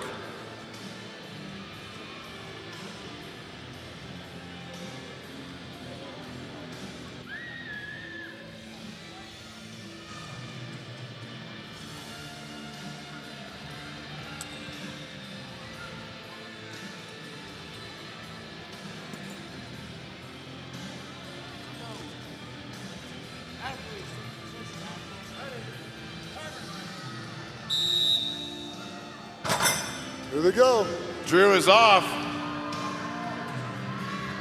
That's good speed right there. 325 in each hand on the way back for Drew. Here we go. Stay smooth. Stay Keep it steady, smooth. Drew. Keep Look it at steady. him go. Come on, Drew, you got this.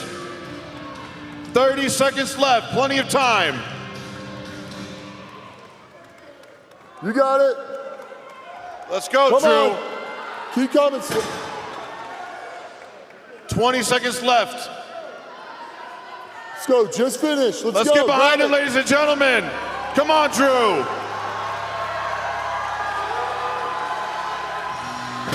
Yes. There you go.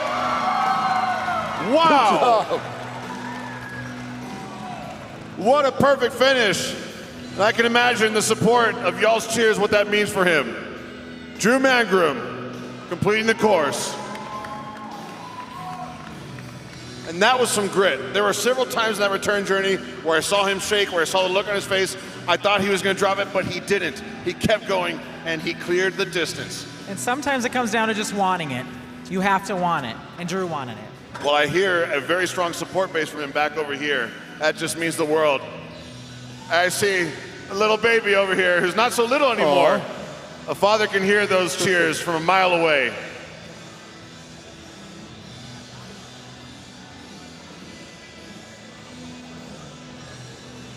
All right, our next athlete out to the arena floor for our heavyweights, Jeremy Thompson.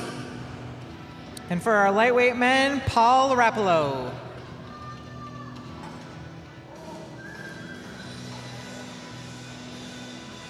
Surprisingly, my traps are getting a workout from just holding the mic and just like being in this position.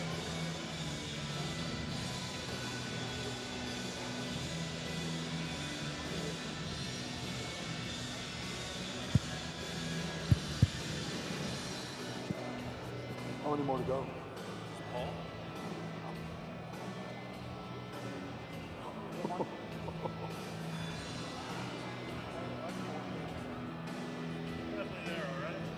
Tomorrow will be 10.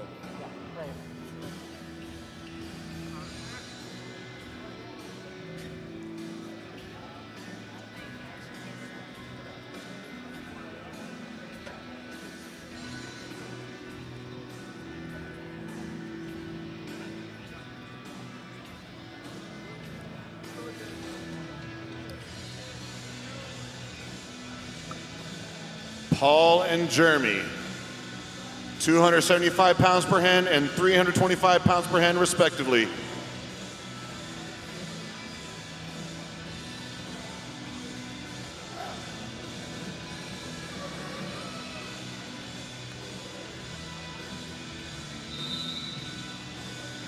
There we go. Stay smooth. There you go. Yep. Right on through. Jeremy was looking so level down the course, and Paul gets there as well.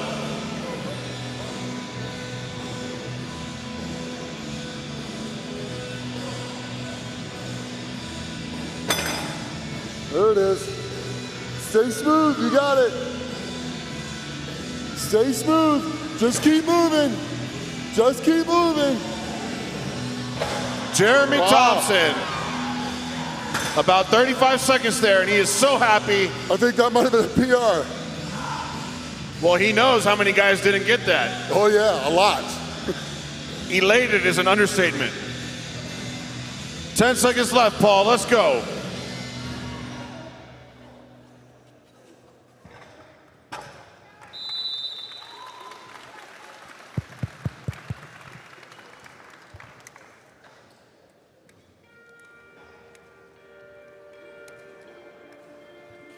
Up next in lane 3 for our heavyweights, we will have another Jeremy, Jeremy Herron.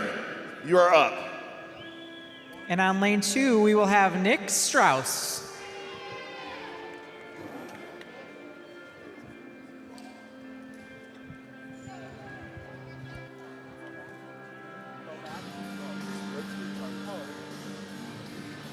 Nick looks so good with his split jerks on that log press.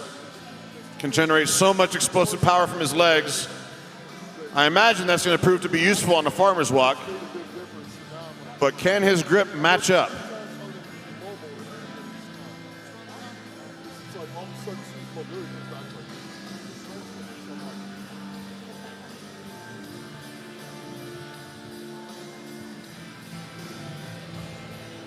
So it's going to be one of those things where I eventually get the hip replaced.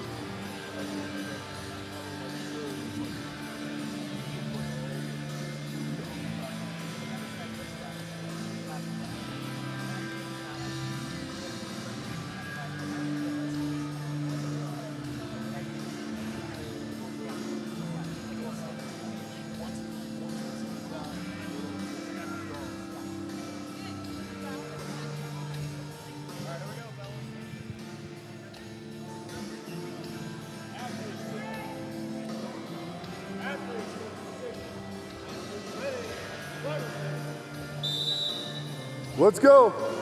Oh, there we go. Look at Strauss Speed. move. So Come light on. on his feet. No, that was pretty smart. Keep coming. Keep coming. Don't drop it. Stay smooth. Smooth as fast. Let's go all the way through. All the way through. Awesome. Solid. Nice job, Nick.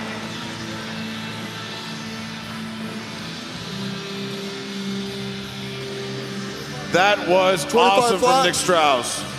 25 seconds flat.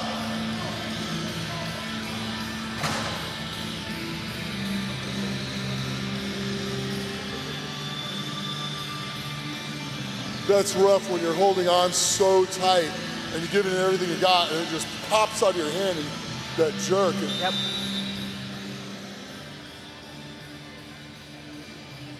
I don't think Nick was even wearing a belt for that. Just as raw as he could be.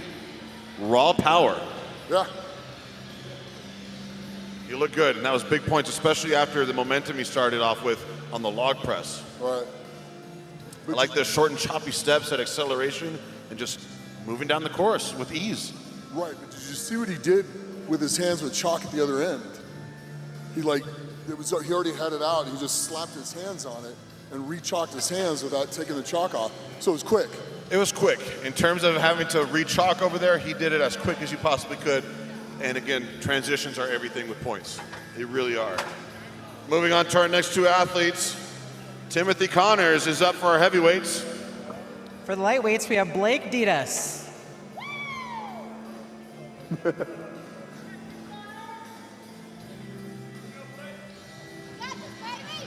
more time? I'll do it from here.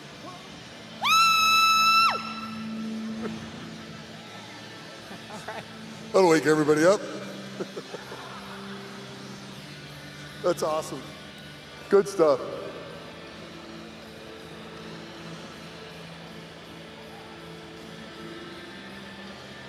Oh, I smell popcorn. Can you smell the popcorn? It's because there's a great show going on. Can you smell the popcorn? Now that you say that, I do. Yeah, let's go. All the way. Don't you drop it. All the way through. Stay smooth. Yeah. Almost a dead heat here. Grab and go. Here we go. Yeah. Keep it moving. Look at Blake go. 30 seconds left.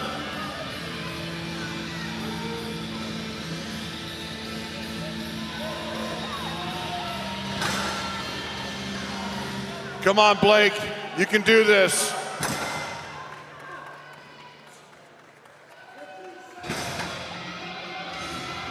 Ten seconds.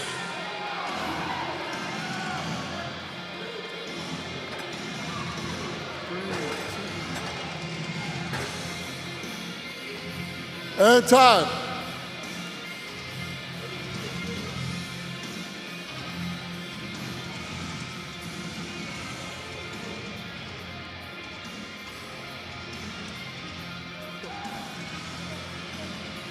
A measurement for both athletes. Blake got very close. He felt he was done, but I think I saw Chad Coy scream at him to pick it back up and use those last 5 seconds. Stopped at the wrong line. All right, our next two athletes take to the arena floor. In lane 3 for our heavyweights, Joshua Spurgeon. And for our lightweight men, we have John Alimo.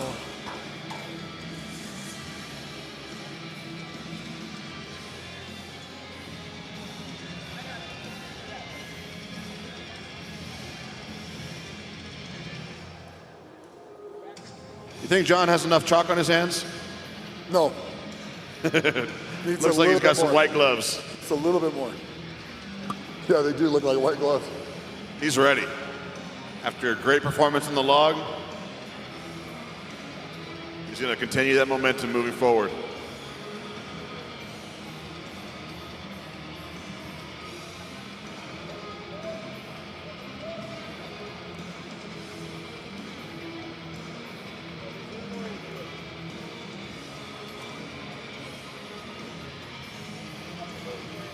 John Alaimo and Josh Spurgeon.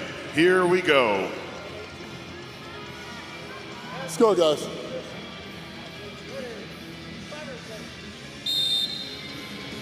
There we go. Look at these guys. Oh, they we look got a so race. smooth. Let's go. John Alaimo. Let's go, moving John. fast. Spurgeon with the acceleration. Accelerate. Accelerate. Wow. Yeah. That's a good time. Wow. Nice job, 17 guys. seconds and change. Check your timer right here with Jerry. Oh, 20:50, okay. 20 seconds and 20. There might be a bit delay from the timer's clock and the clock up there. Either way, John and Josh were neck and neck there. That was a beautiful heat.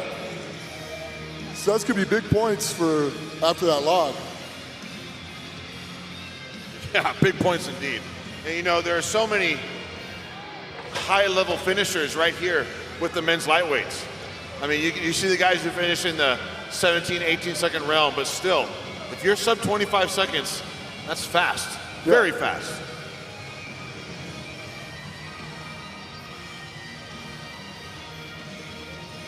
All right, up next in lane 3, John Fuhrer. And in lane 2, Blake Hoffman.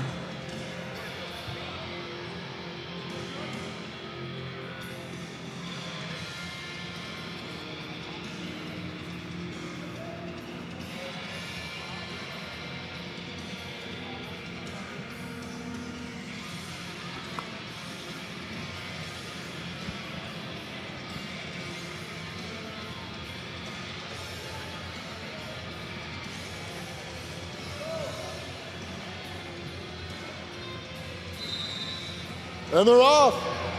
Look at the acceleration from John. Zoom in.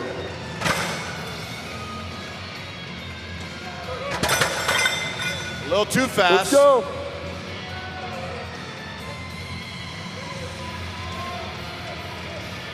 There you go. Right on through. Keep moving.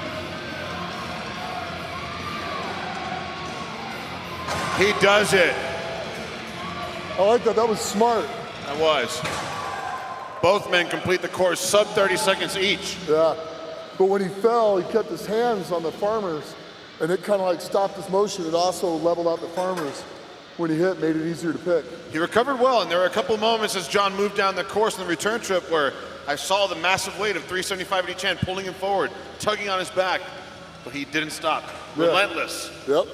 And got big points. Up next in our men's heavyweights, Alex Kelly in lane 3. In lane 2 for our lightweight man, we have Josh Harrelson.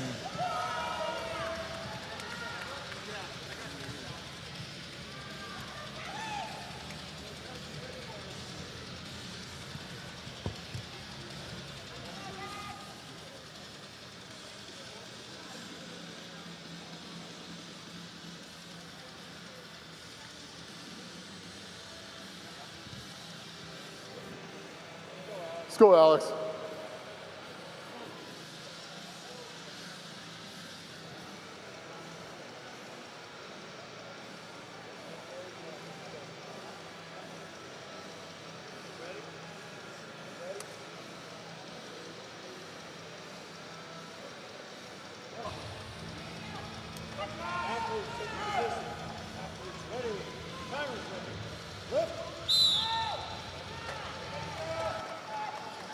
All right, he's moving. 7.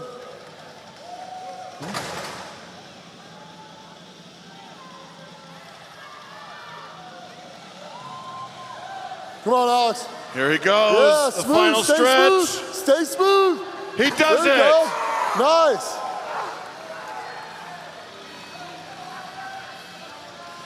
It looked like another sub 25-second finish. Oh. Alex Kelly is right near the finish line.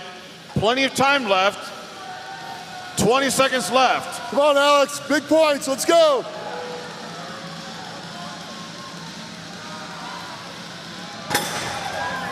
Alex Kelly in about 46 seconds. We can get official time from him. This one was 21.96. Josh Harrelson finished with a 21.96. Wow.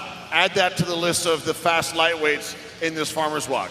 Absolutely. That's a big list. The separation in placings here is going to be fractions. Fractions. 100%. You're going to have guys not make the top 10 that were 22 seconds or less. Absolutely. Up next for our heavyweights, let's bring out the world's strongest firefighter, Andrew Burton. And for our lightweight men, we have Jesse Castens.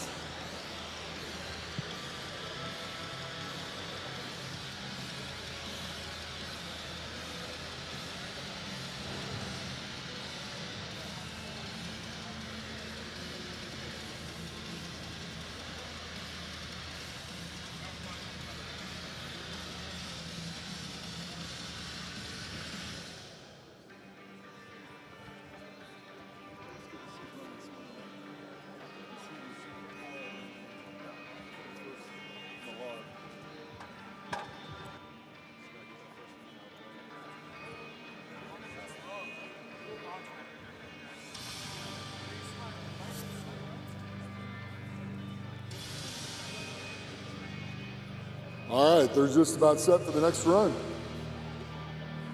Head ref, Chad Coy, is about to give the start.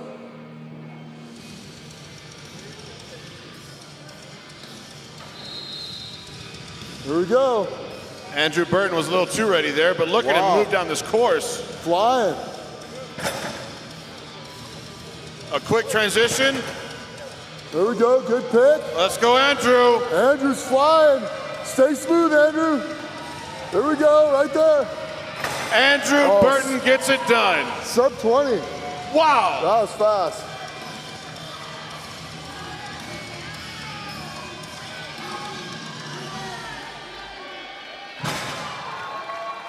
Both men completing it. And I knew when we went through the log, like I said earlier, we saw those progressively stronger and stronger finishes. Yeah. So there might be a little bit more skill densely packed towards the bottom half of this roster. Yeah, we only got a couple left, so. Yeah, we still got a couple left. What a great performance. And Andrew Burton was a little hot out the gates on that first attempt, but who knows? Maybe that puts some added spring in his backside. Yeah. I don't know, Cotton. It was one extra deadlift, but, you know, what's one more deadlift to a strong man? Up next for our heavyweights, Colton Rhodes in lane number 3. In lane number 2 for our lightweight men, we have Spencer Heisey.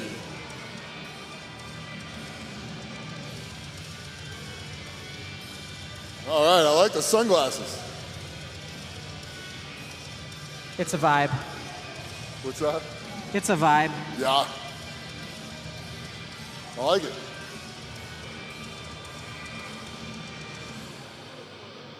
Almost like 1970s.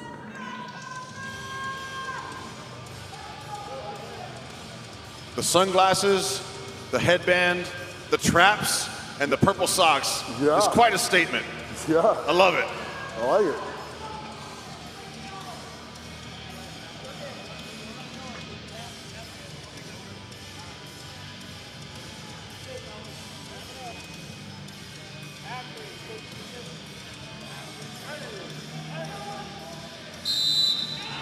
Here we go.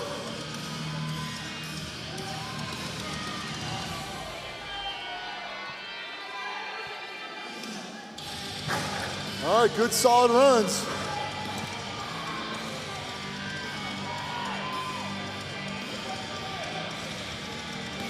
Oh, there we go, we're up. Colton Rhodes feeling the immense weight of those handles. Keep moving. Keep moving.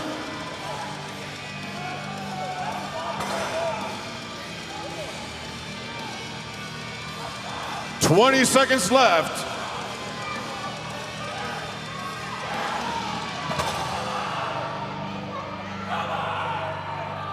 "10 seconds. Let's go. Now. If you're going to finish, now. He Good. does it. Yeah.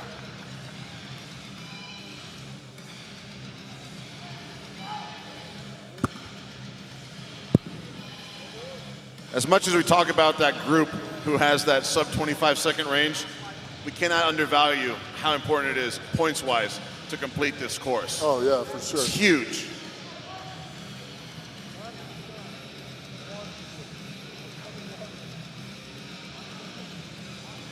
How many total? Up next in our men's heavyweights in lane 3 will be Brian Bain.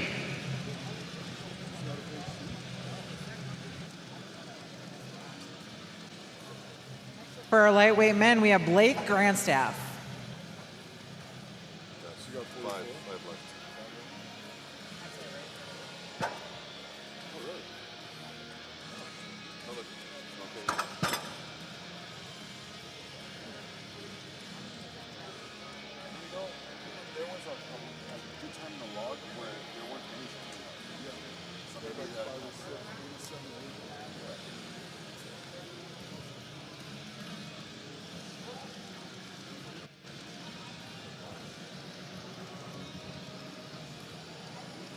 See Brian Bain with a Pokemon belt, summoning the power of the original 150 right there.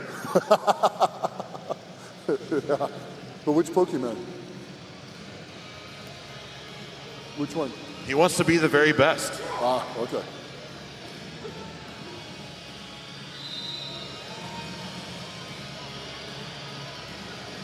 All right. Moving good. About 12 seconds on that leg.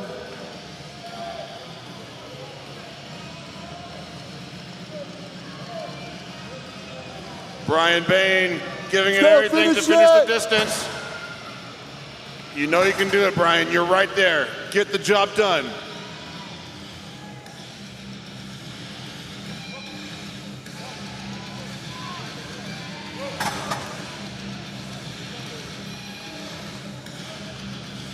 "15 seconds left, gentlemen."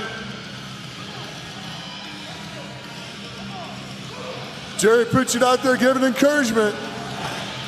You gotta like that.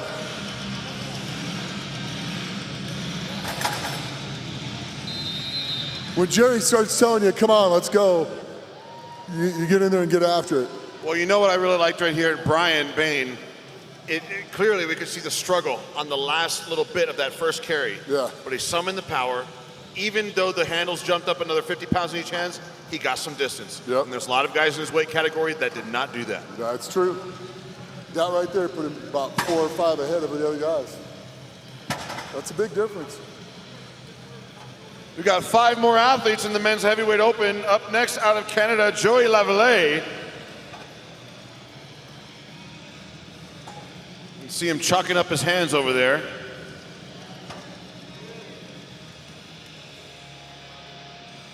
That was it for the lightweights? And the lightweights are done. So this is all heavyweights now.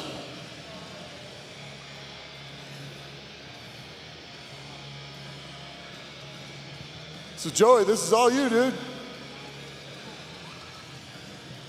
Joey putting on a solo show for us. But again, he is back with a vengeance. A veteran to the Shaw Classic. Yeah. A stellar performer from last year. He's strong. Very strong. Very strong. Someone who I could easily see, if he can finish this event weekend being accurate and precise, he might be the 16th man. Oh, yeah. The strongest man on earth next year. Oh, yeah. I can see that. But there's a couple other guys who got plenty to say about that. Yeah, that's and they're true. coming up next. Well, Joey's Canadian, so most Canadians have a lot of grip events in their things. So I expect him to do pretty good at this.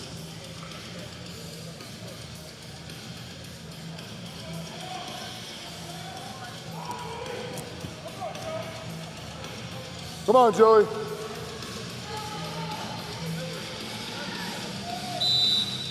There we go.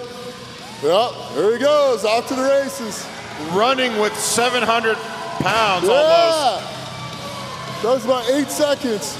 Come on, good transition. Let's go, turn on the gas. Go, Joey, go! Let's go! Awesome!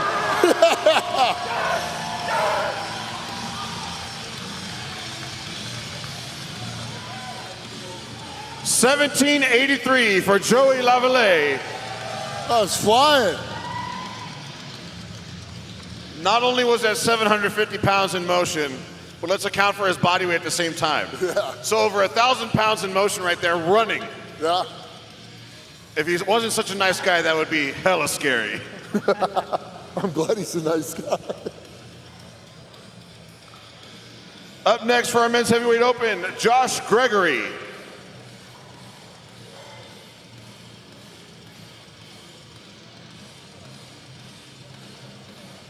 Another veteran to the Shaw Classic.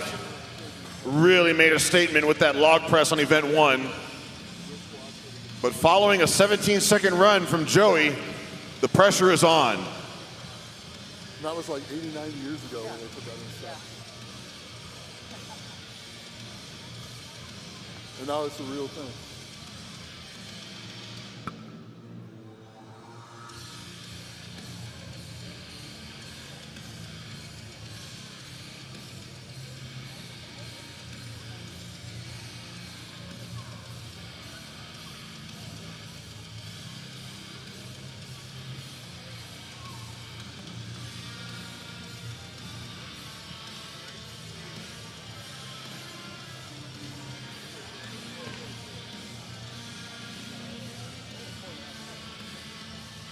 All right, here we go. Joshua Gregory.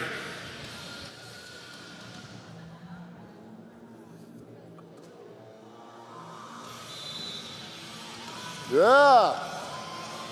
Losing his belt and keeps right on going. I like it. Go, go, go.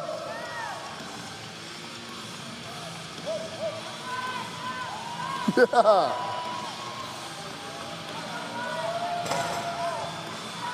He's got plenty of time. I know he's thinking about Joey's performance, but he's just got to get the course.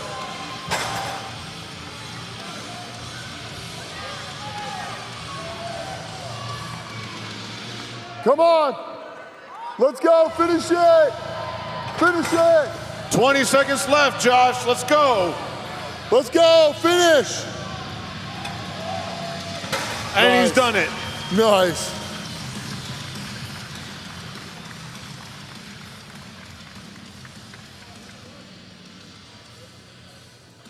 Big points, nonetheless.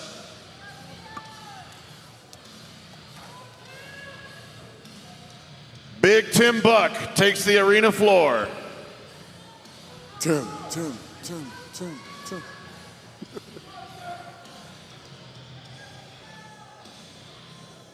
Another veteran building up on last year's performance. Yeah. Tim's looking to get to the big show next year. Yeah. Another one I could easily see taking it to SMOE. He's got to be fast. He's got to be strong. 17 seconds and change from Joey Lavallee is the mark to beat.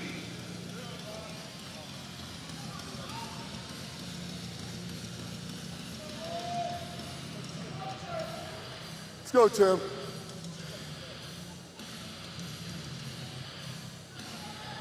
Here we go, Tim Buck.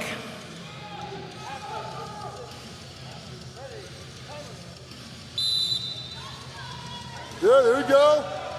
There's the acceleration. Let's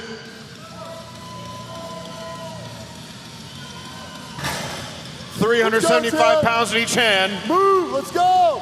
Valuable time, but he knows he needs that grip.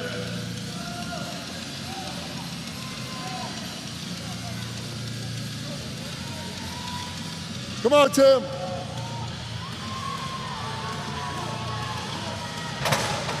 You could see it pulling on his left arm there. 20 seconds left.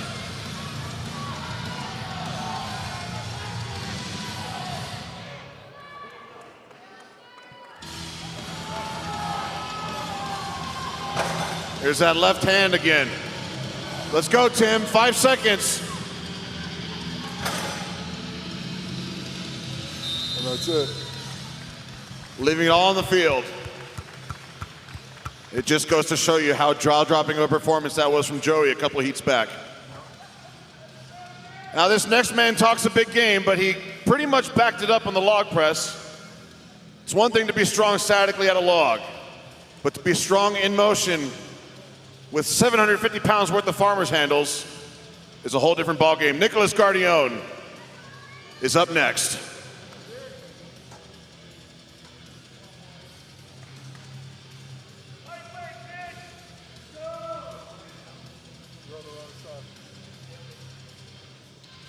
Like a glove? You're on the wrong side. It's on the wrong side. Look where he's at down here. Almost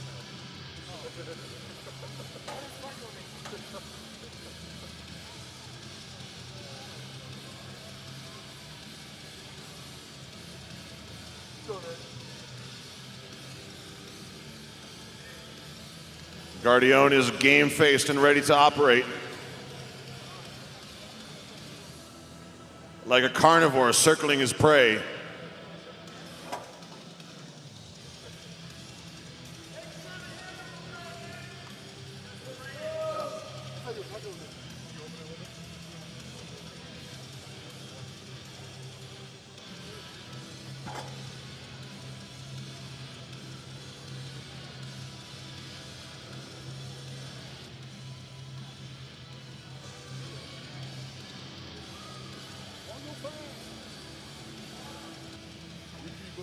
Nick is our second to last athlete on this roster.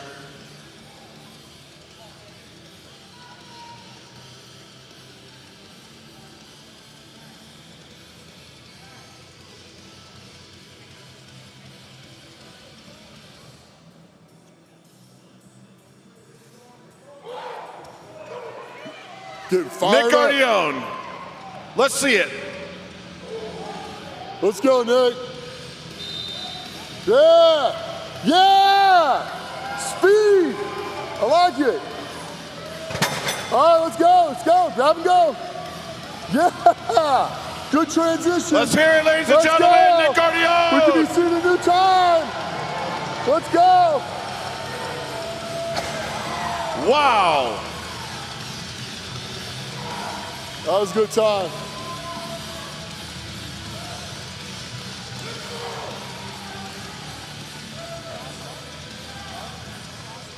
We'll find out. Chad, what was that time? 1947 from Nick Gardione. Joey Lavallee is still the mark to beat. 17 seconds and change. Our last athlete in the men's heavyweight open, another Canadian, James Jeffers.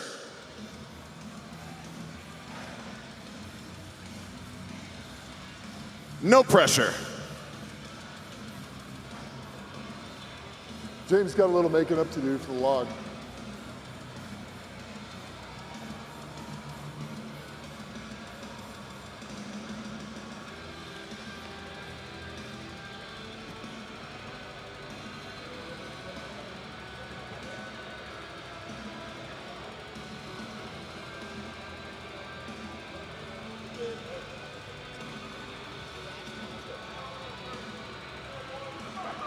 Nice whiff of those smelling salts. He is ready.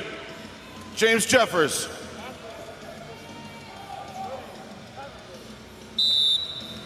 Here we go. He's moving pretty good. Less than 10 seconds on the way over there. Here he comes back. A quick pick. James Jeffers. Yeah. Wow. Sub 25. About 25 seconds. Nice and steady. completes the course for some big points. 24:52. Sub 25. That'll make Joey Lavallee the event leader after the Farmers Walk. Joey Lavallee? Oh, on this. 17 seconds on that. Oh, my turn? Okay. Wow. That concludes the Farmers Walk, and that leaves only one event left for today's qualifying rounds. Victoria, Nick, let's digest everything that happened. Let's talk about some performances that really stood out. Victoria, any one of the strongwoman performances that really ring a bell in terms of something you can't forget? I mean, Joey's performance on this was incredible. I mean, he was focused, dialed in, and didn't make a single mistake. That has to, I mean, that's it for me. Yeah? Nick, what about you? Yeah, Joey, watching Joey go with that was just incredible. That's very distracting. Well, there's some of the other athletes in the lighter categories that really left some incredible performances, one of which, not just because he's one of my own athletes, but CJ Kraus comes in here CJ much killed lighter it. than the other athletes and still finishes in that sub 25-second range. CJ did well. And you're going to see a lot of these guys just keep improving as time goes on, and little tricks as well. One thing I would also do is I'd put baby powder on the inside of my legs and on the outside of my legs. So if the implement hits it, it doesn't slip and on the inside, so my legs move quicker back and forth without creating as much friction or heat. It's little things like that that is going to make a big difference as they keep improving. Yeah, sure. And there were other athletes like Kira Rickson, Yeah, who came Kira. out here, left another great performance. Kira just destroyed it. She accelerated the short choppy steps, got the job done. Yep.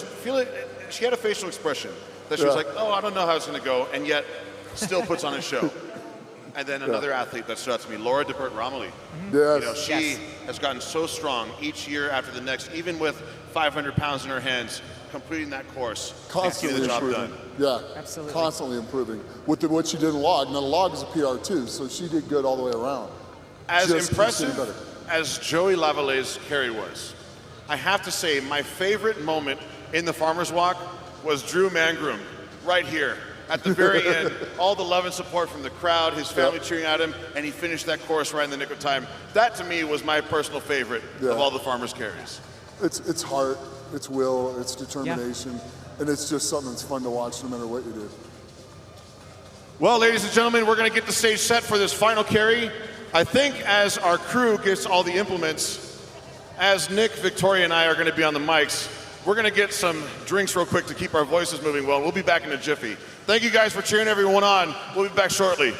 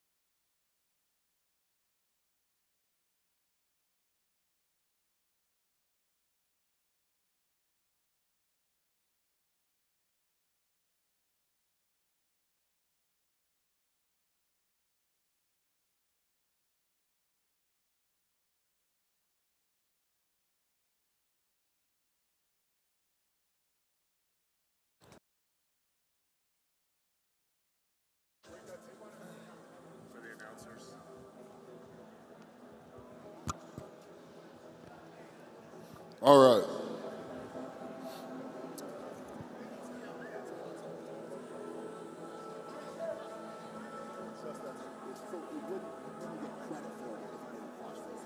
But I mean, it's like all the bag is here, but there's like a little bit covering the table. It's not across that line. We'll just have to. But not outside. Just not that. Also that side. So those three lines. Just stay. It's only, honestly, bro, just turn it and set it. You got it.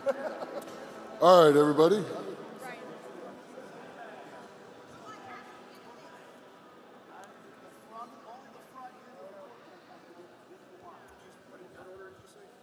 Lightweights will have a 175-pound sandbag. I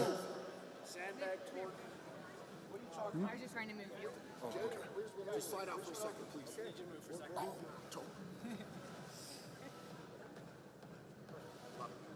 Still, it's bag. Who's felt bad? They have laxatives for that, man. it's, I just got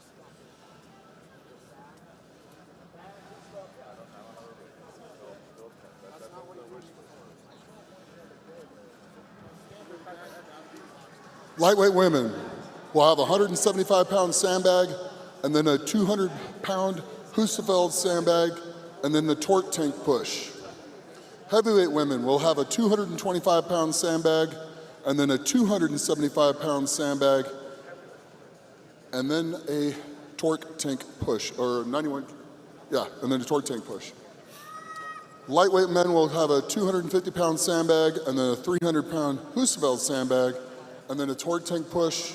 Heavyweight men will have a 300-pound sandbag, and then a 350-pound Husafeld sandbag, and then the torque tank push. And they're off.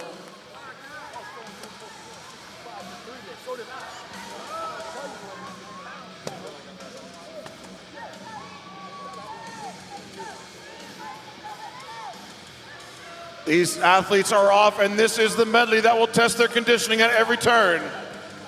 Now, these sandbags have to stay inside completely. The torque tanks just have to beat the front of the line. They do not have to go all the way through, so just the front of the line.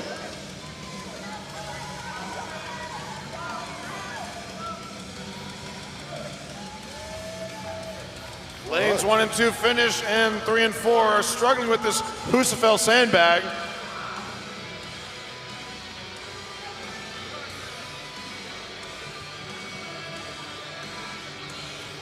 Sometimes it's easier to stand it back up and then grab the side of the Husafeld sandbag and pick it up and then lap it.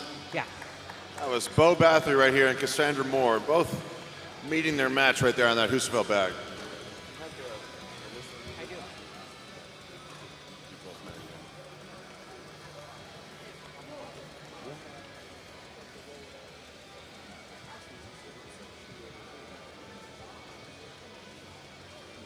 Our next two athletes to get out here, we will have Colt Swanson from the men's heavyweight in lane number 3, and Sky Olson for the men's lightweight in lane number 2.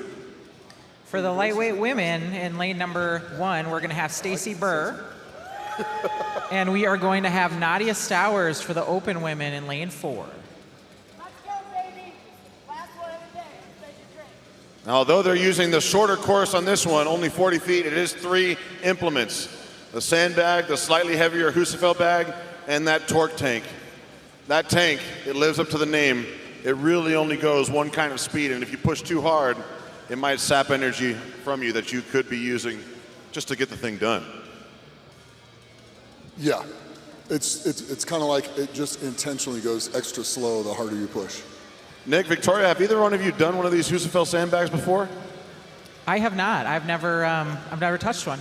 Oh, I've pushed it. What do you think of these? Yeah, they're wonderful for torture. Would you prefer a stone or a sandbag? A Husafeld stone or the Husafeld bag? I actually like the sandbag better because you don't get all tore up from it. All right, our athletes are up and they're ready. Here we go.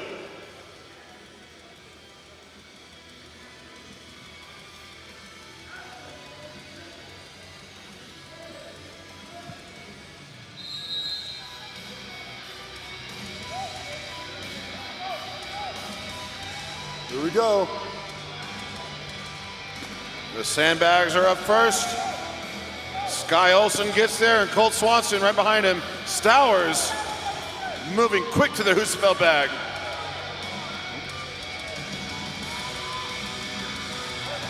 Nadia trying to hike that bag up. Nadia trying to find her grip with the bag. She's set. Here we go.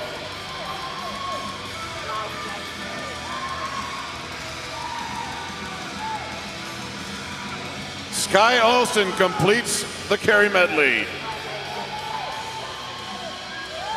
Yeah. The leg drive is real.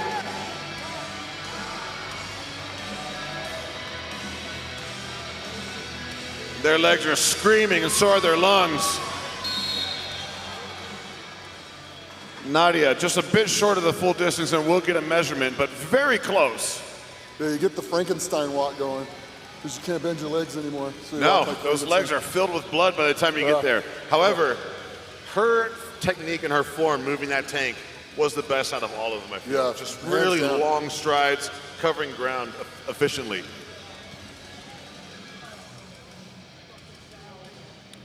All right, our next group of athletes in our men's heavyweights, Ethan Erickson in lane number 3 and Matt DeWurst in lane number 2 for our lightweights. For our lightweight women, lane number 1, we have Holly McRae. And in lane number 4 for the open women, we have Erin Murray. Yeah, you really got to have some caution when you throw the sandbags down. You can't just chuck them because if it goes outside the box, you got to go back and fix it, or you get a 5-second penalty. This is an interesting event, though, because as it is testing their movement speed and their cardio, you also have the bag resting on top of the airways, making it even harder to breathe. Yeah. For athletes, we talked about earlier, that might be coming from lower elevation areas, that just is one more curveball working against them. You know, the funny thing is there's a way around that that makes it easy to breathe that a lot of people don't seem to do.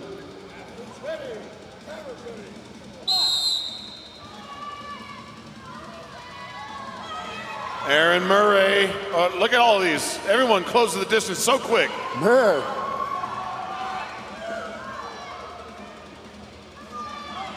I like the technique. Holly McRae just threw it up into her pick carry. Yeah.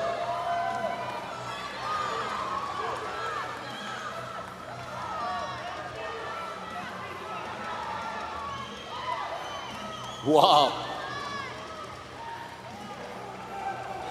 Wow. That was awesome. You know, out of all the equipment that the athletes will face here, many of them do not have access to one of these torque tanks. Nope. I know those farmers handles are totally new, but they're still farmers. This torque tank is interesting. Yeah. When we do truck pulls, we're taught to do short, choppy steps to get that thing moving. But that doesn't really work with the torque tank too well. The longer strides seem to be working in the athlete's favor and clearing that distance in a much more effective way. Yeah, it really increases the speed when you're doing it. All right, our next group of athletes for our heavyweights in lane 3, Marco Reyes, and in lane number 2, Connor Pennington. For our lightweight ladies in lane number 1, we have Jenny Draper. I think And for the open women in lane number 4, Jordan McDonald. Everybody who does this without a loose leather belt needs a new coach. If you take a leather belt and leave it loose, you pick it up, you slide the belt down as it goes, it catches the sandbag on the belt, and you don't breathe. It's easy.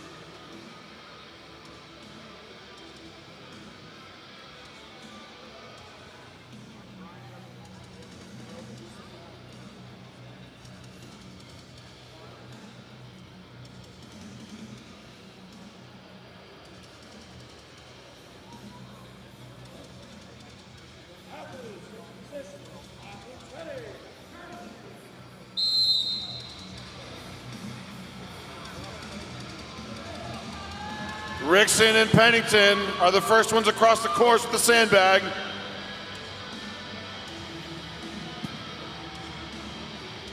Let's go.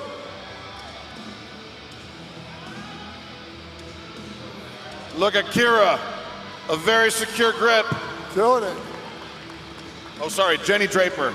My apologies. And Draper. Who will get there first, Draper or Pennington?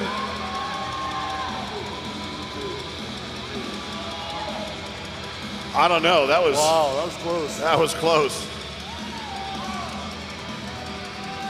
Jenny Draper looks so cool and collected with that Husafel. And Marco gets the job done in lane 3.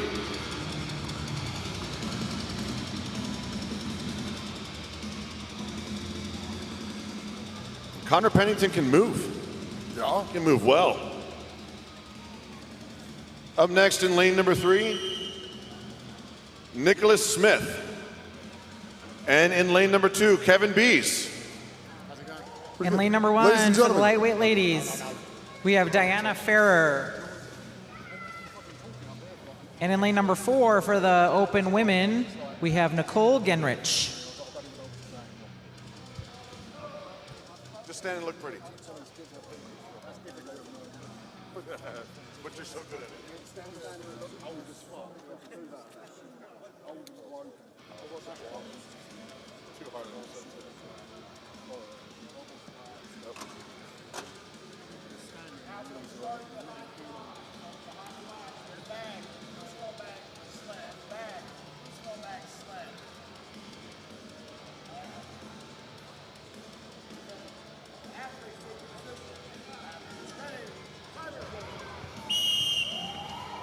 Those athletes were so ready to go, jumping at every sound. Look at Nick Smith shouldering that back with ease.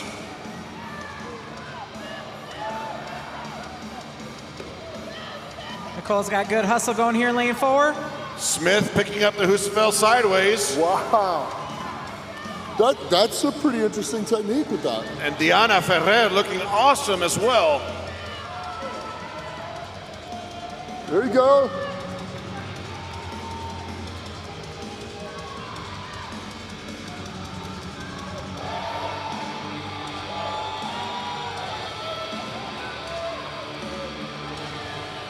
Wow. Let's go, Kevin. You got time. 15 seconds.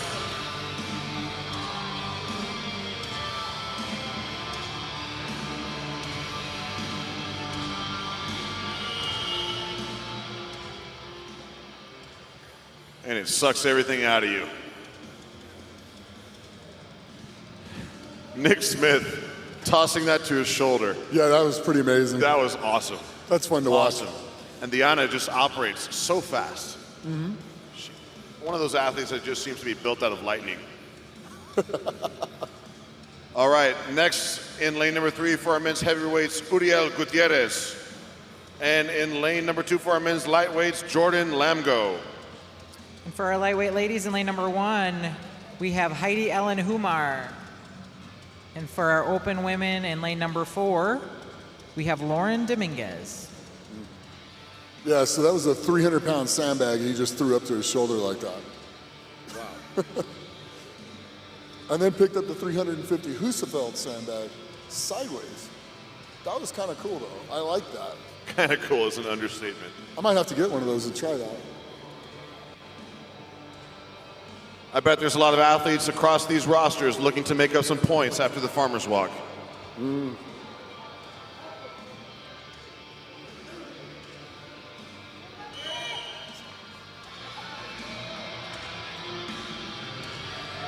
There we go. Look at Jordan.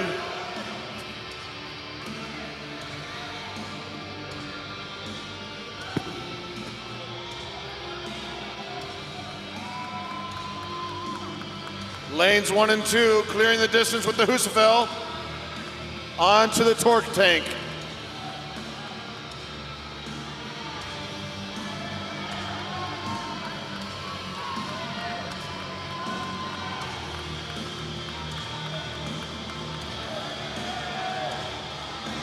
Wow. Look at Uriel, he is moving fast with that tank. Wow.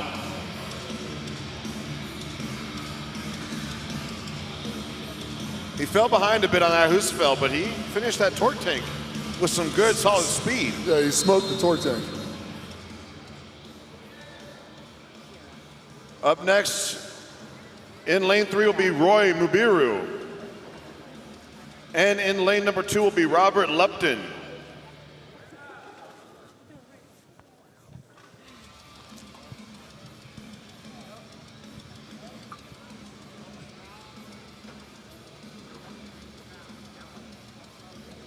Tell you what, Rogue's got some nice sandbags. Rogue's got some nice everything. Yeah, that's true. Shout out for being one of the main event sponsors here. The logs, those brand new farmers, Yeah. the sandbag, the Husafel bag, and the plates. Yeah. Can't forget the plates.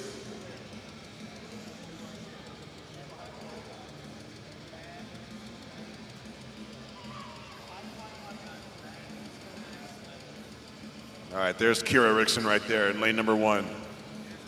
She's got a lot of momentum. That's Kira. Yes, I know. Gotta give you a hard time when I can.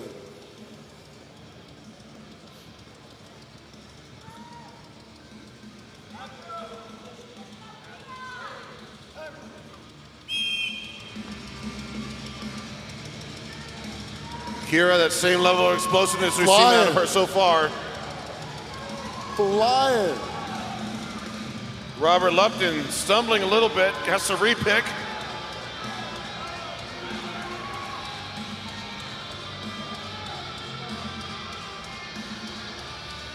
Wow.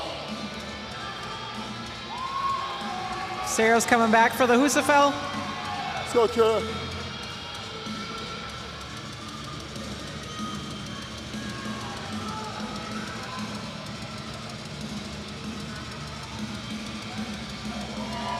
Nice.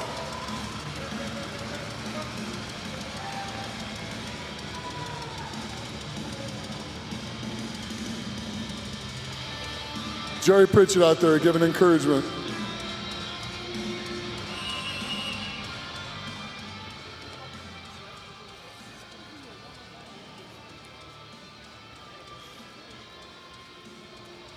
Moving on through the heats in lane number 3, Jonathan Wimberly is up next for our heavyweights, and Rick Carroll up next for our lightweight men. For our lightweight women in lane 1, we have Olivia Hoyam. And in lane 4 for our open women, we have Joe Kimatunga.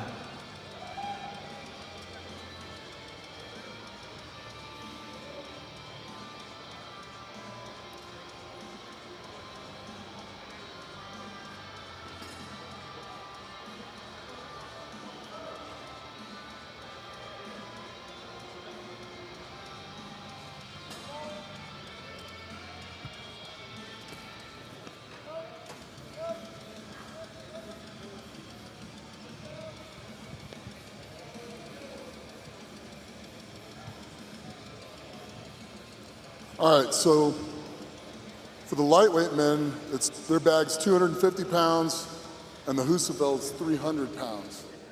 So That's for the lightweight men? That's for the lightweight men, yeah. I'll keep announcing the different weights so that everybody.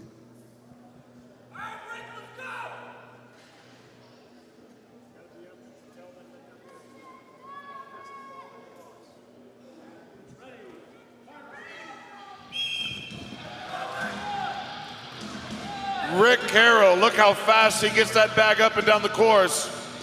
Let's see if he can repeat it with that Husafel.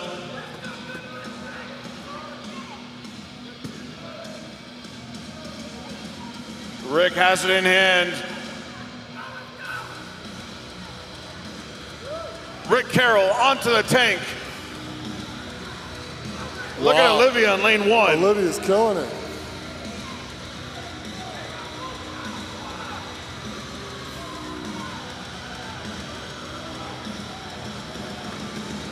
Rick Carroll, about 38 seconds there, more or less. Good run. And Olivia, Somebody take all your oxygen? awesome job from lane 1. Jonathan Wimberly finishes right on the buzzer.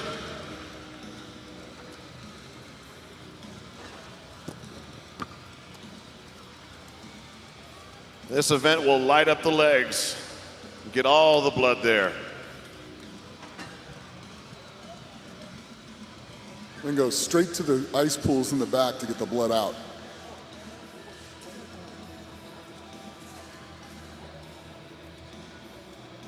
All right, up next in lane 3, Robert Miller for our heavyweights. In lane number 2, Richard Muchigamba. For the ladies in lane 1, we have Nadia Morrison, and in lane 4, Ashley Crawford.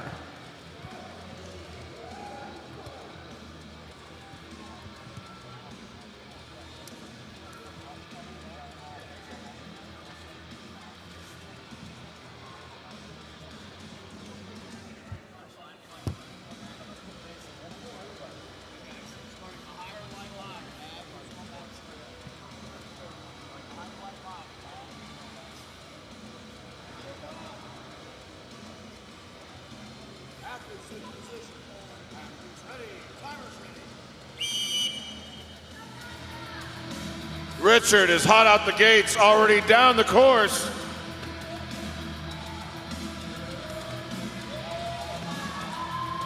Wow, so quick with this pick. Flying. Yeah.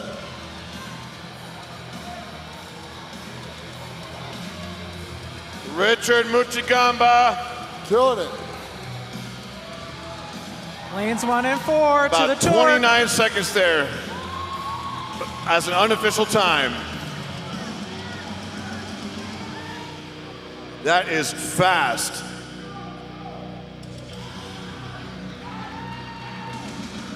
Morrison and Crawford finished theirs as well.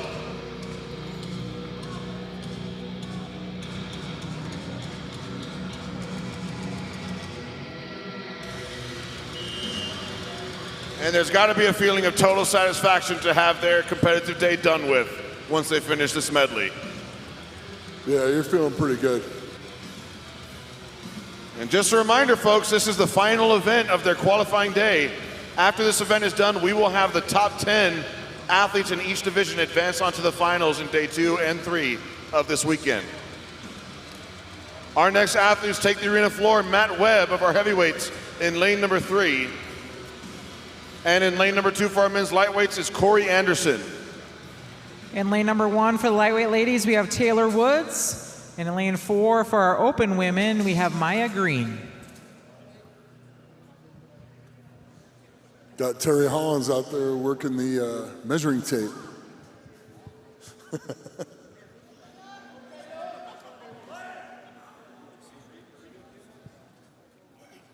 Yes.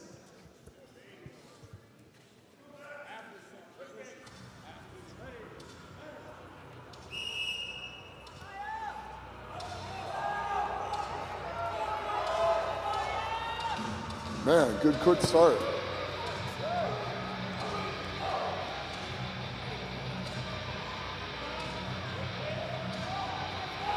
Nice. Matt Webb did what he had to. Look at him. Lanes 1 and 3 move on to their tank.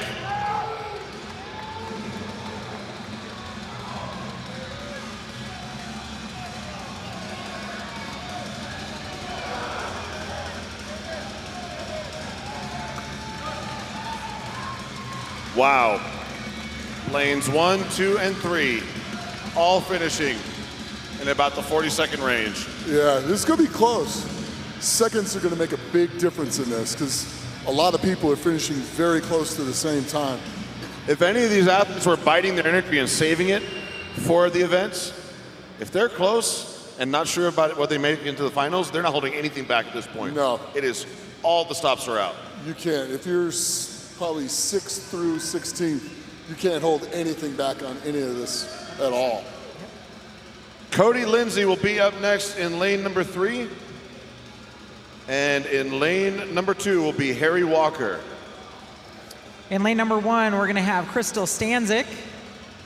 And in lane number 4, we're going to have Kim Scott. I'm going to predict this now. This event's got Harry's name written all over it.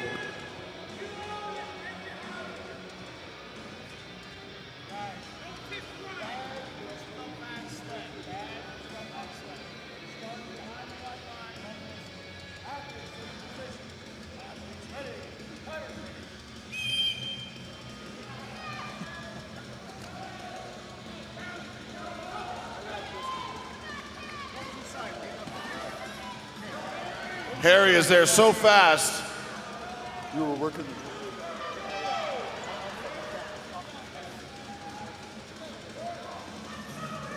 Look at that speed.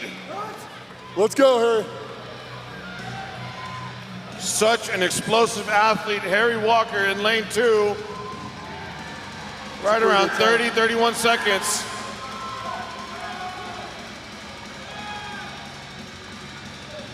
Lane number 1 is done.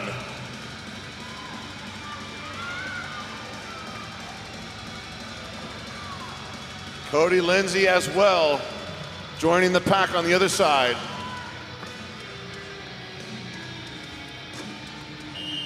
And that is time. Up next in lane 3 will be Dallas Lucky, and in lane number 2 will be Tyler Wenger. And in lane number 1, we'll have Kristen Ellis. In lane 4 will be Nancy Johnson.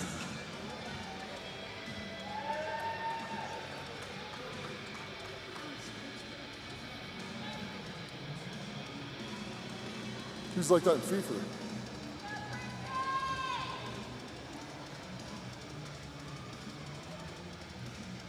Yeah, Harry's sprints were stupid fast. Crazy fast. Yeah, he just... Glad we were on rubber flooring so he could break, or else he would have gone all the way into the crowd over here.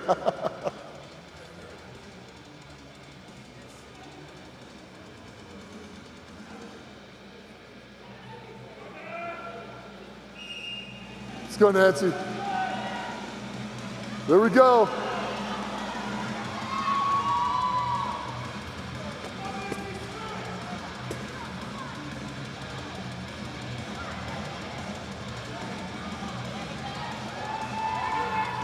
There it is.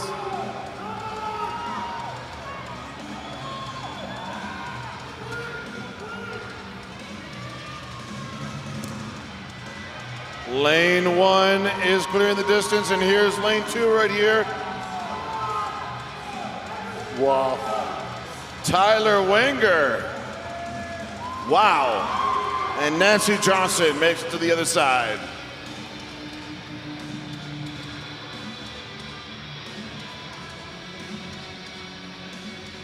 This is just an event where you just gotta let it all fly. There's no holding back, there's no nothing.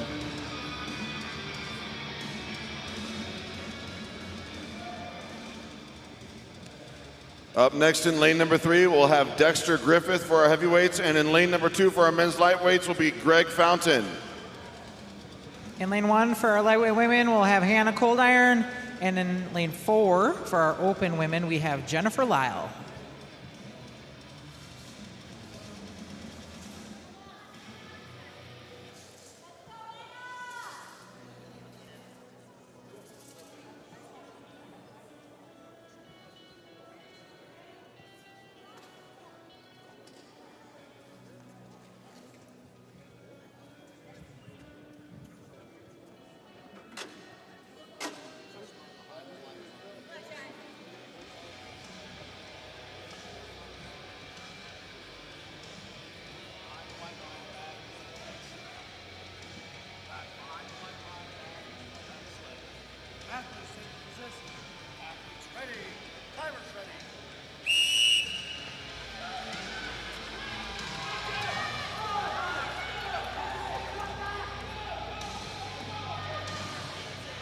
Hannah Coldiron is the first one back to the Hustafel bag.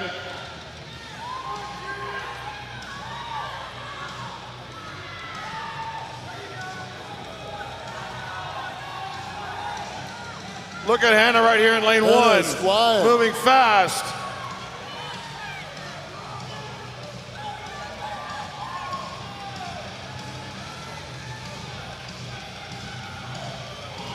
Hannah Coldiron in about 30-second time.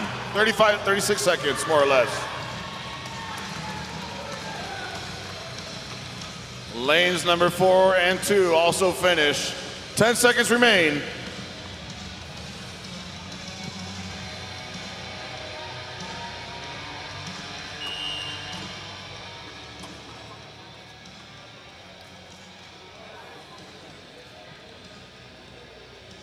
In our next heat for lane 3 in our heavyweight men, Calvin Vaughn is up. And in lane number 2 for our lightweight men, Scott Dinter.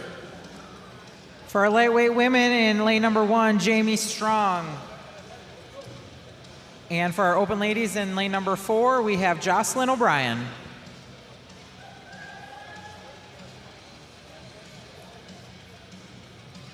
So how would you have attacked this, Victoria?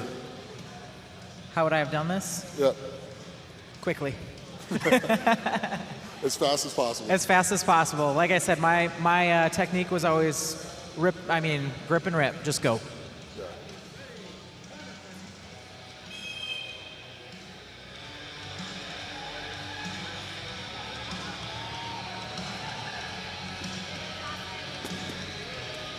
Jamie and Scott leading the pack right now.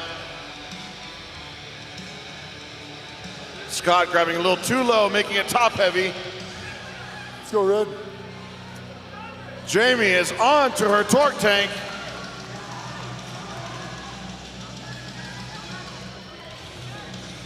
There you go, Scott. Finish it.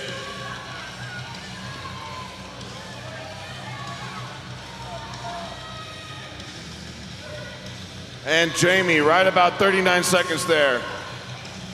Here's Scott Dinter closing the distance.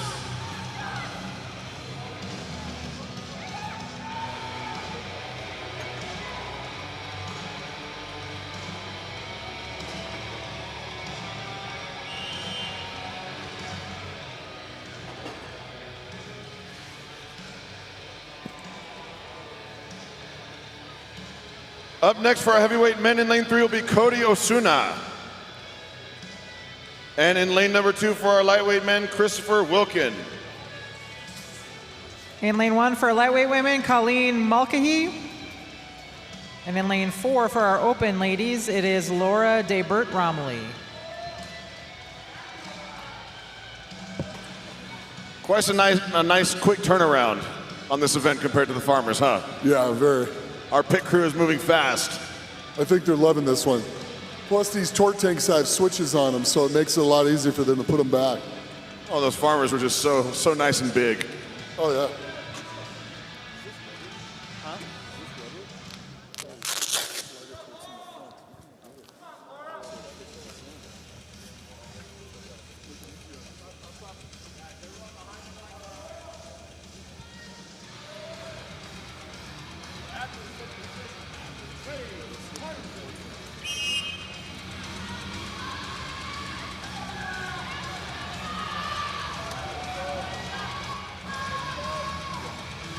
Bit of a costly drop for lanes 1 and 4 there, but they're quick to recover.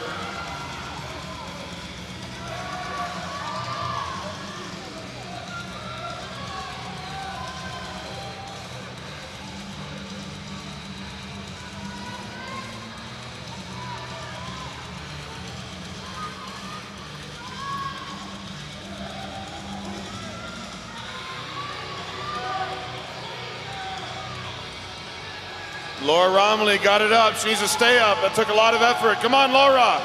Let's go, Laura. And lane 1 finishes. Come on, Laura. Laura Romley gets that Husafell. 5. Oh, time.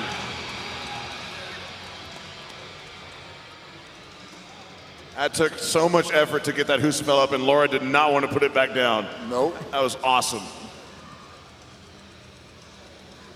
All right, in our next heat in lane 3 for our heavyweight men, Ryan Mallon.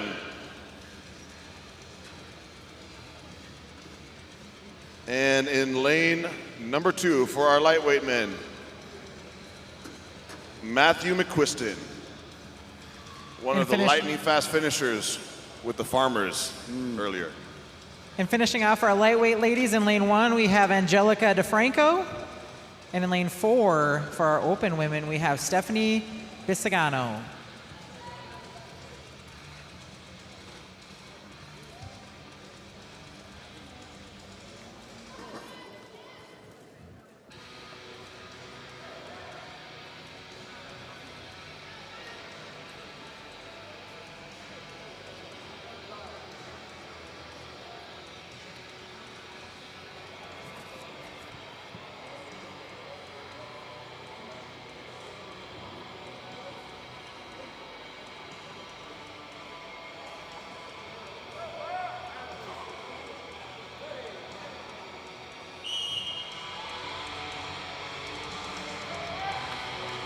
Matthew McQuiston, the first one down the course, just like on his Farmers.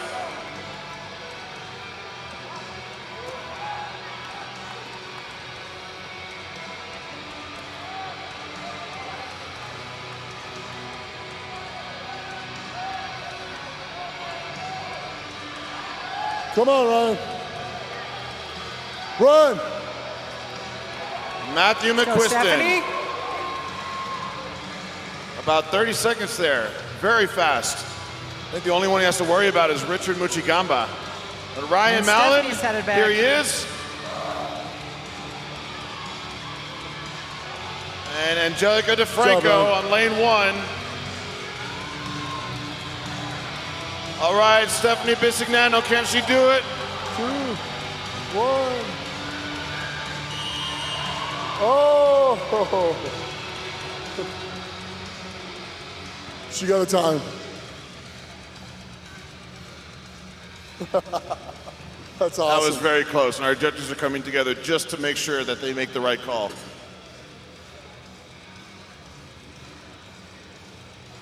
She got it. She got it. 59 seconds and change. Yep. Yeah. That's Stephanie Bisignano there. 60 seconds all the way. All right, up next in lane number 3 for our heavyweight, Sturgeon Anderson. In lane number 3 for our lightweight men, Philip Brinkman. And in lane number 4 for our open women, we have Rebecca Houston. Brinkman followed up McQuiston on the Farmers, and they both had very fast times. The pressure's on, and I bet Philip is ready to answer the call.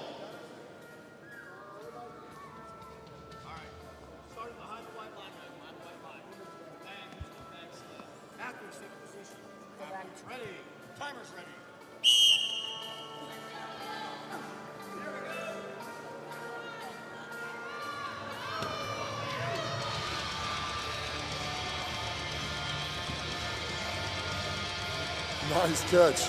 Nice catch. All right, Brinkman is on the way back to his tank.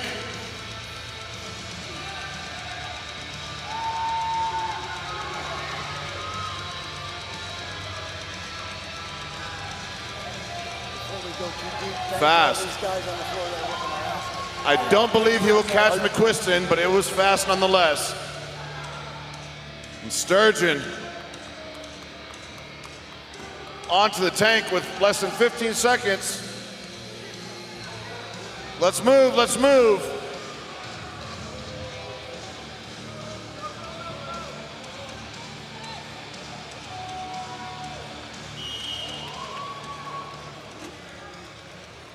All right. All right, hey everybody, let's give a hand to the floor crew who's taking care of all this and getting it set up. They are knocking it out of the park today. Great job, guys. Thank you so much.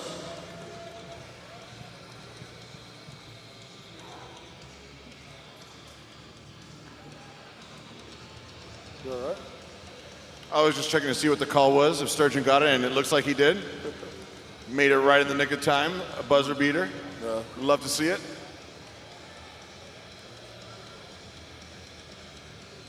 All right, up next in lane 3 will be Chris Allitz. And in lane number 2, Frank Boniello. And in lane number 4 for our open ladies, Mel Peacock.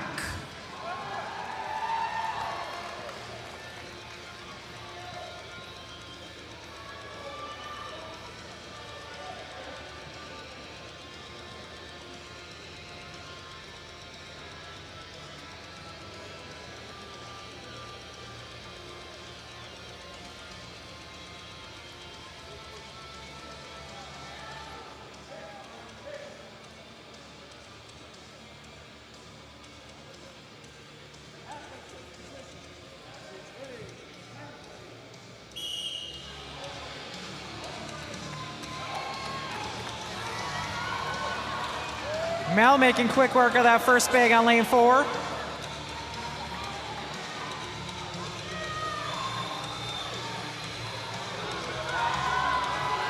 Look at the acceleration of Mel. And Boniello is right there onto the tank.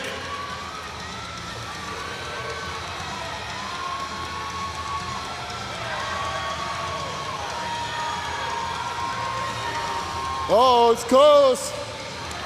Mel gets it. What a Mel finish. Peacock and Frank Boniello. So fast. And there's Chris Alitz right there as well. What a heat. Yeah, that was amazing.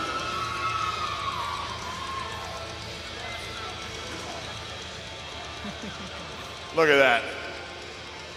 Love the celebration.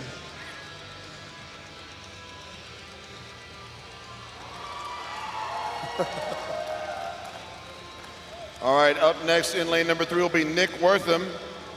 In lane number 2, Guerrero Lopez. And in lane number 4, Austin Grubb.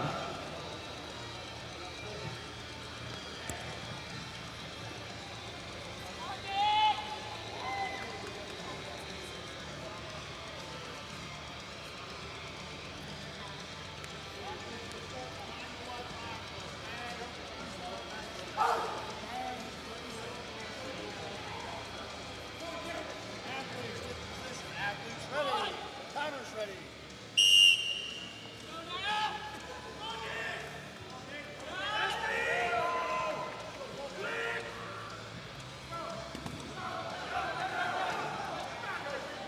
Come on, Nick.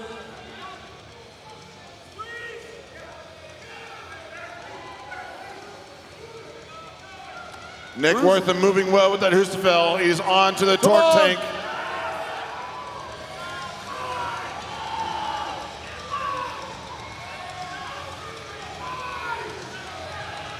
It's going to be a good time.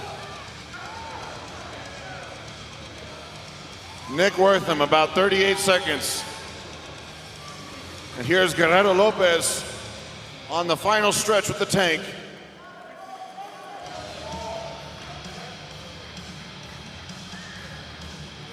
And he does it.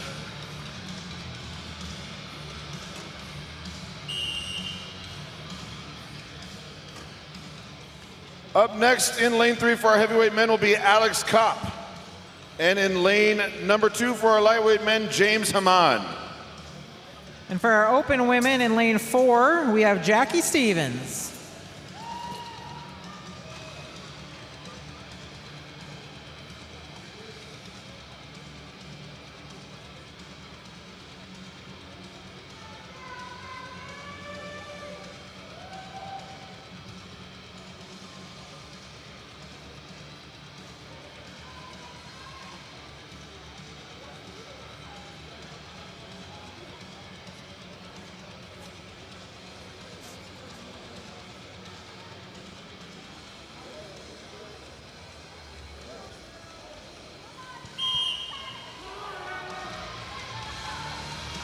Yeah. Alex is flying. Come on.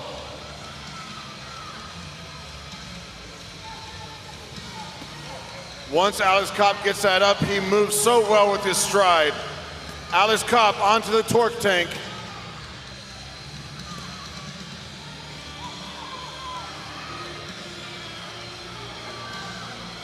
Let's go, Jackie. With a pretty solid time. About 35 seconds for Alex Kopp, very fast. Yeah. And Haman right here, not too far behind him.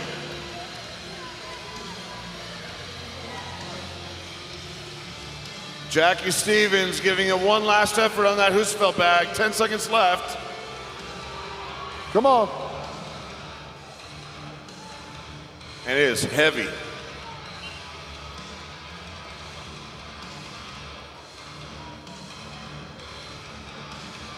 Up next in lane 3 will be Big Mark Sanchez. In lane number 2, Jolon Cisneros. And finishing up our open women's roster, we have Jackie Oshevsky.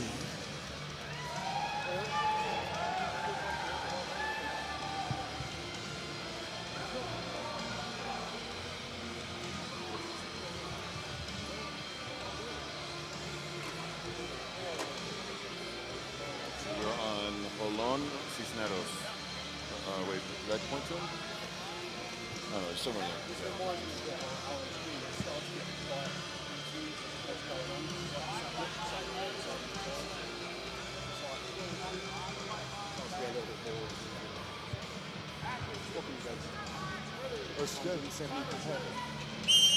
And they're off.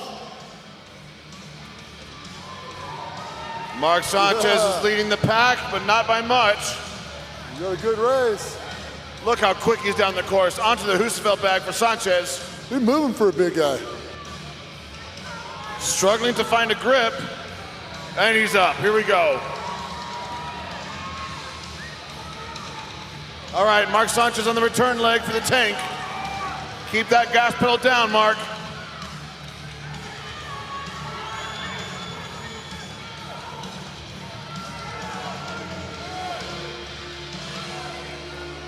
Mark Sanchez, about 39 seconds there.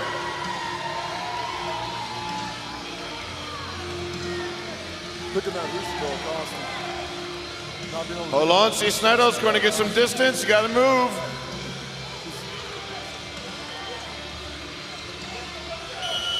And he'll get a measurement.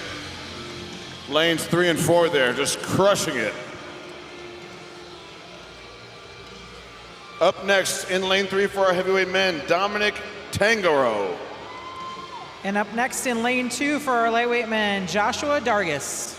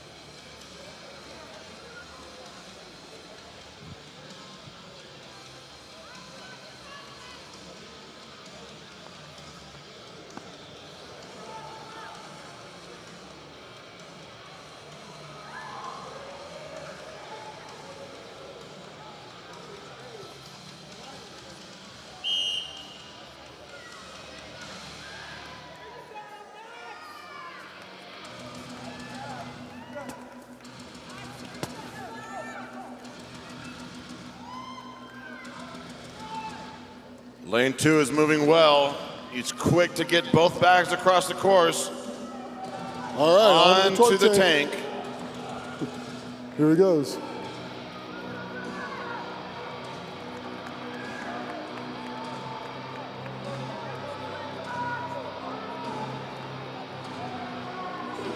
Nice, about 35 seconds there.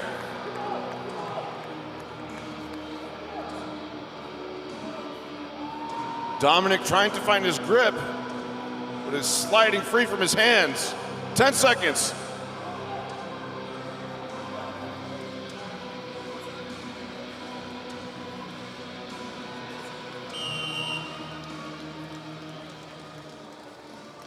You know, I'm beginning to think you're right about that torque tank. The longer the steps, the better, not the short, choppy ones. It sure seems like it. The longer strides really dig in and keep those wheels turning.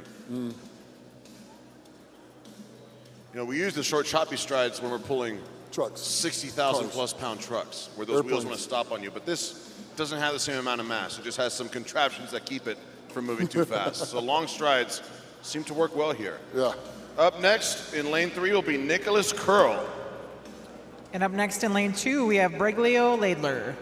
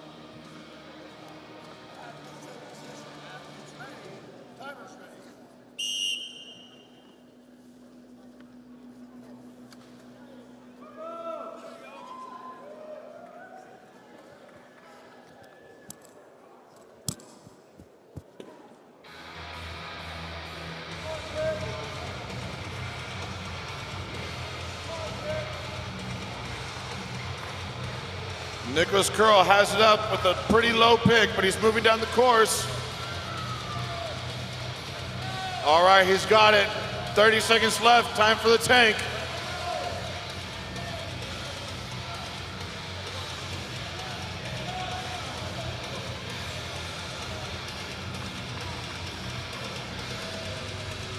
Drive those feet. Come on. Let's go. Move them. Move them. Nice. Nicholas Curl, about 53 seconds.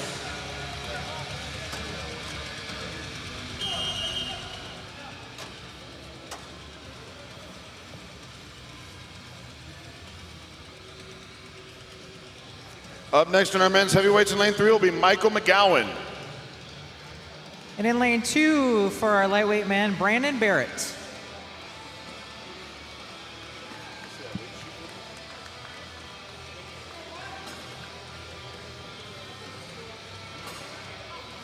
And just as a refresher, our lightweight men's in lane 2, they've got a 250-pound sandbag, a 300-pound Husafel stone, and then that torque tank. In lane 3, our men's heavyweights, a 300-pound sandbag, a 350-pound Husafel, and then the tank.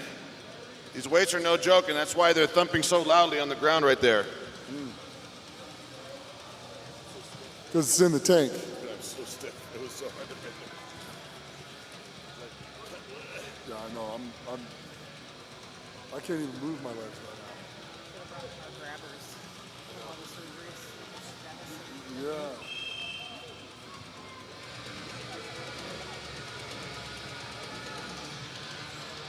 Look at that shoulder from Brando Barrett there.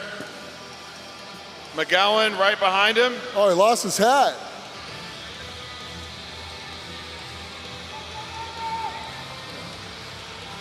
Barrett has it in hand. It's time to move. Look at both guys, neck and neck. Onto the tank, gentlemen. Let's see it.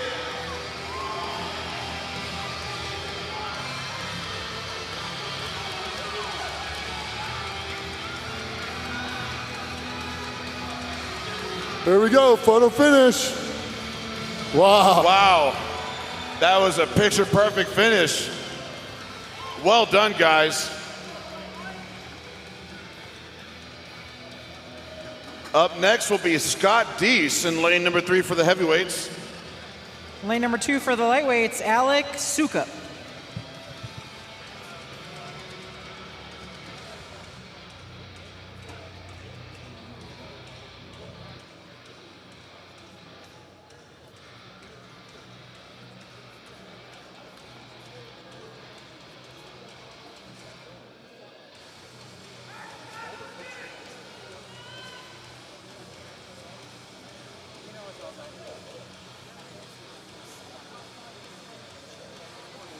Sukup and Deese.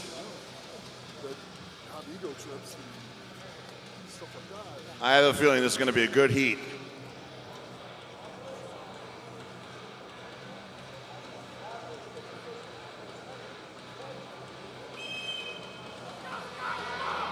Sukup, in the blink of an eye, is down the course. Yeah.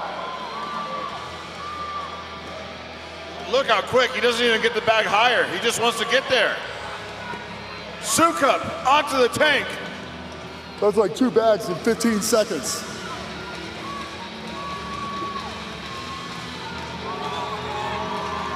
Wow. So about 26 seconds. That's Maybe fun. even 25 and some That's change. the fastest I don't know. time. Here's Scott Deese onto his tank. Yeah. Yeah, I think that put him in first.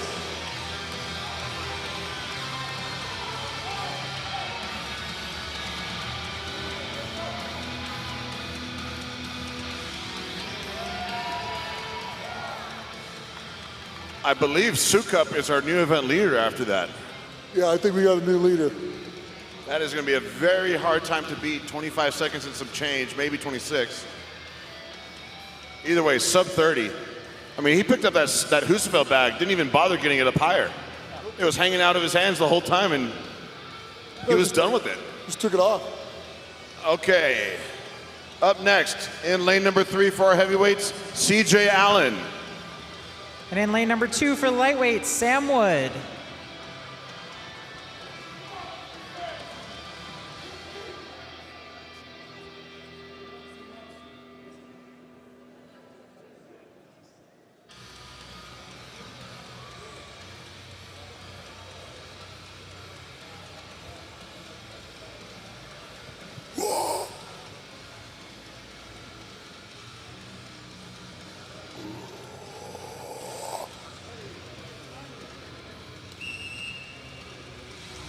Here we go. Oh, yeah. CJ Allen gets there fast, as does lane 2. Let's see this Husafel. 350 pounds for CJ Allen.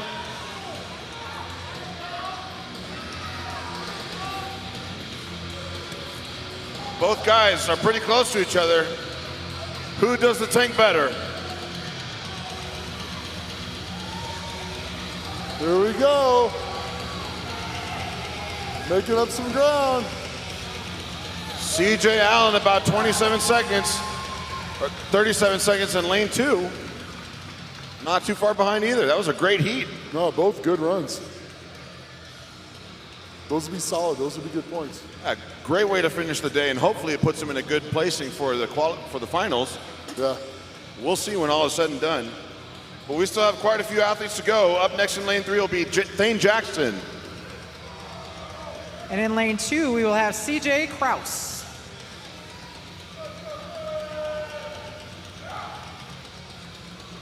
The Giant in lane 3 and the Giant Slayer in lane 2.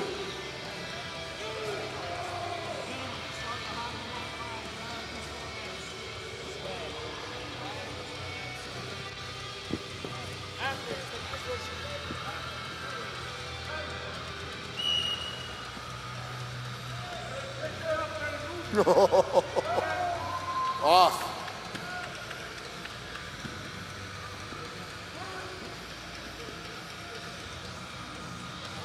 Kraus is up quick into a good carry position. CJ Kraus onto the tank. Thane Jackson not far behind.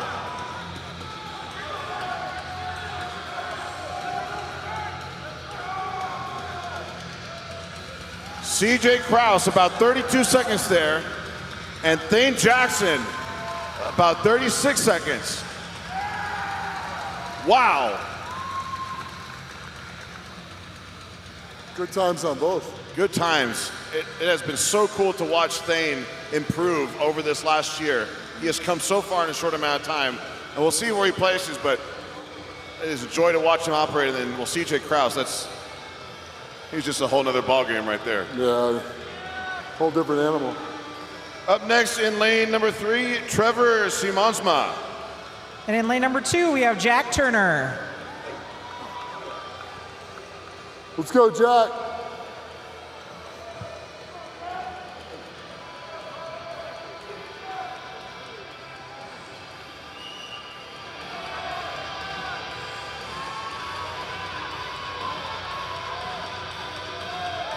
Run!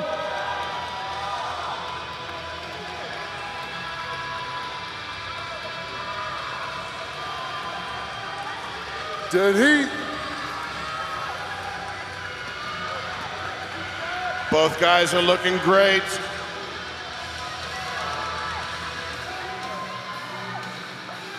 Oh, Jack's coming up on him. It's going to be close. It's going to be close. Wow. Both guys are around the 35-second mark.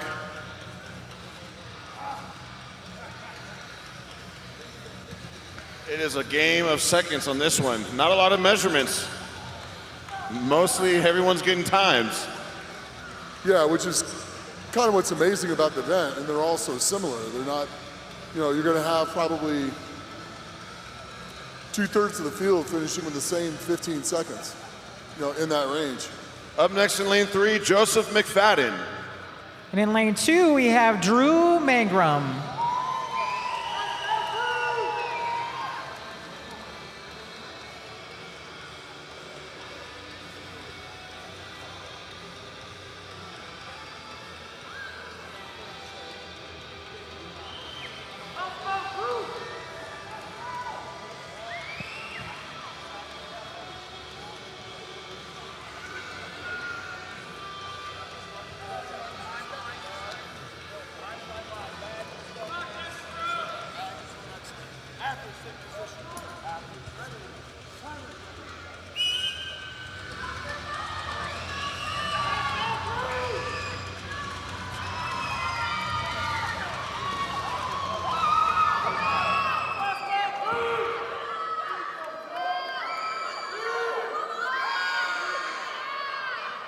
Look at Drew move down that course.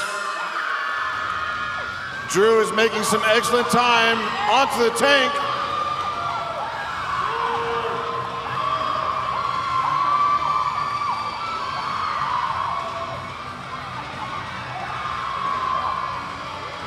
About 37 seconds there for Drew Mangrum.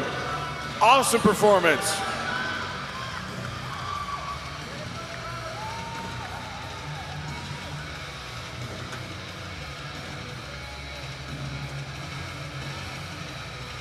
Great job, Drew. Up next in lane 3 for our heavyweights, Jeremy Thompson. And in lane 2, we will have Paul Raplow.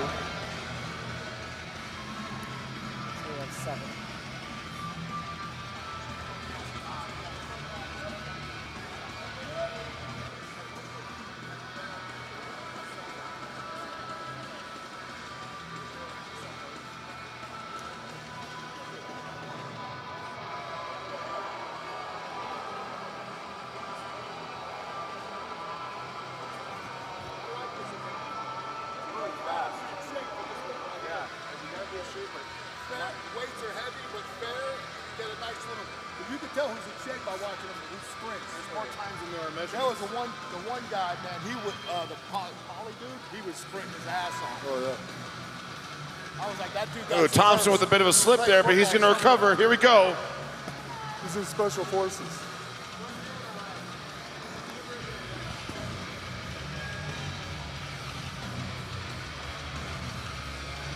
There you go. There you go. Keep moving your feet.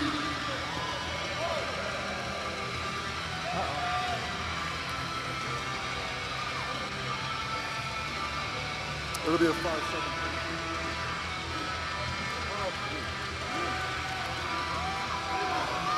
All right, lane 2 finishes.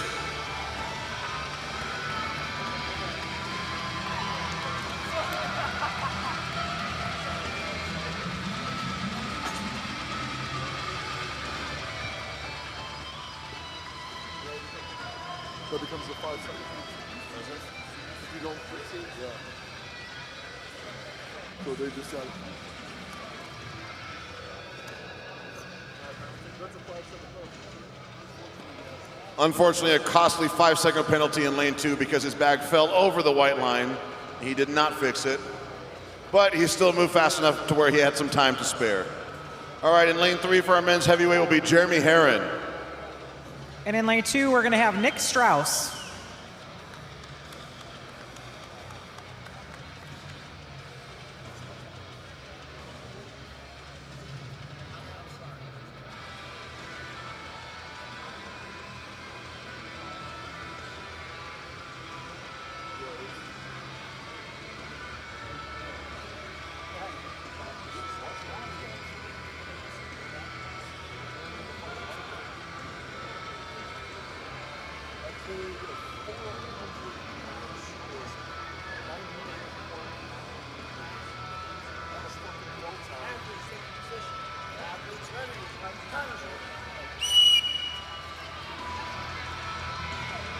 Strauss going for the vertical pick. Now he has it at his shoulder. Look how fast those feet can move when that happens. See Strauss just smack that chalk piece and explode it? Yeah. Smart. He did that in the Farmers too. Let's see how this tank moves for Strauss. He's gonna be sub 40. Yeah. There it About is. 37 seconds there for Nick Strauss. And here's Jeremy Herron finishing the course Keep with the going. tank. Keep driving those feet. Finish. You got it. Let's go. About 55 seconds there for Jeremy.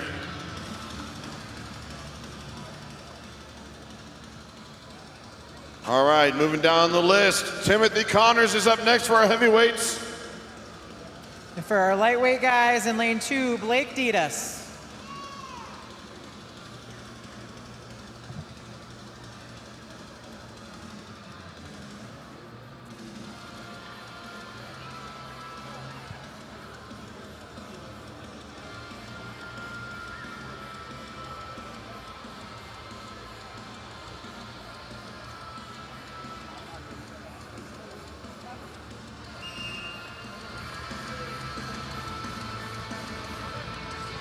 Another quick shoulder in lane 2 right there.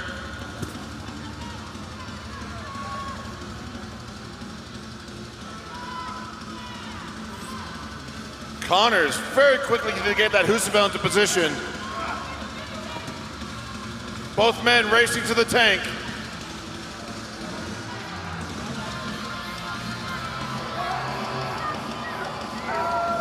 Yeah. Nice job. Great speed from both guys.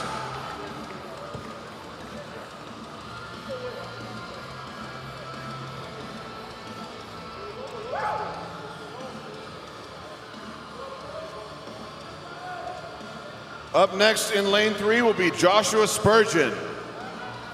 And in lane 2, we have John Alimo. It's gonna be a good time for the heavyweights.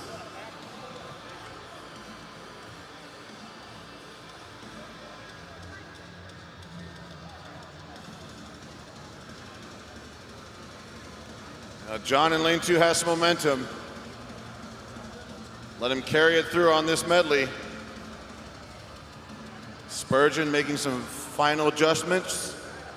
Here we go.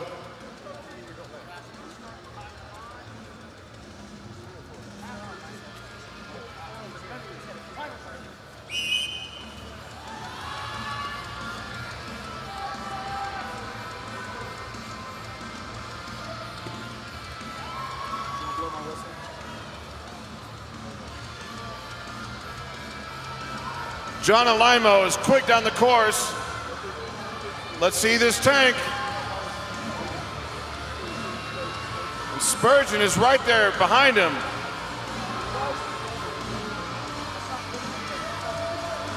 John Alimo, about 29 seconds. He was moving with intensity. And Joshua Spurgeon with a great time as well.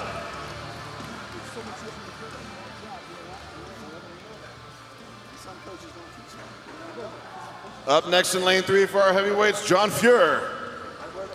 And in lane 2 for our lightweight men, Blake Hoffman.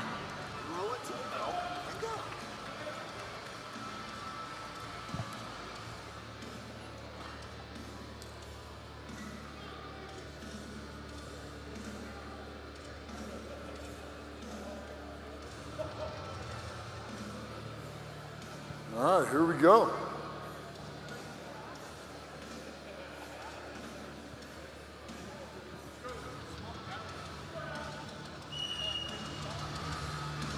And they're off.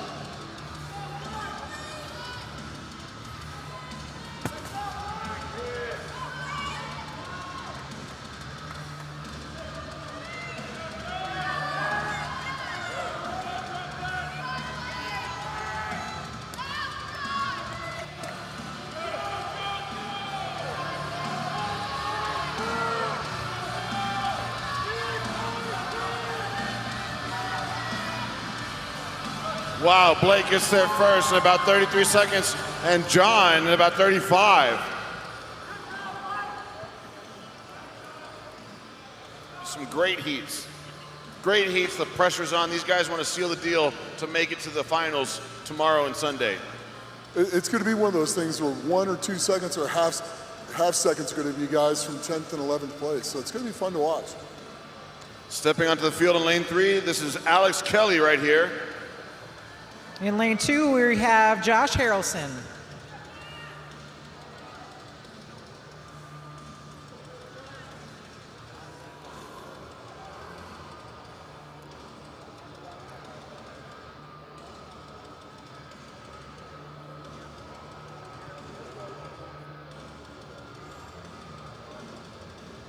Athletes take position. Athletes ready. Partners ready.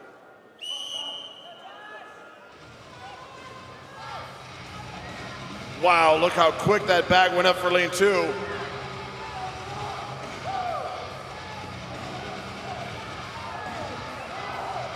Making it look easy. Huh? Kelly played in Colorado. Let's go.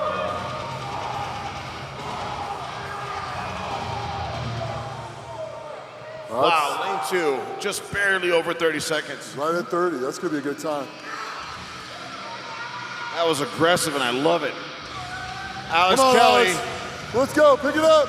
trying to find his groove with this 350-pound bag.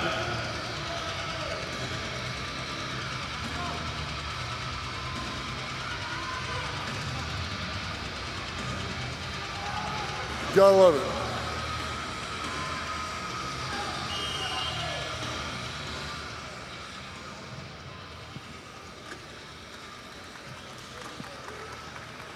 Up next in lane 3 will be Andrew Burton.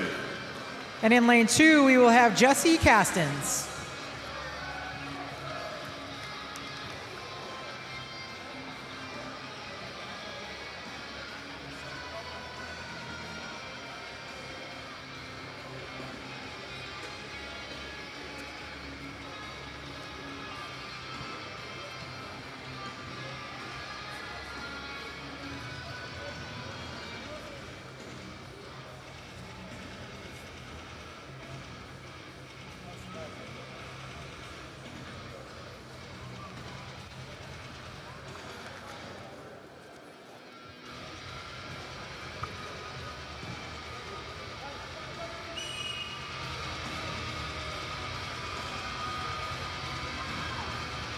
Yeah, look at this. Let's go.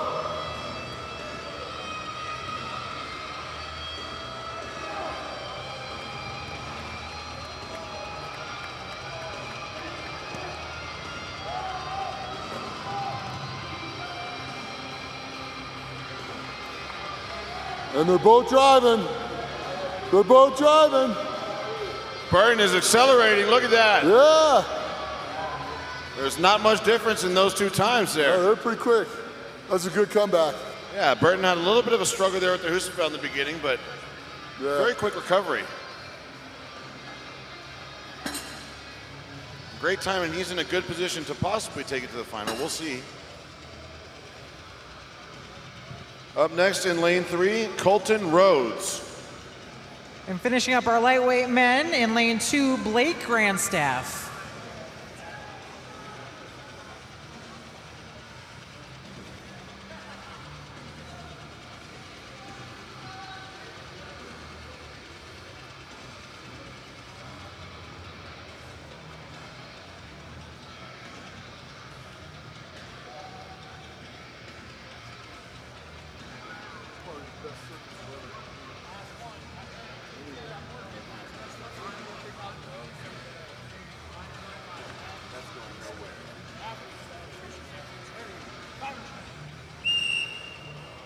Here we go.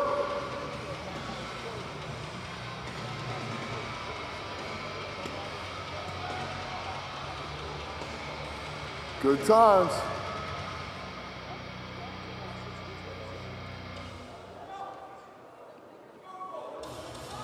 Colton Rhodes gets the Husafeld down the course. Yeah, hustle. Both guys onto the tank. Let's see who's got the strides. Like to see the big guys moving. Yeah, look at Rhodes there. The purple socks doing their work. About 37 seconds.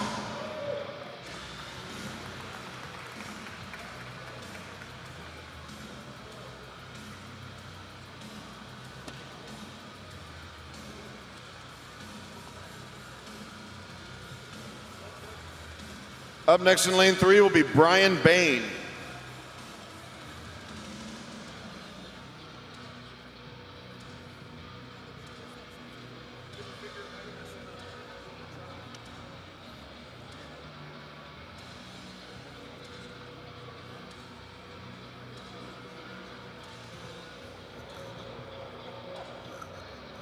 Everybody, one more time, let's give it up for the floor crew for setting all this up for us. They're working their tails off too.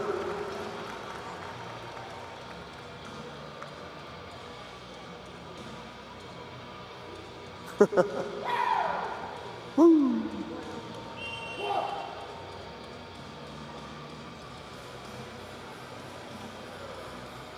All right. Coming up. And on to the Husafeld.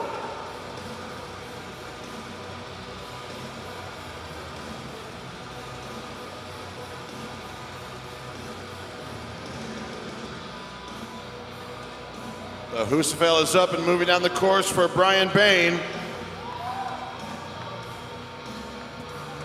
He's looking good and has Let's plenty go. of time. Hit it hard. Long drive, long feet. Look at that speed. Speed, long feet. That was a great tank run. push by Brian. Yeah.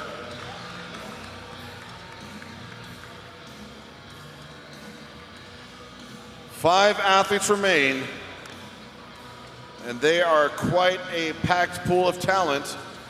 Up next, from Canada, Joey Lavallee.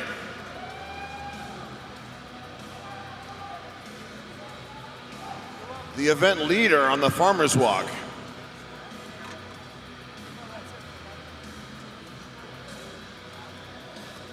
Let's see if he's just as fast with bags in hand compared to weighted handles.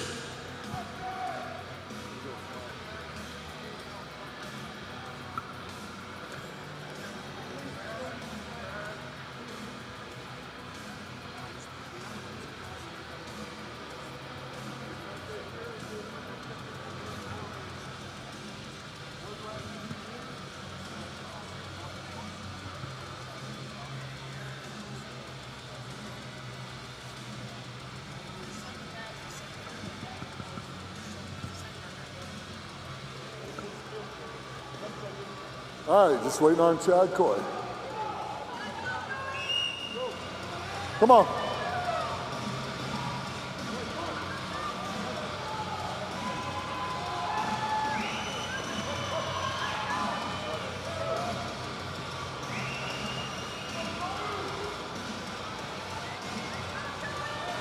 All right, he's got it lapped. It's looking good once he's in motion. Let's see how this tank is. Ooh, that's costly. The bag fell over the line. So it'll be a 5-second penalty.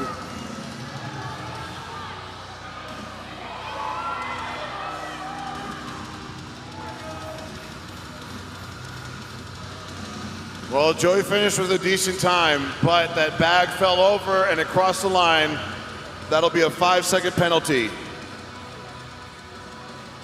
I hope it doesn't hurt him too bad.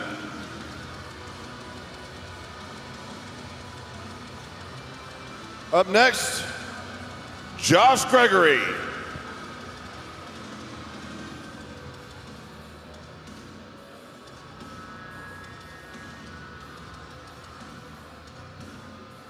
It's costly. If you're spending so much time and energy picking up the bag, it's kind of worth it just to make sure. All right, it stayed where I put it. Yeah, you don't want that. But it's easier said than done when you're in the heat of the moment, for sure. Very true.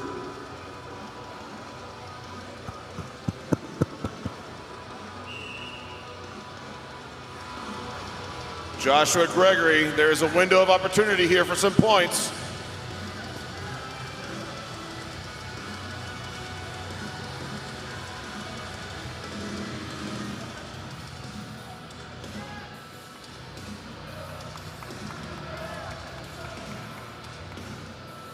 All right.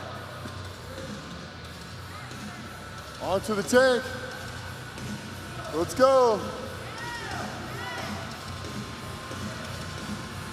Awesome acceleration. And Gregory finishes in under 40 seconds. That still gets him more points than Joey, shaking things up a little bit. Yeah. Up next, Tim Buck. 2.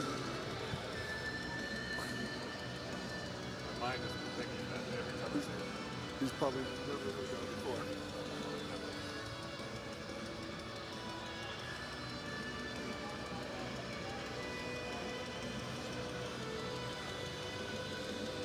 Tim looks like he can toss around a 350-pound bag. Yeah. Let's see him do it.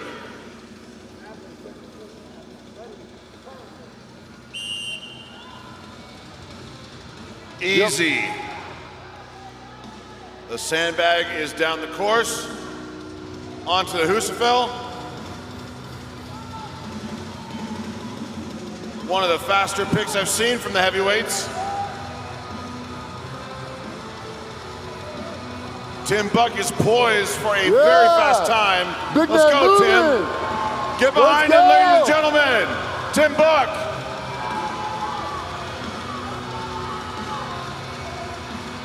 There it is, about 34 seconds, more or less. Yeah, 33-ish. A solid time for Tim.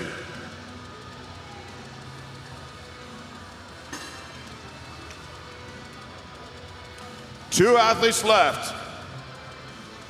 He's pacing in the background there. Nicholas Gardione is up next.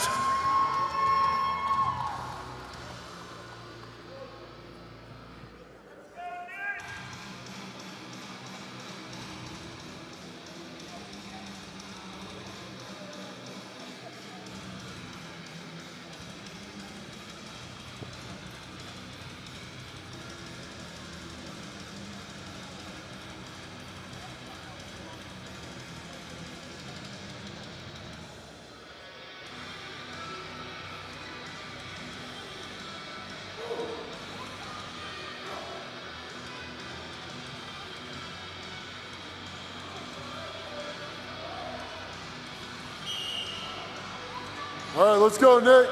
There you Fast. go. Speedy, speedy. Go. Uh-oh. Picture perfect. Uh-oh. This is going to be a good time. Oh, no. Ooh, costly Oh, no. penalty.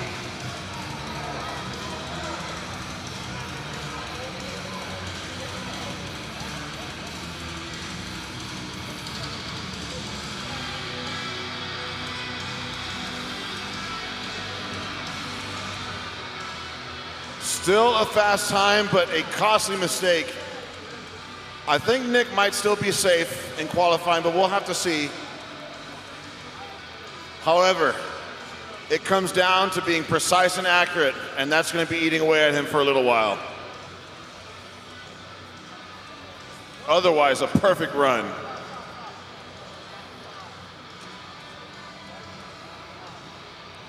And he will have to have that 5-second penalty added. He finished it after he got the tank there. He would have had to fix it prior to doing the tank if he didn't want the penalty. Still, a fast time from Nick Gardione.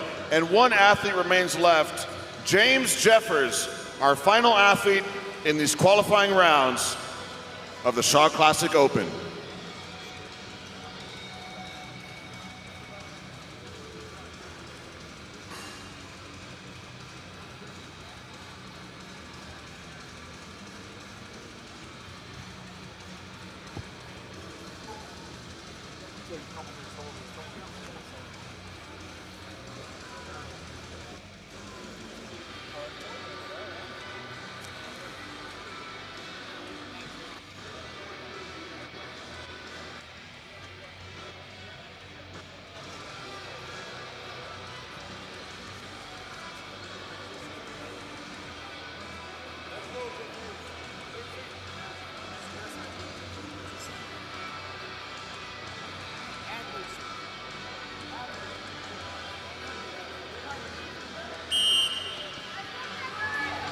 Jeffers is off with a quick pick.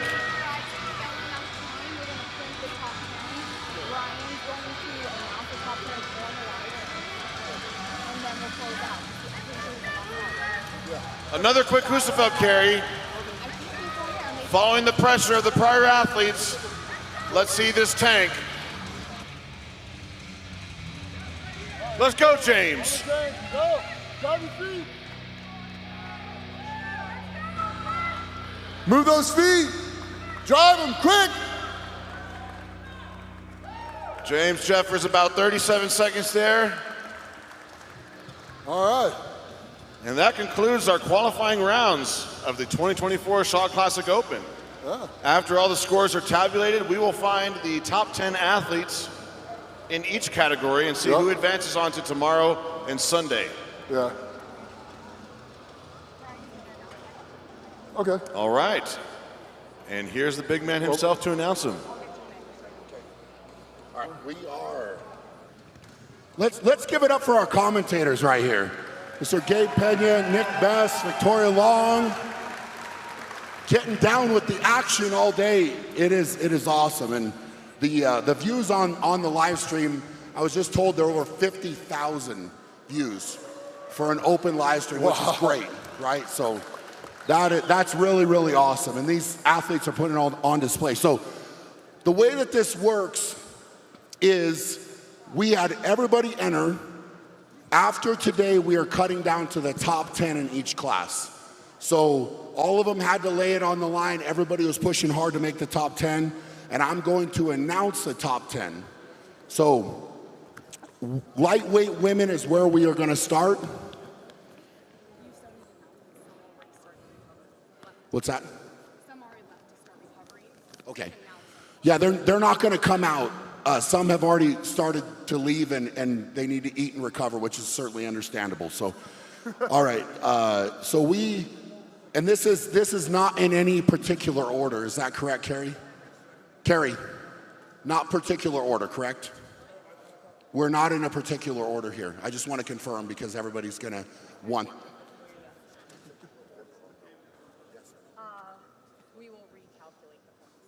Okay, so we're going to recalculate the points. I'm not going to give them because I don't want to say who's in first or 10th. So it's just the top 10. But the way the points work, so everybody in the crowd and viewing the live stream works, is it is like the top 10 competed against themselves. So they do get credit for what they did today. So all of them, that's why if they knew they were in the top 10, they were still competing so hard. So they do get credit for today. So that will be a cumulative total running. They are in order. Okay, so they are in order. Got it. Okay. So I'm gonna, do you want me to give points too, Carrie? Points? No. Okay, so right now, 10th place, lightweight women. Let's get it off with Jamie Strong, made it through. Nadia Morrison in 9th. We have a tie for 7th with Heidi Ellen Humar and Kristen Ellis. In 6th, we have Diana Ferrier. 5th, we have Stacy Burr. 4th, we have Holly McCrae. 3rd, we have Kira Wixon. And right now, in a tie for 1st place, we have Crystal Stansky and Taylor Woods. And Crystal, if I mispronounced your last name, I'm very sorry. So that is your top 10 for the lightweight women. The open women, in 10th, we have Laura De Bert Romilly. And I probably butchered that one. I'm really sorry. Did I? Yeah, okay.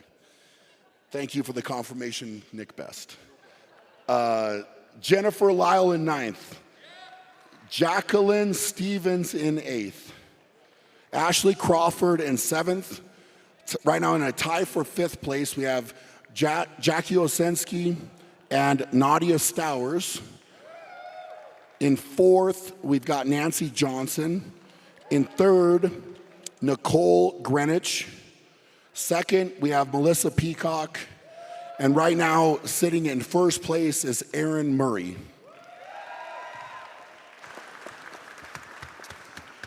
Moving on to the lightweight men.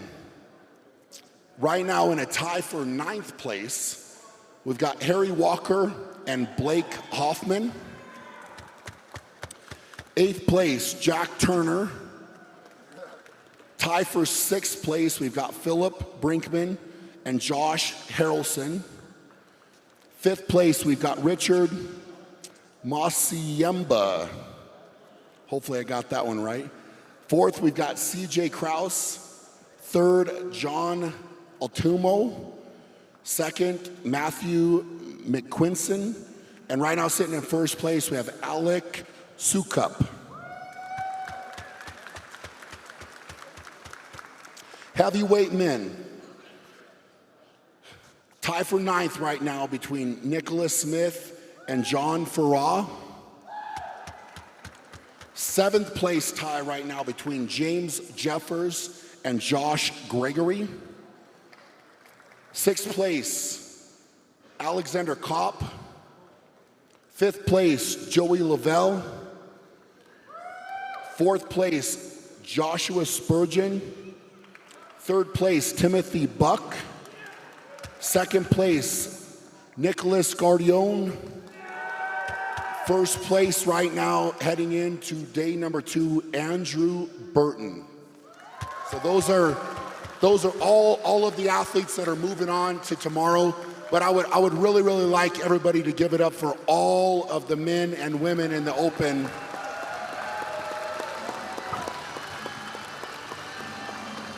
And let's give it up to Brian Shaw and Carrie Shaw for doing this.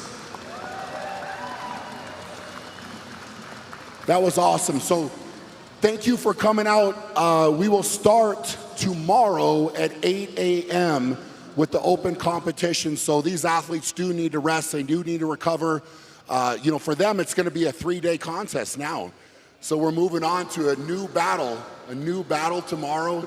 And I cannot wait to see how this one plays out. It's going to be fun. Yeah, it's going to get a lot more serious tomorrow. It's going to be a great time, and thank you, ladies and gentlemen, for coming out here, supporting the athletes and being the lifeblood of the sport. We will see you tomorrow bright and early for day 2 of the competition, day 1 of the finals. Thank you again. My name is Gabriel Pena. It's been a pleasure.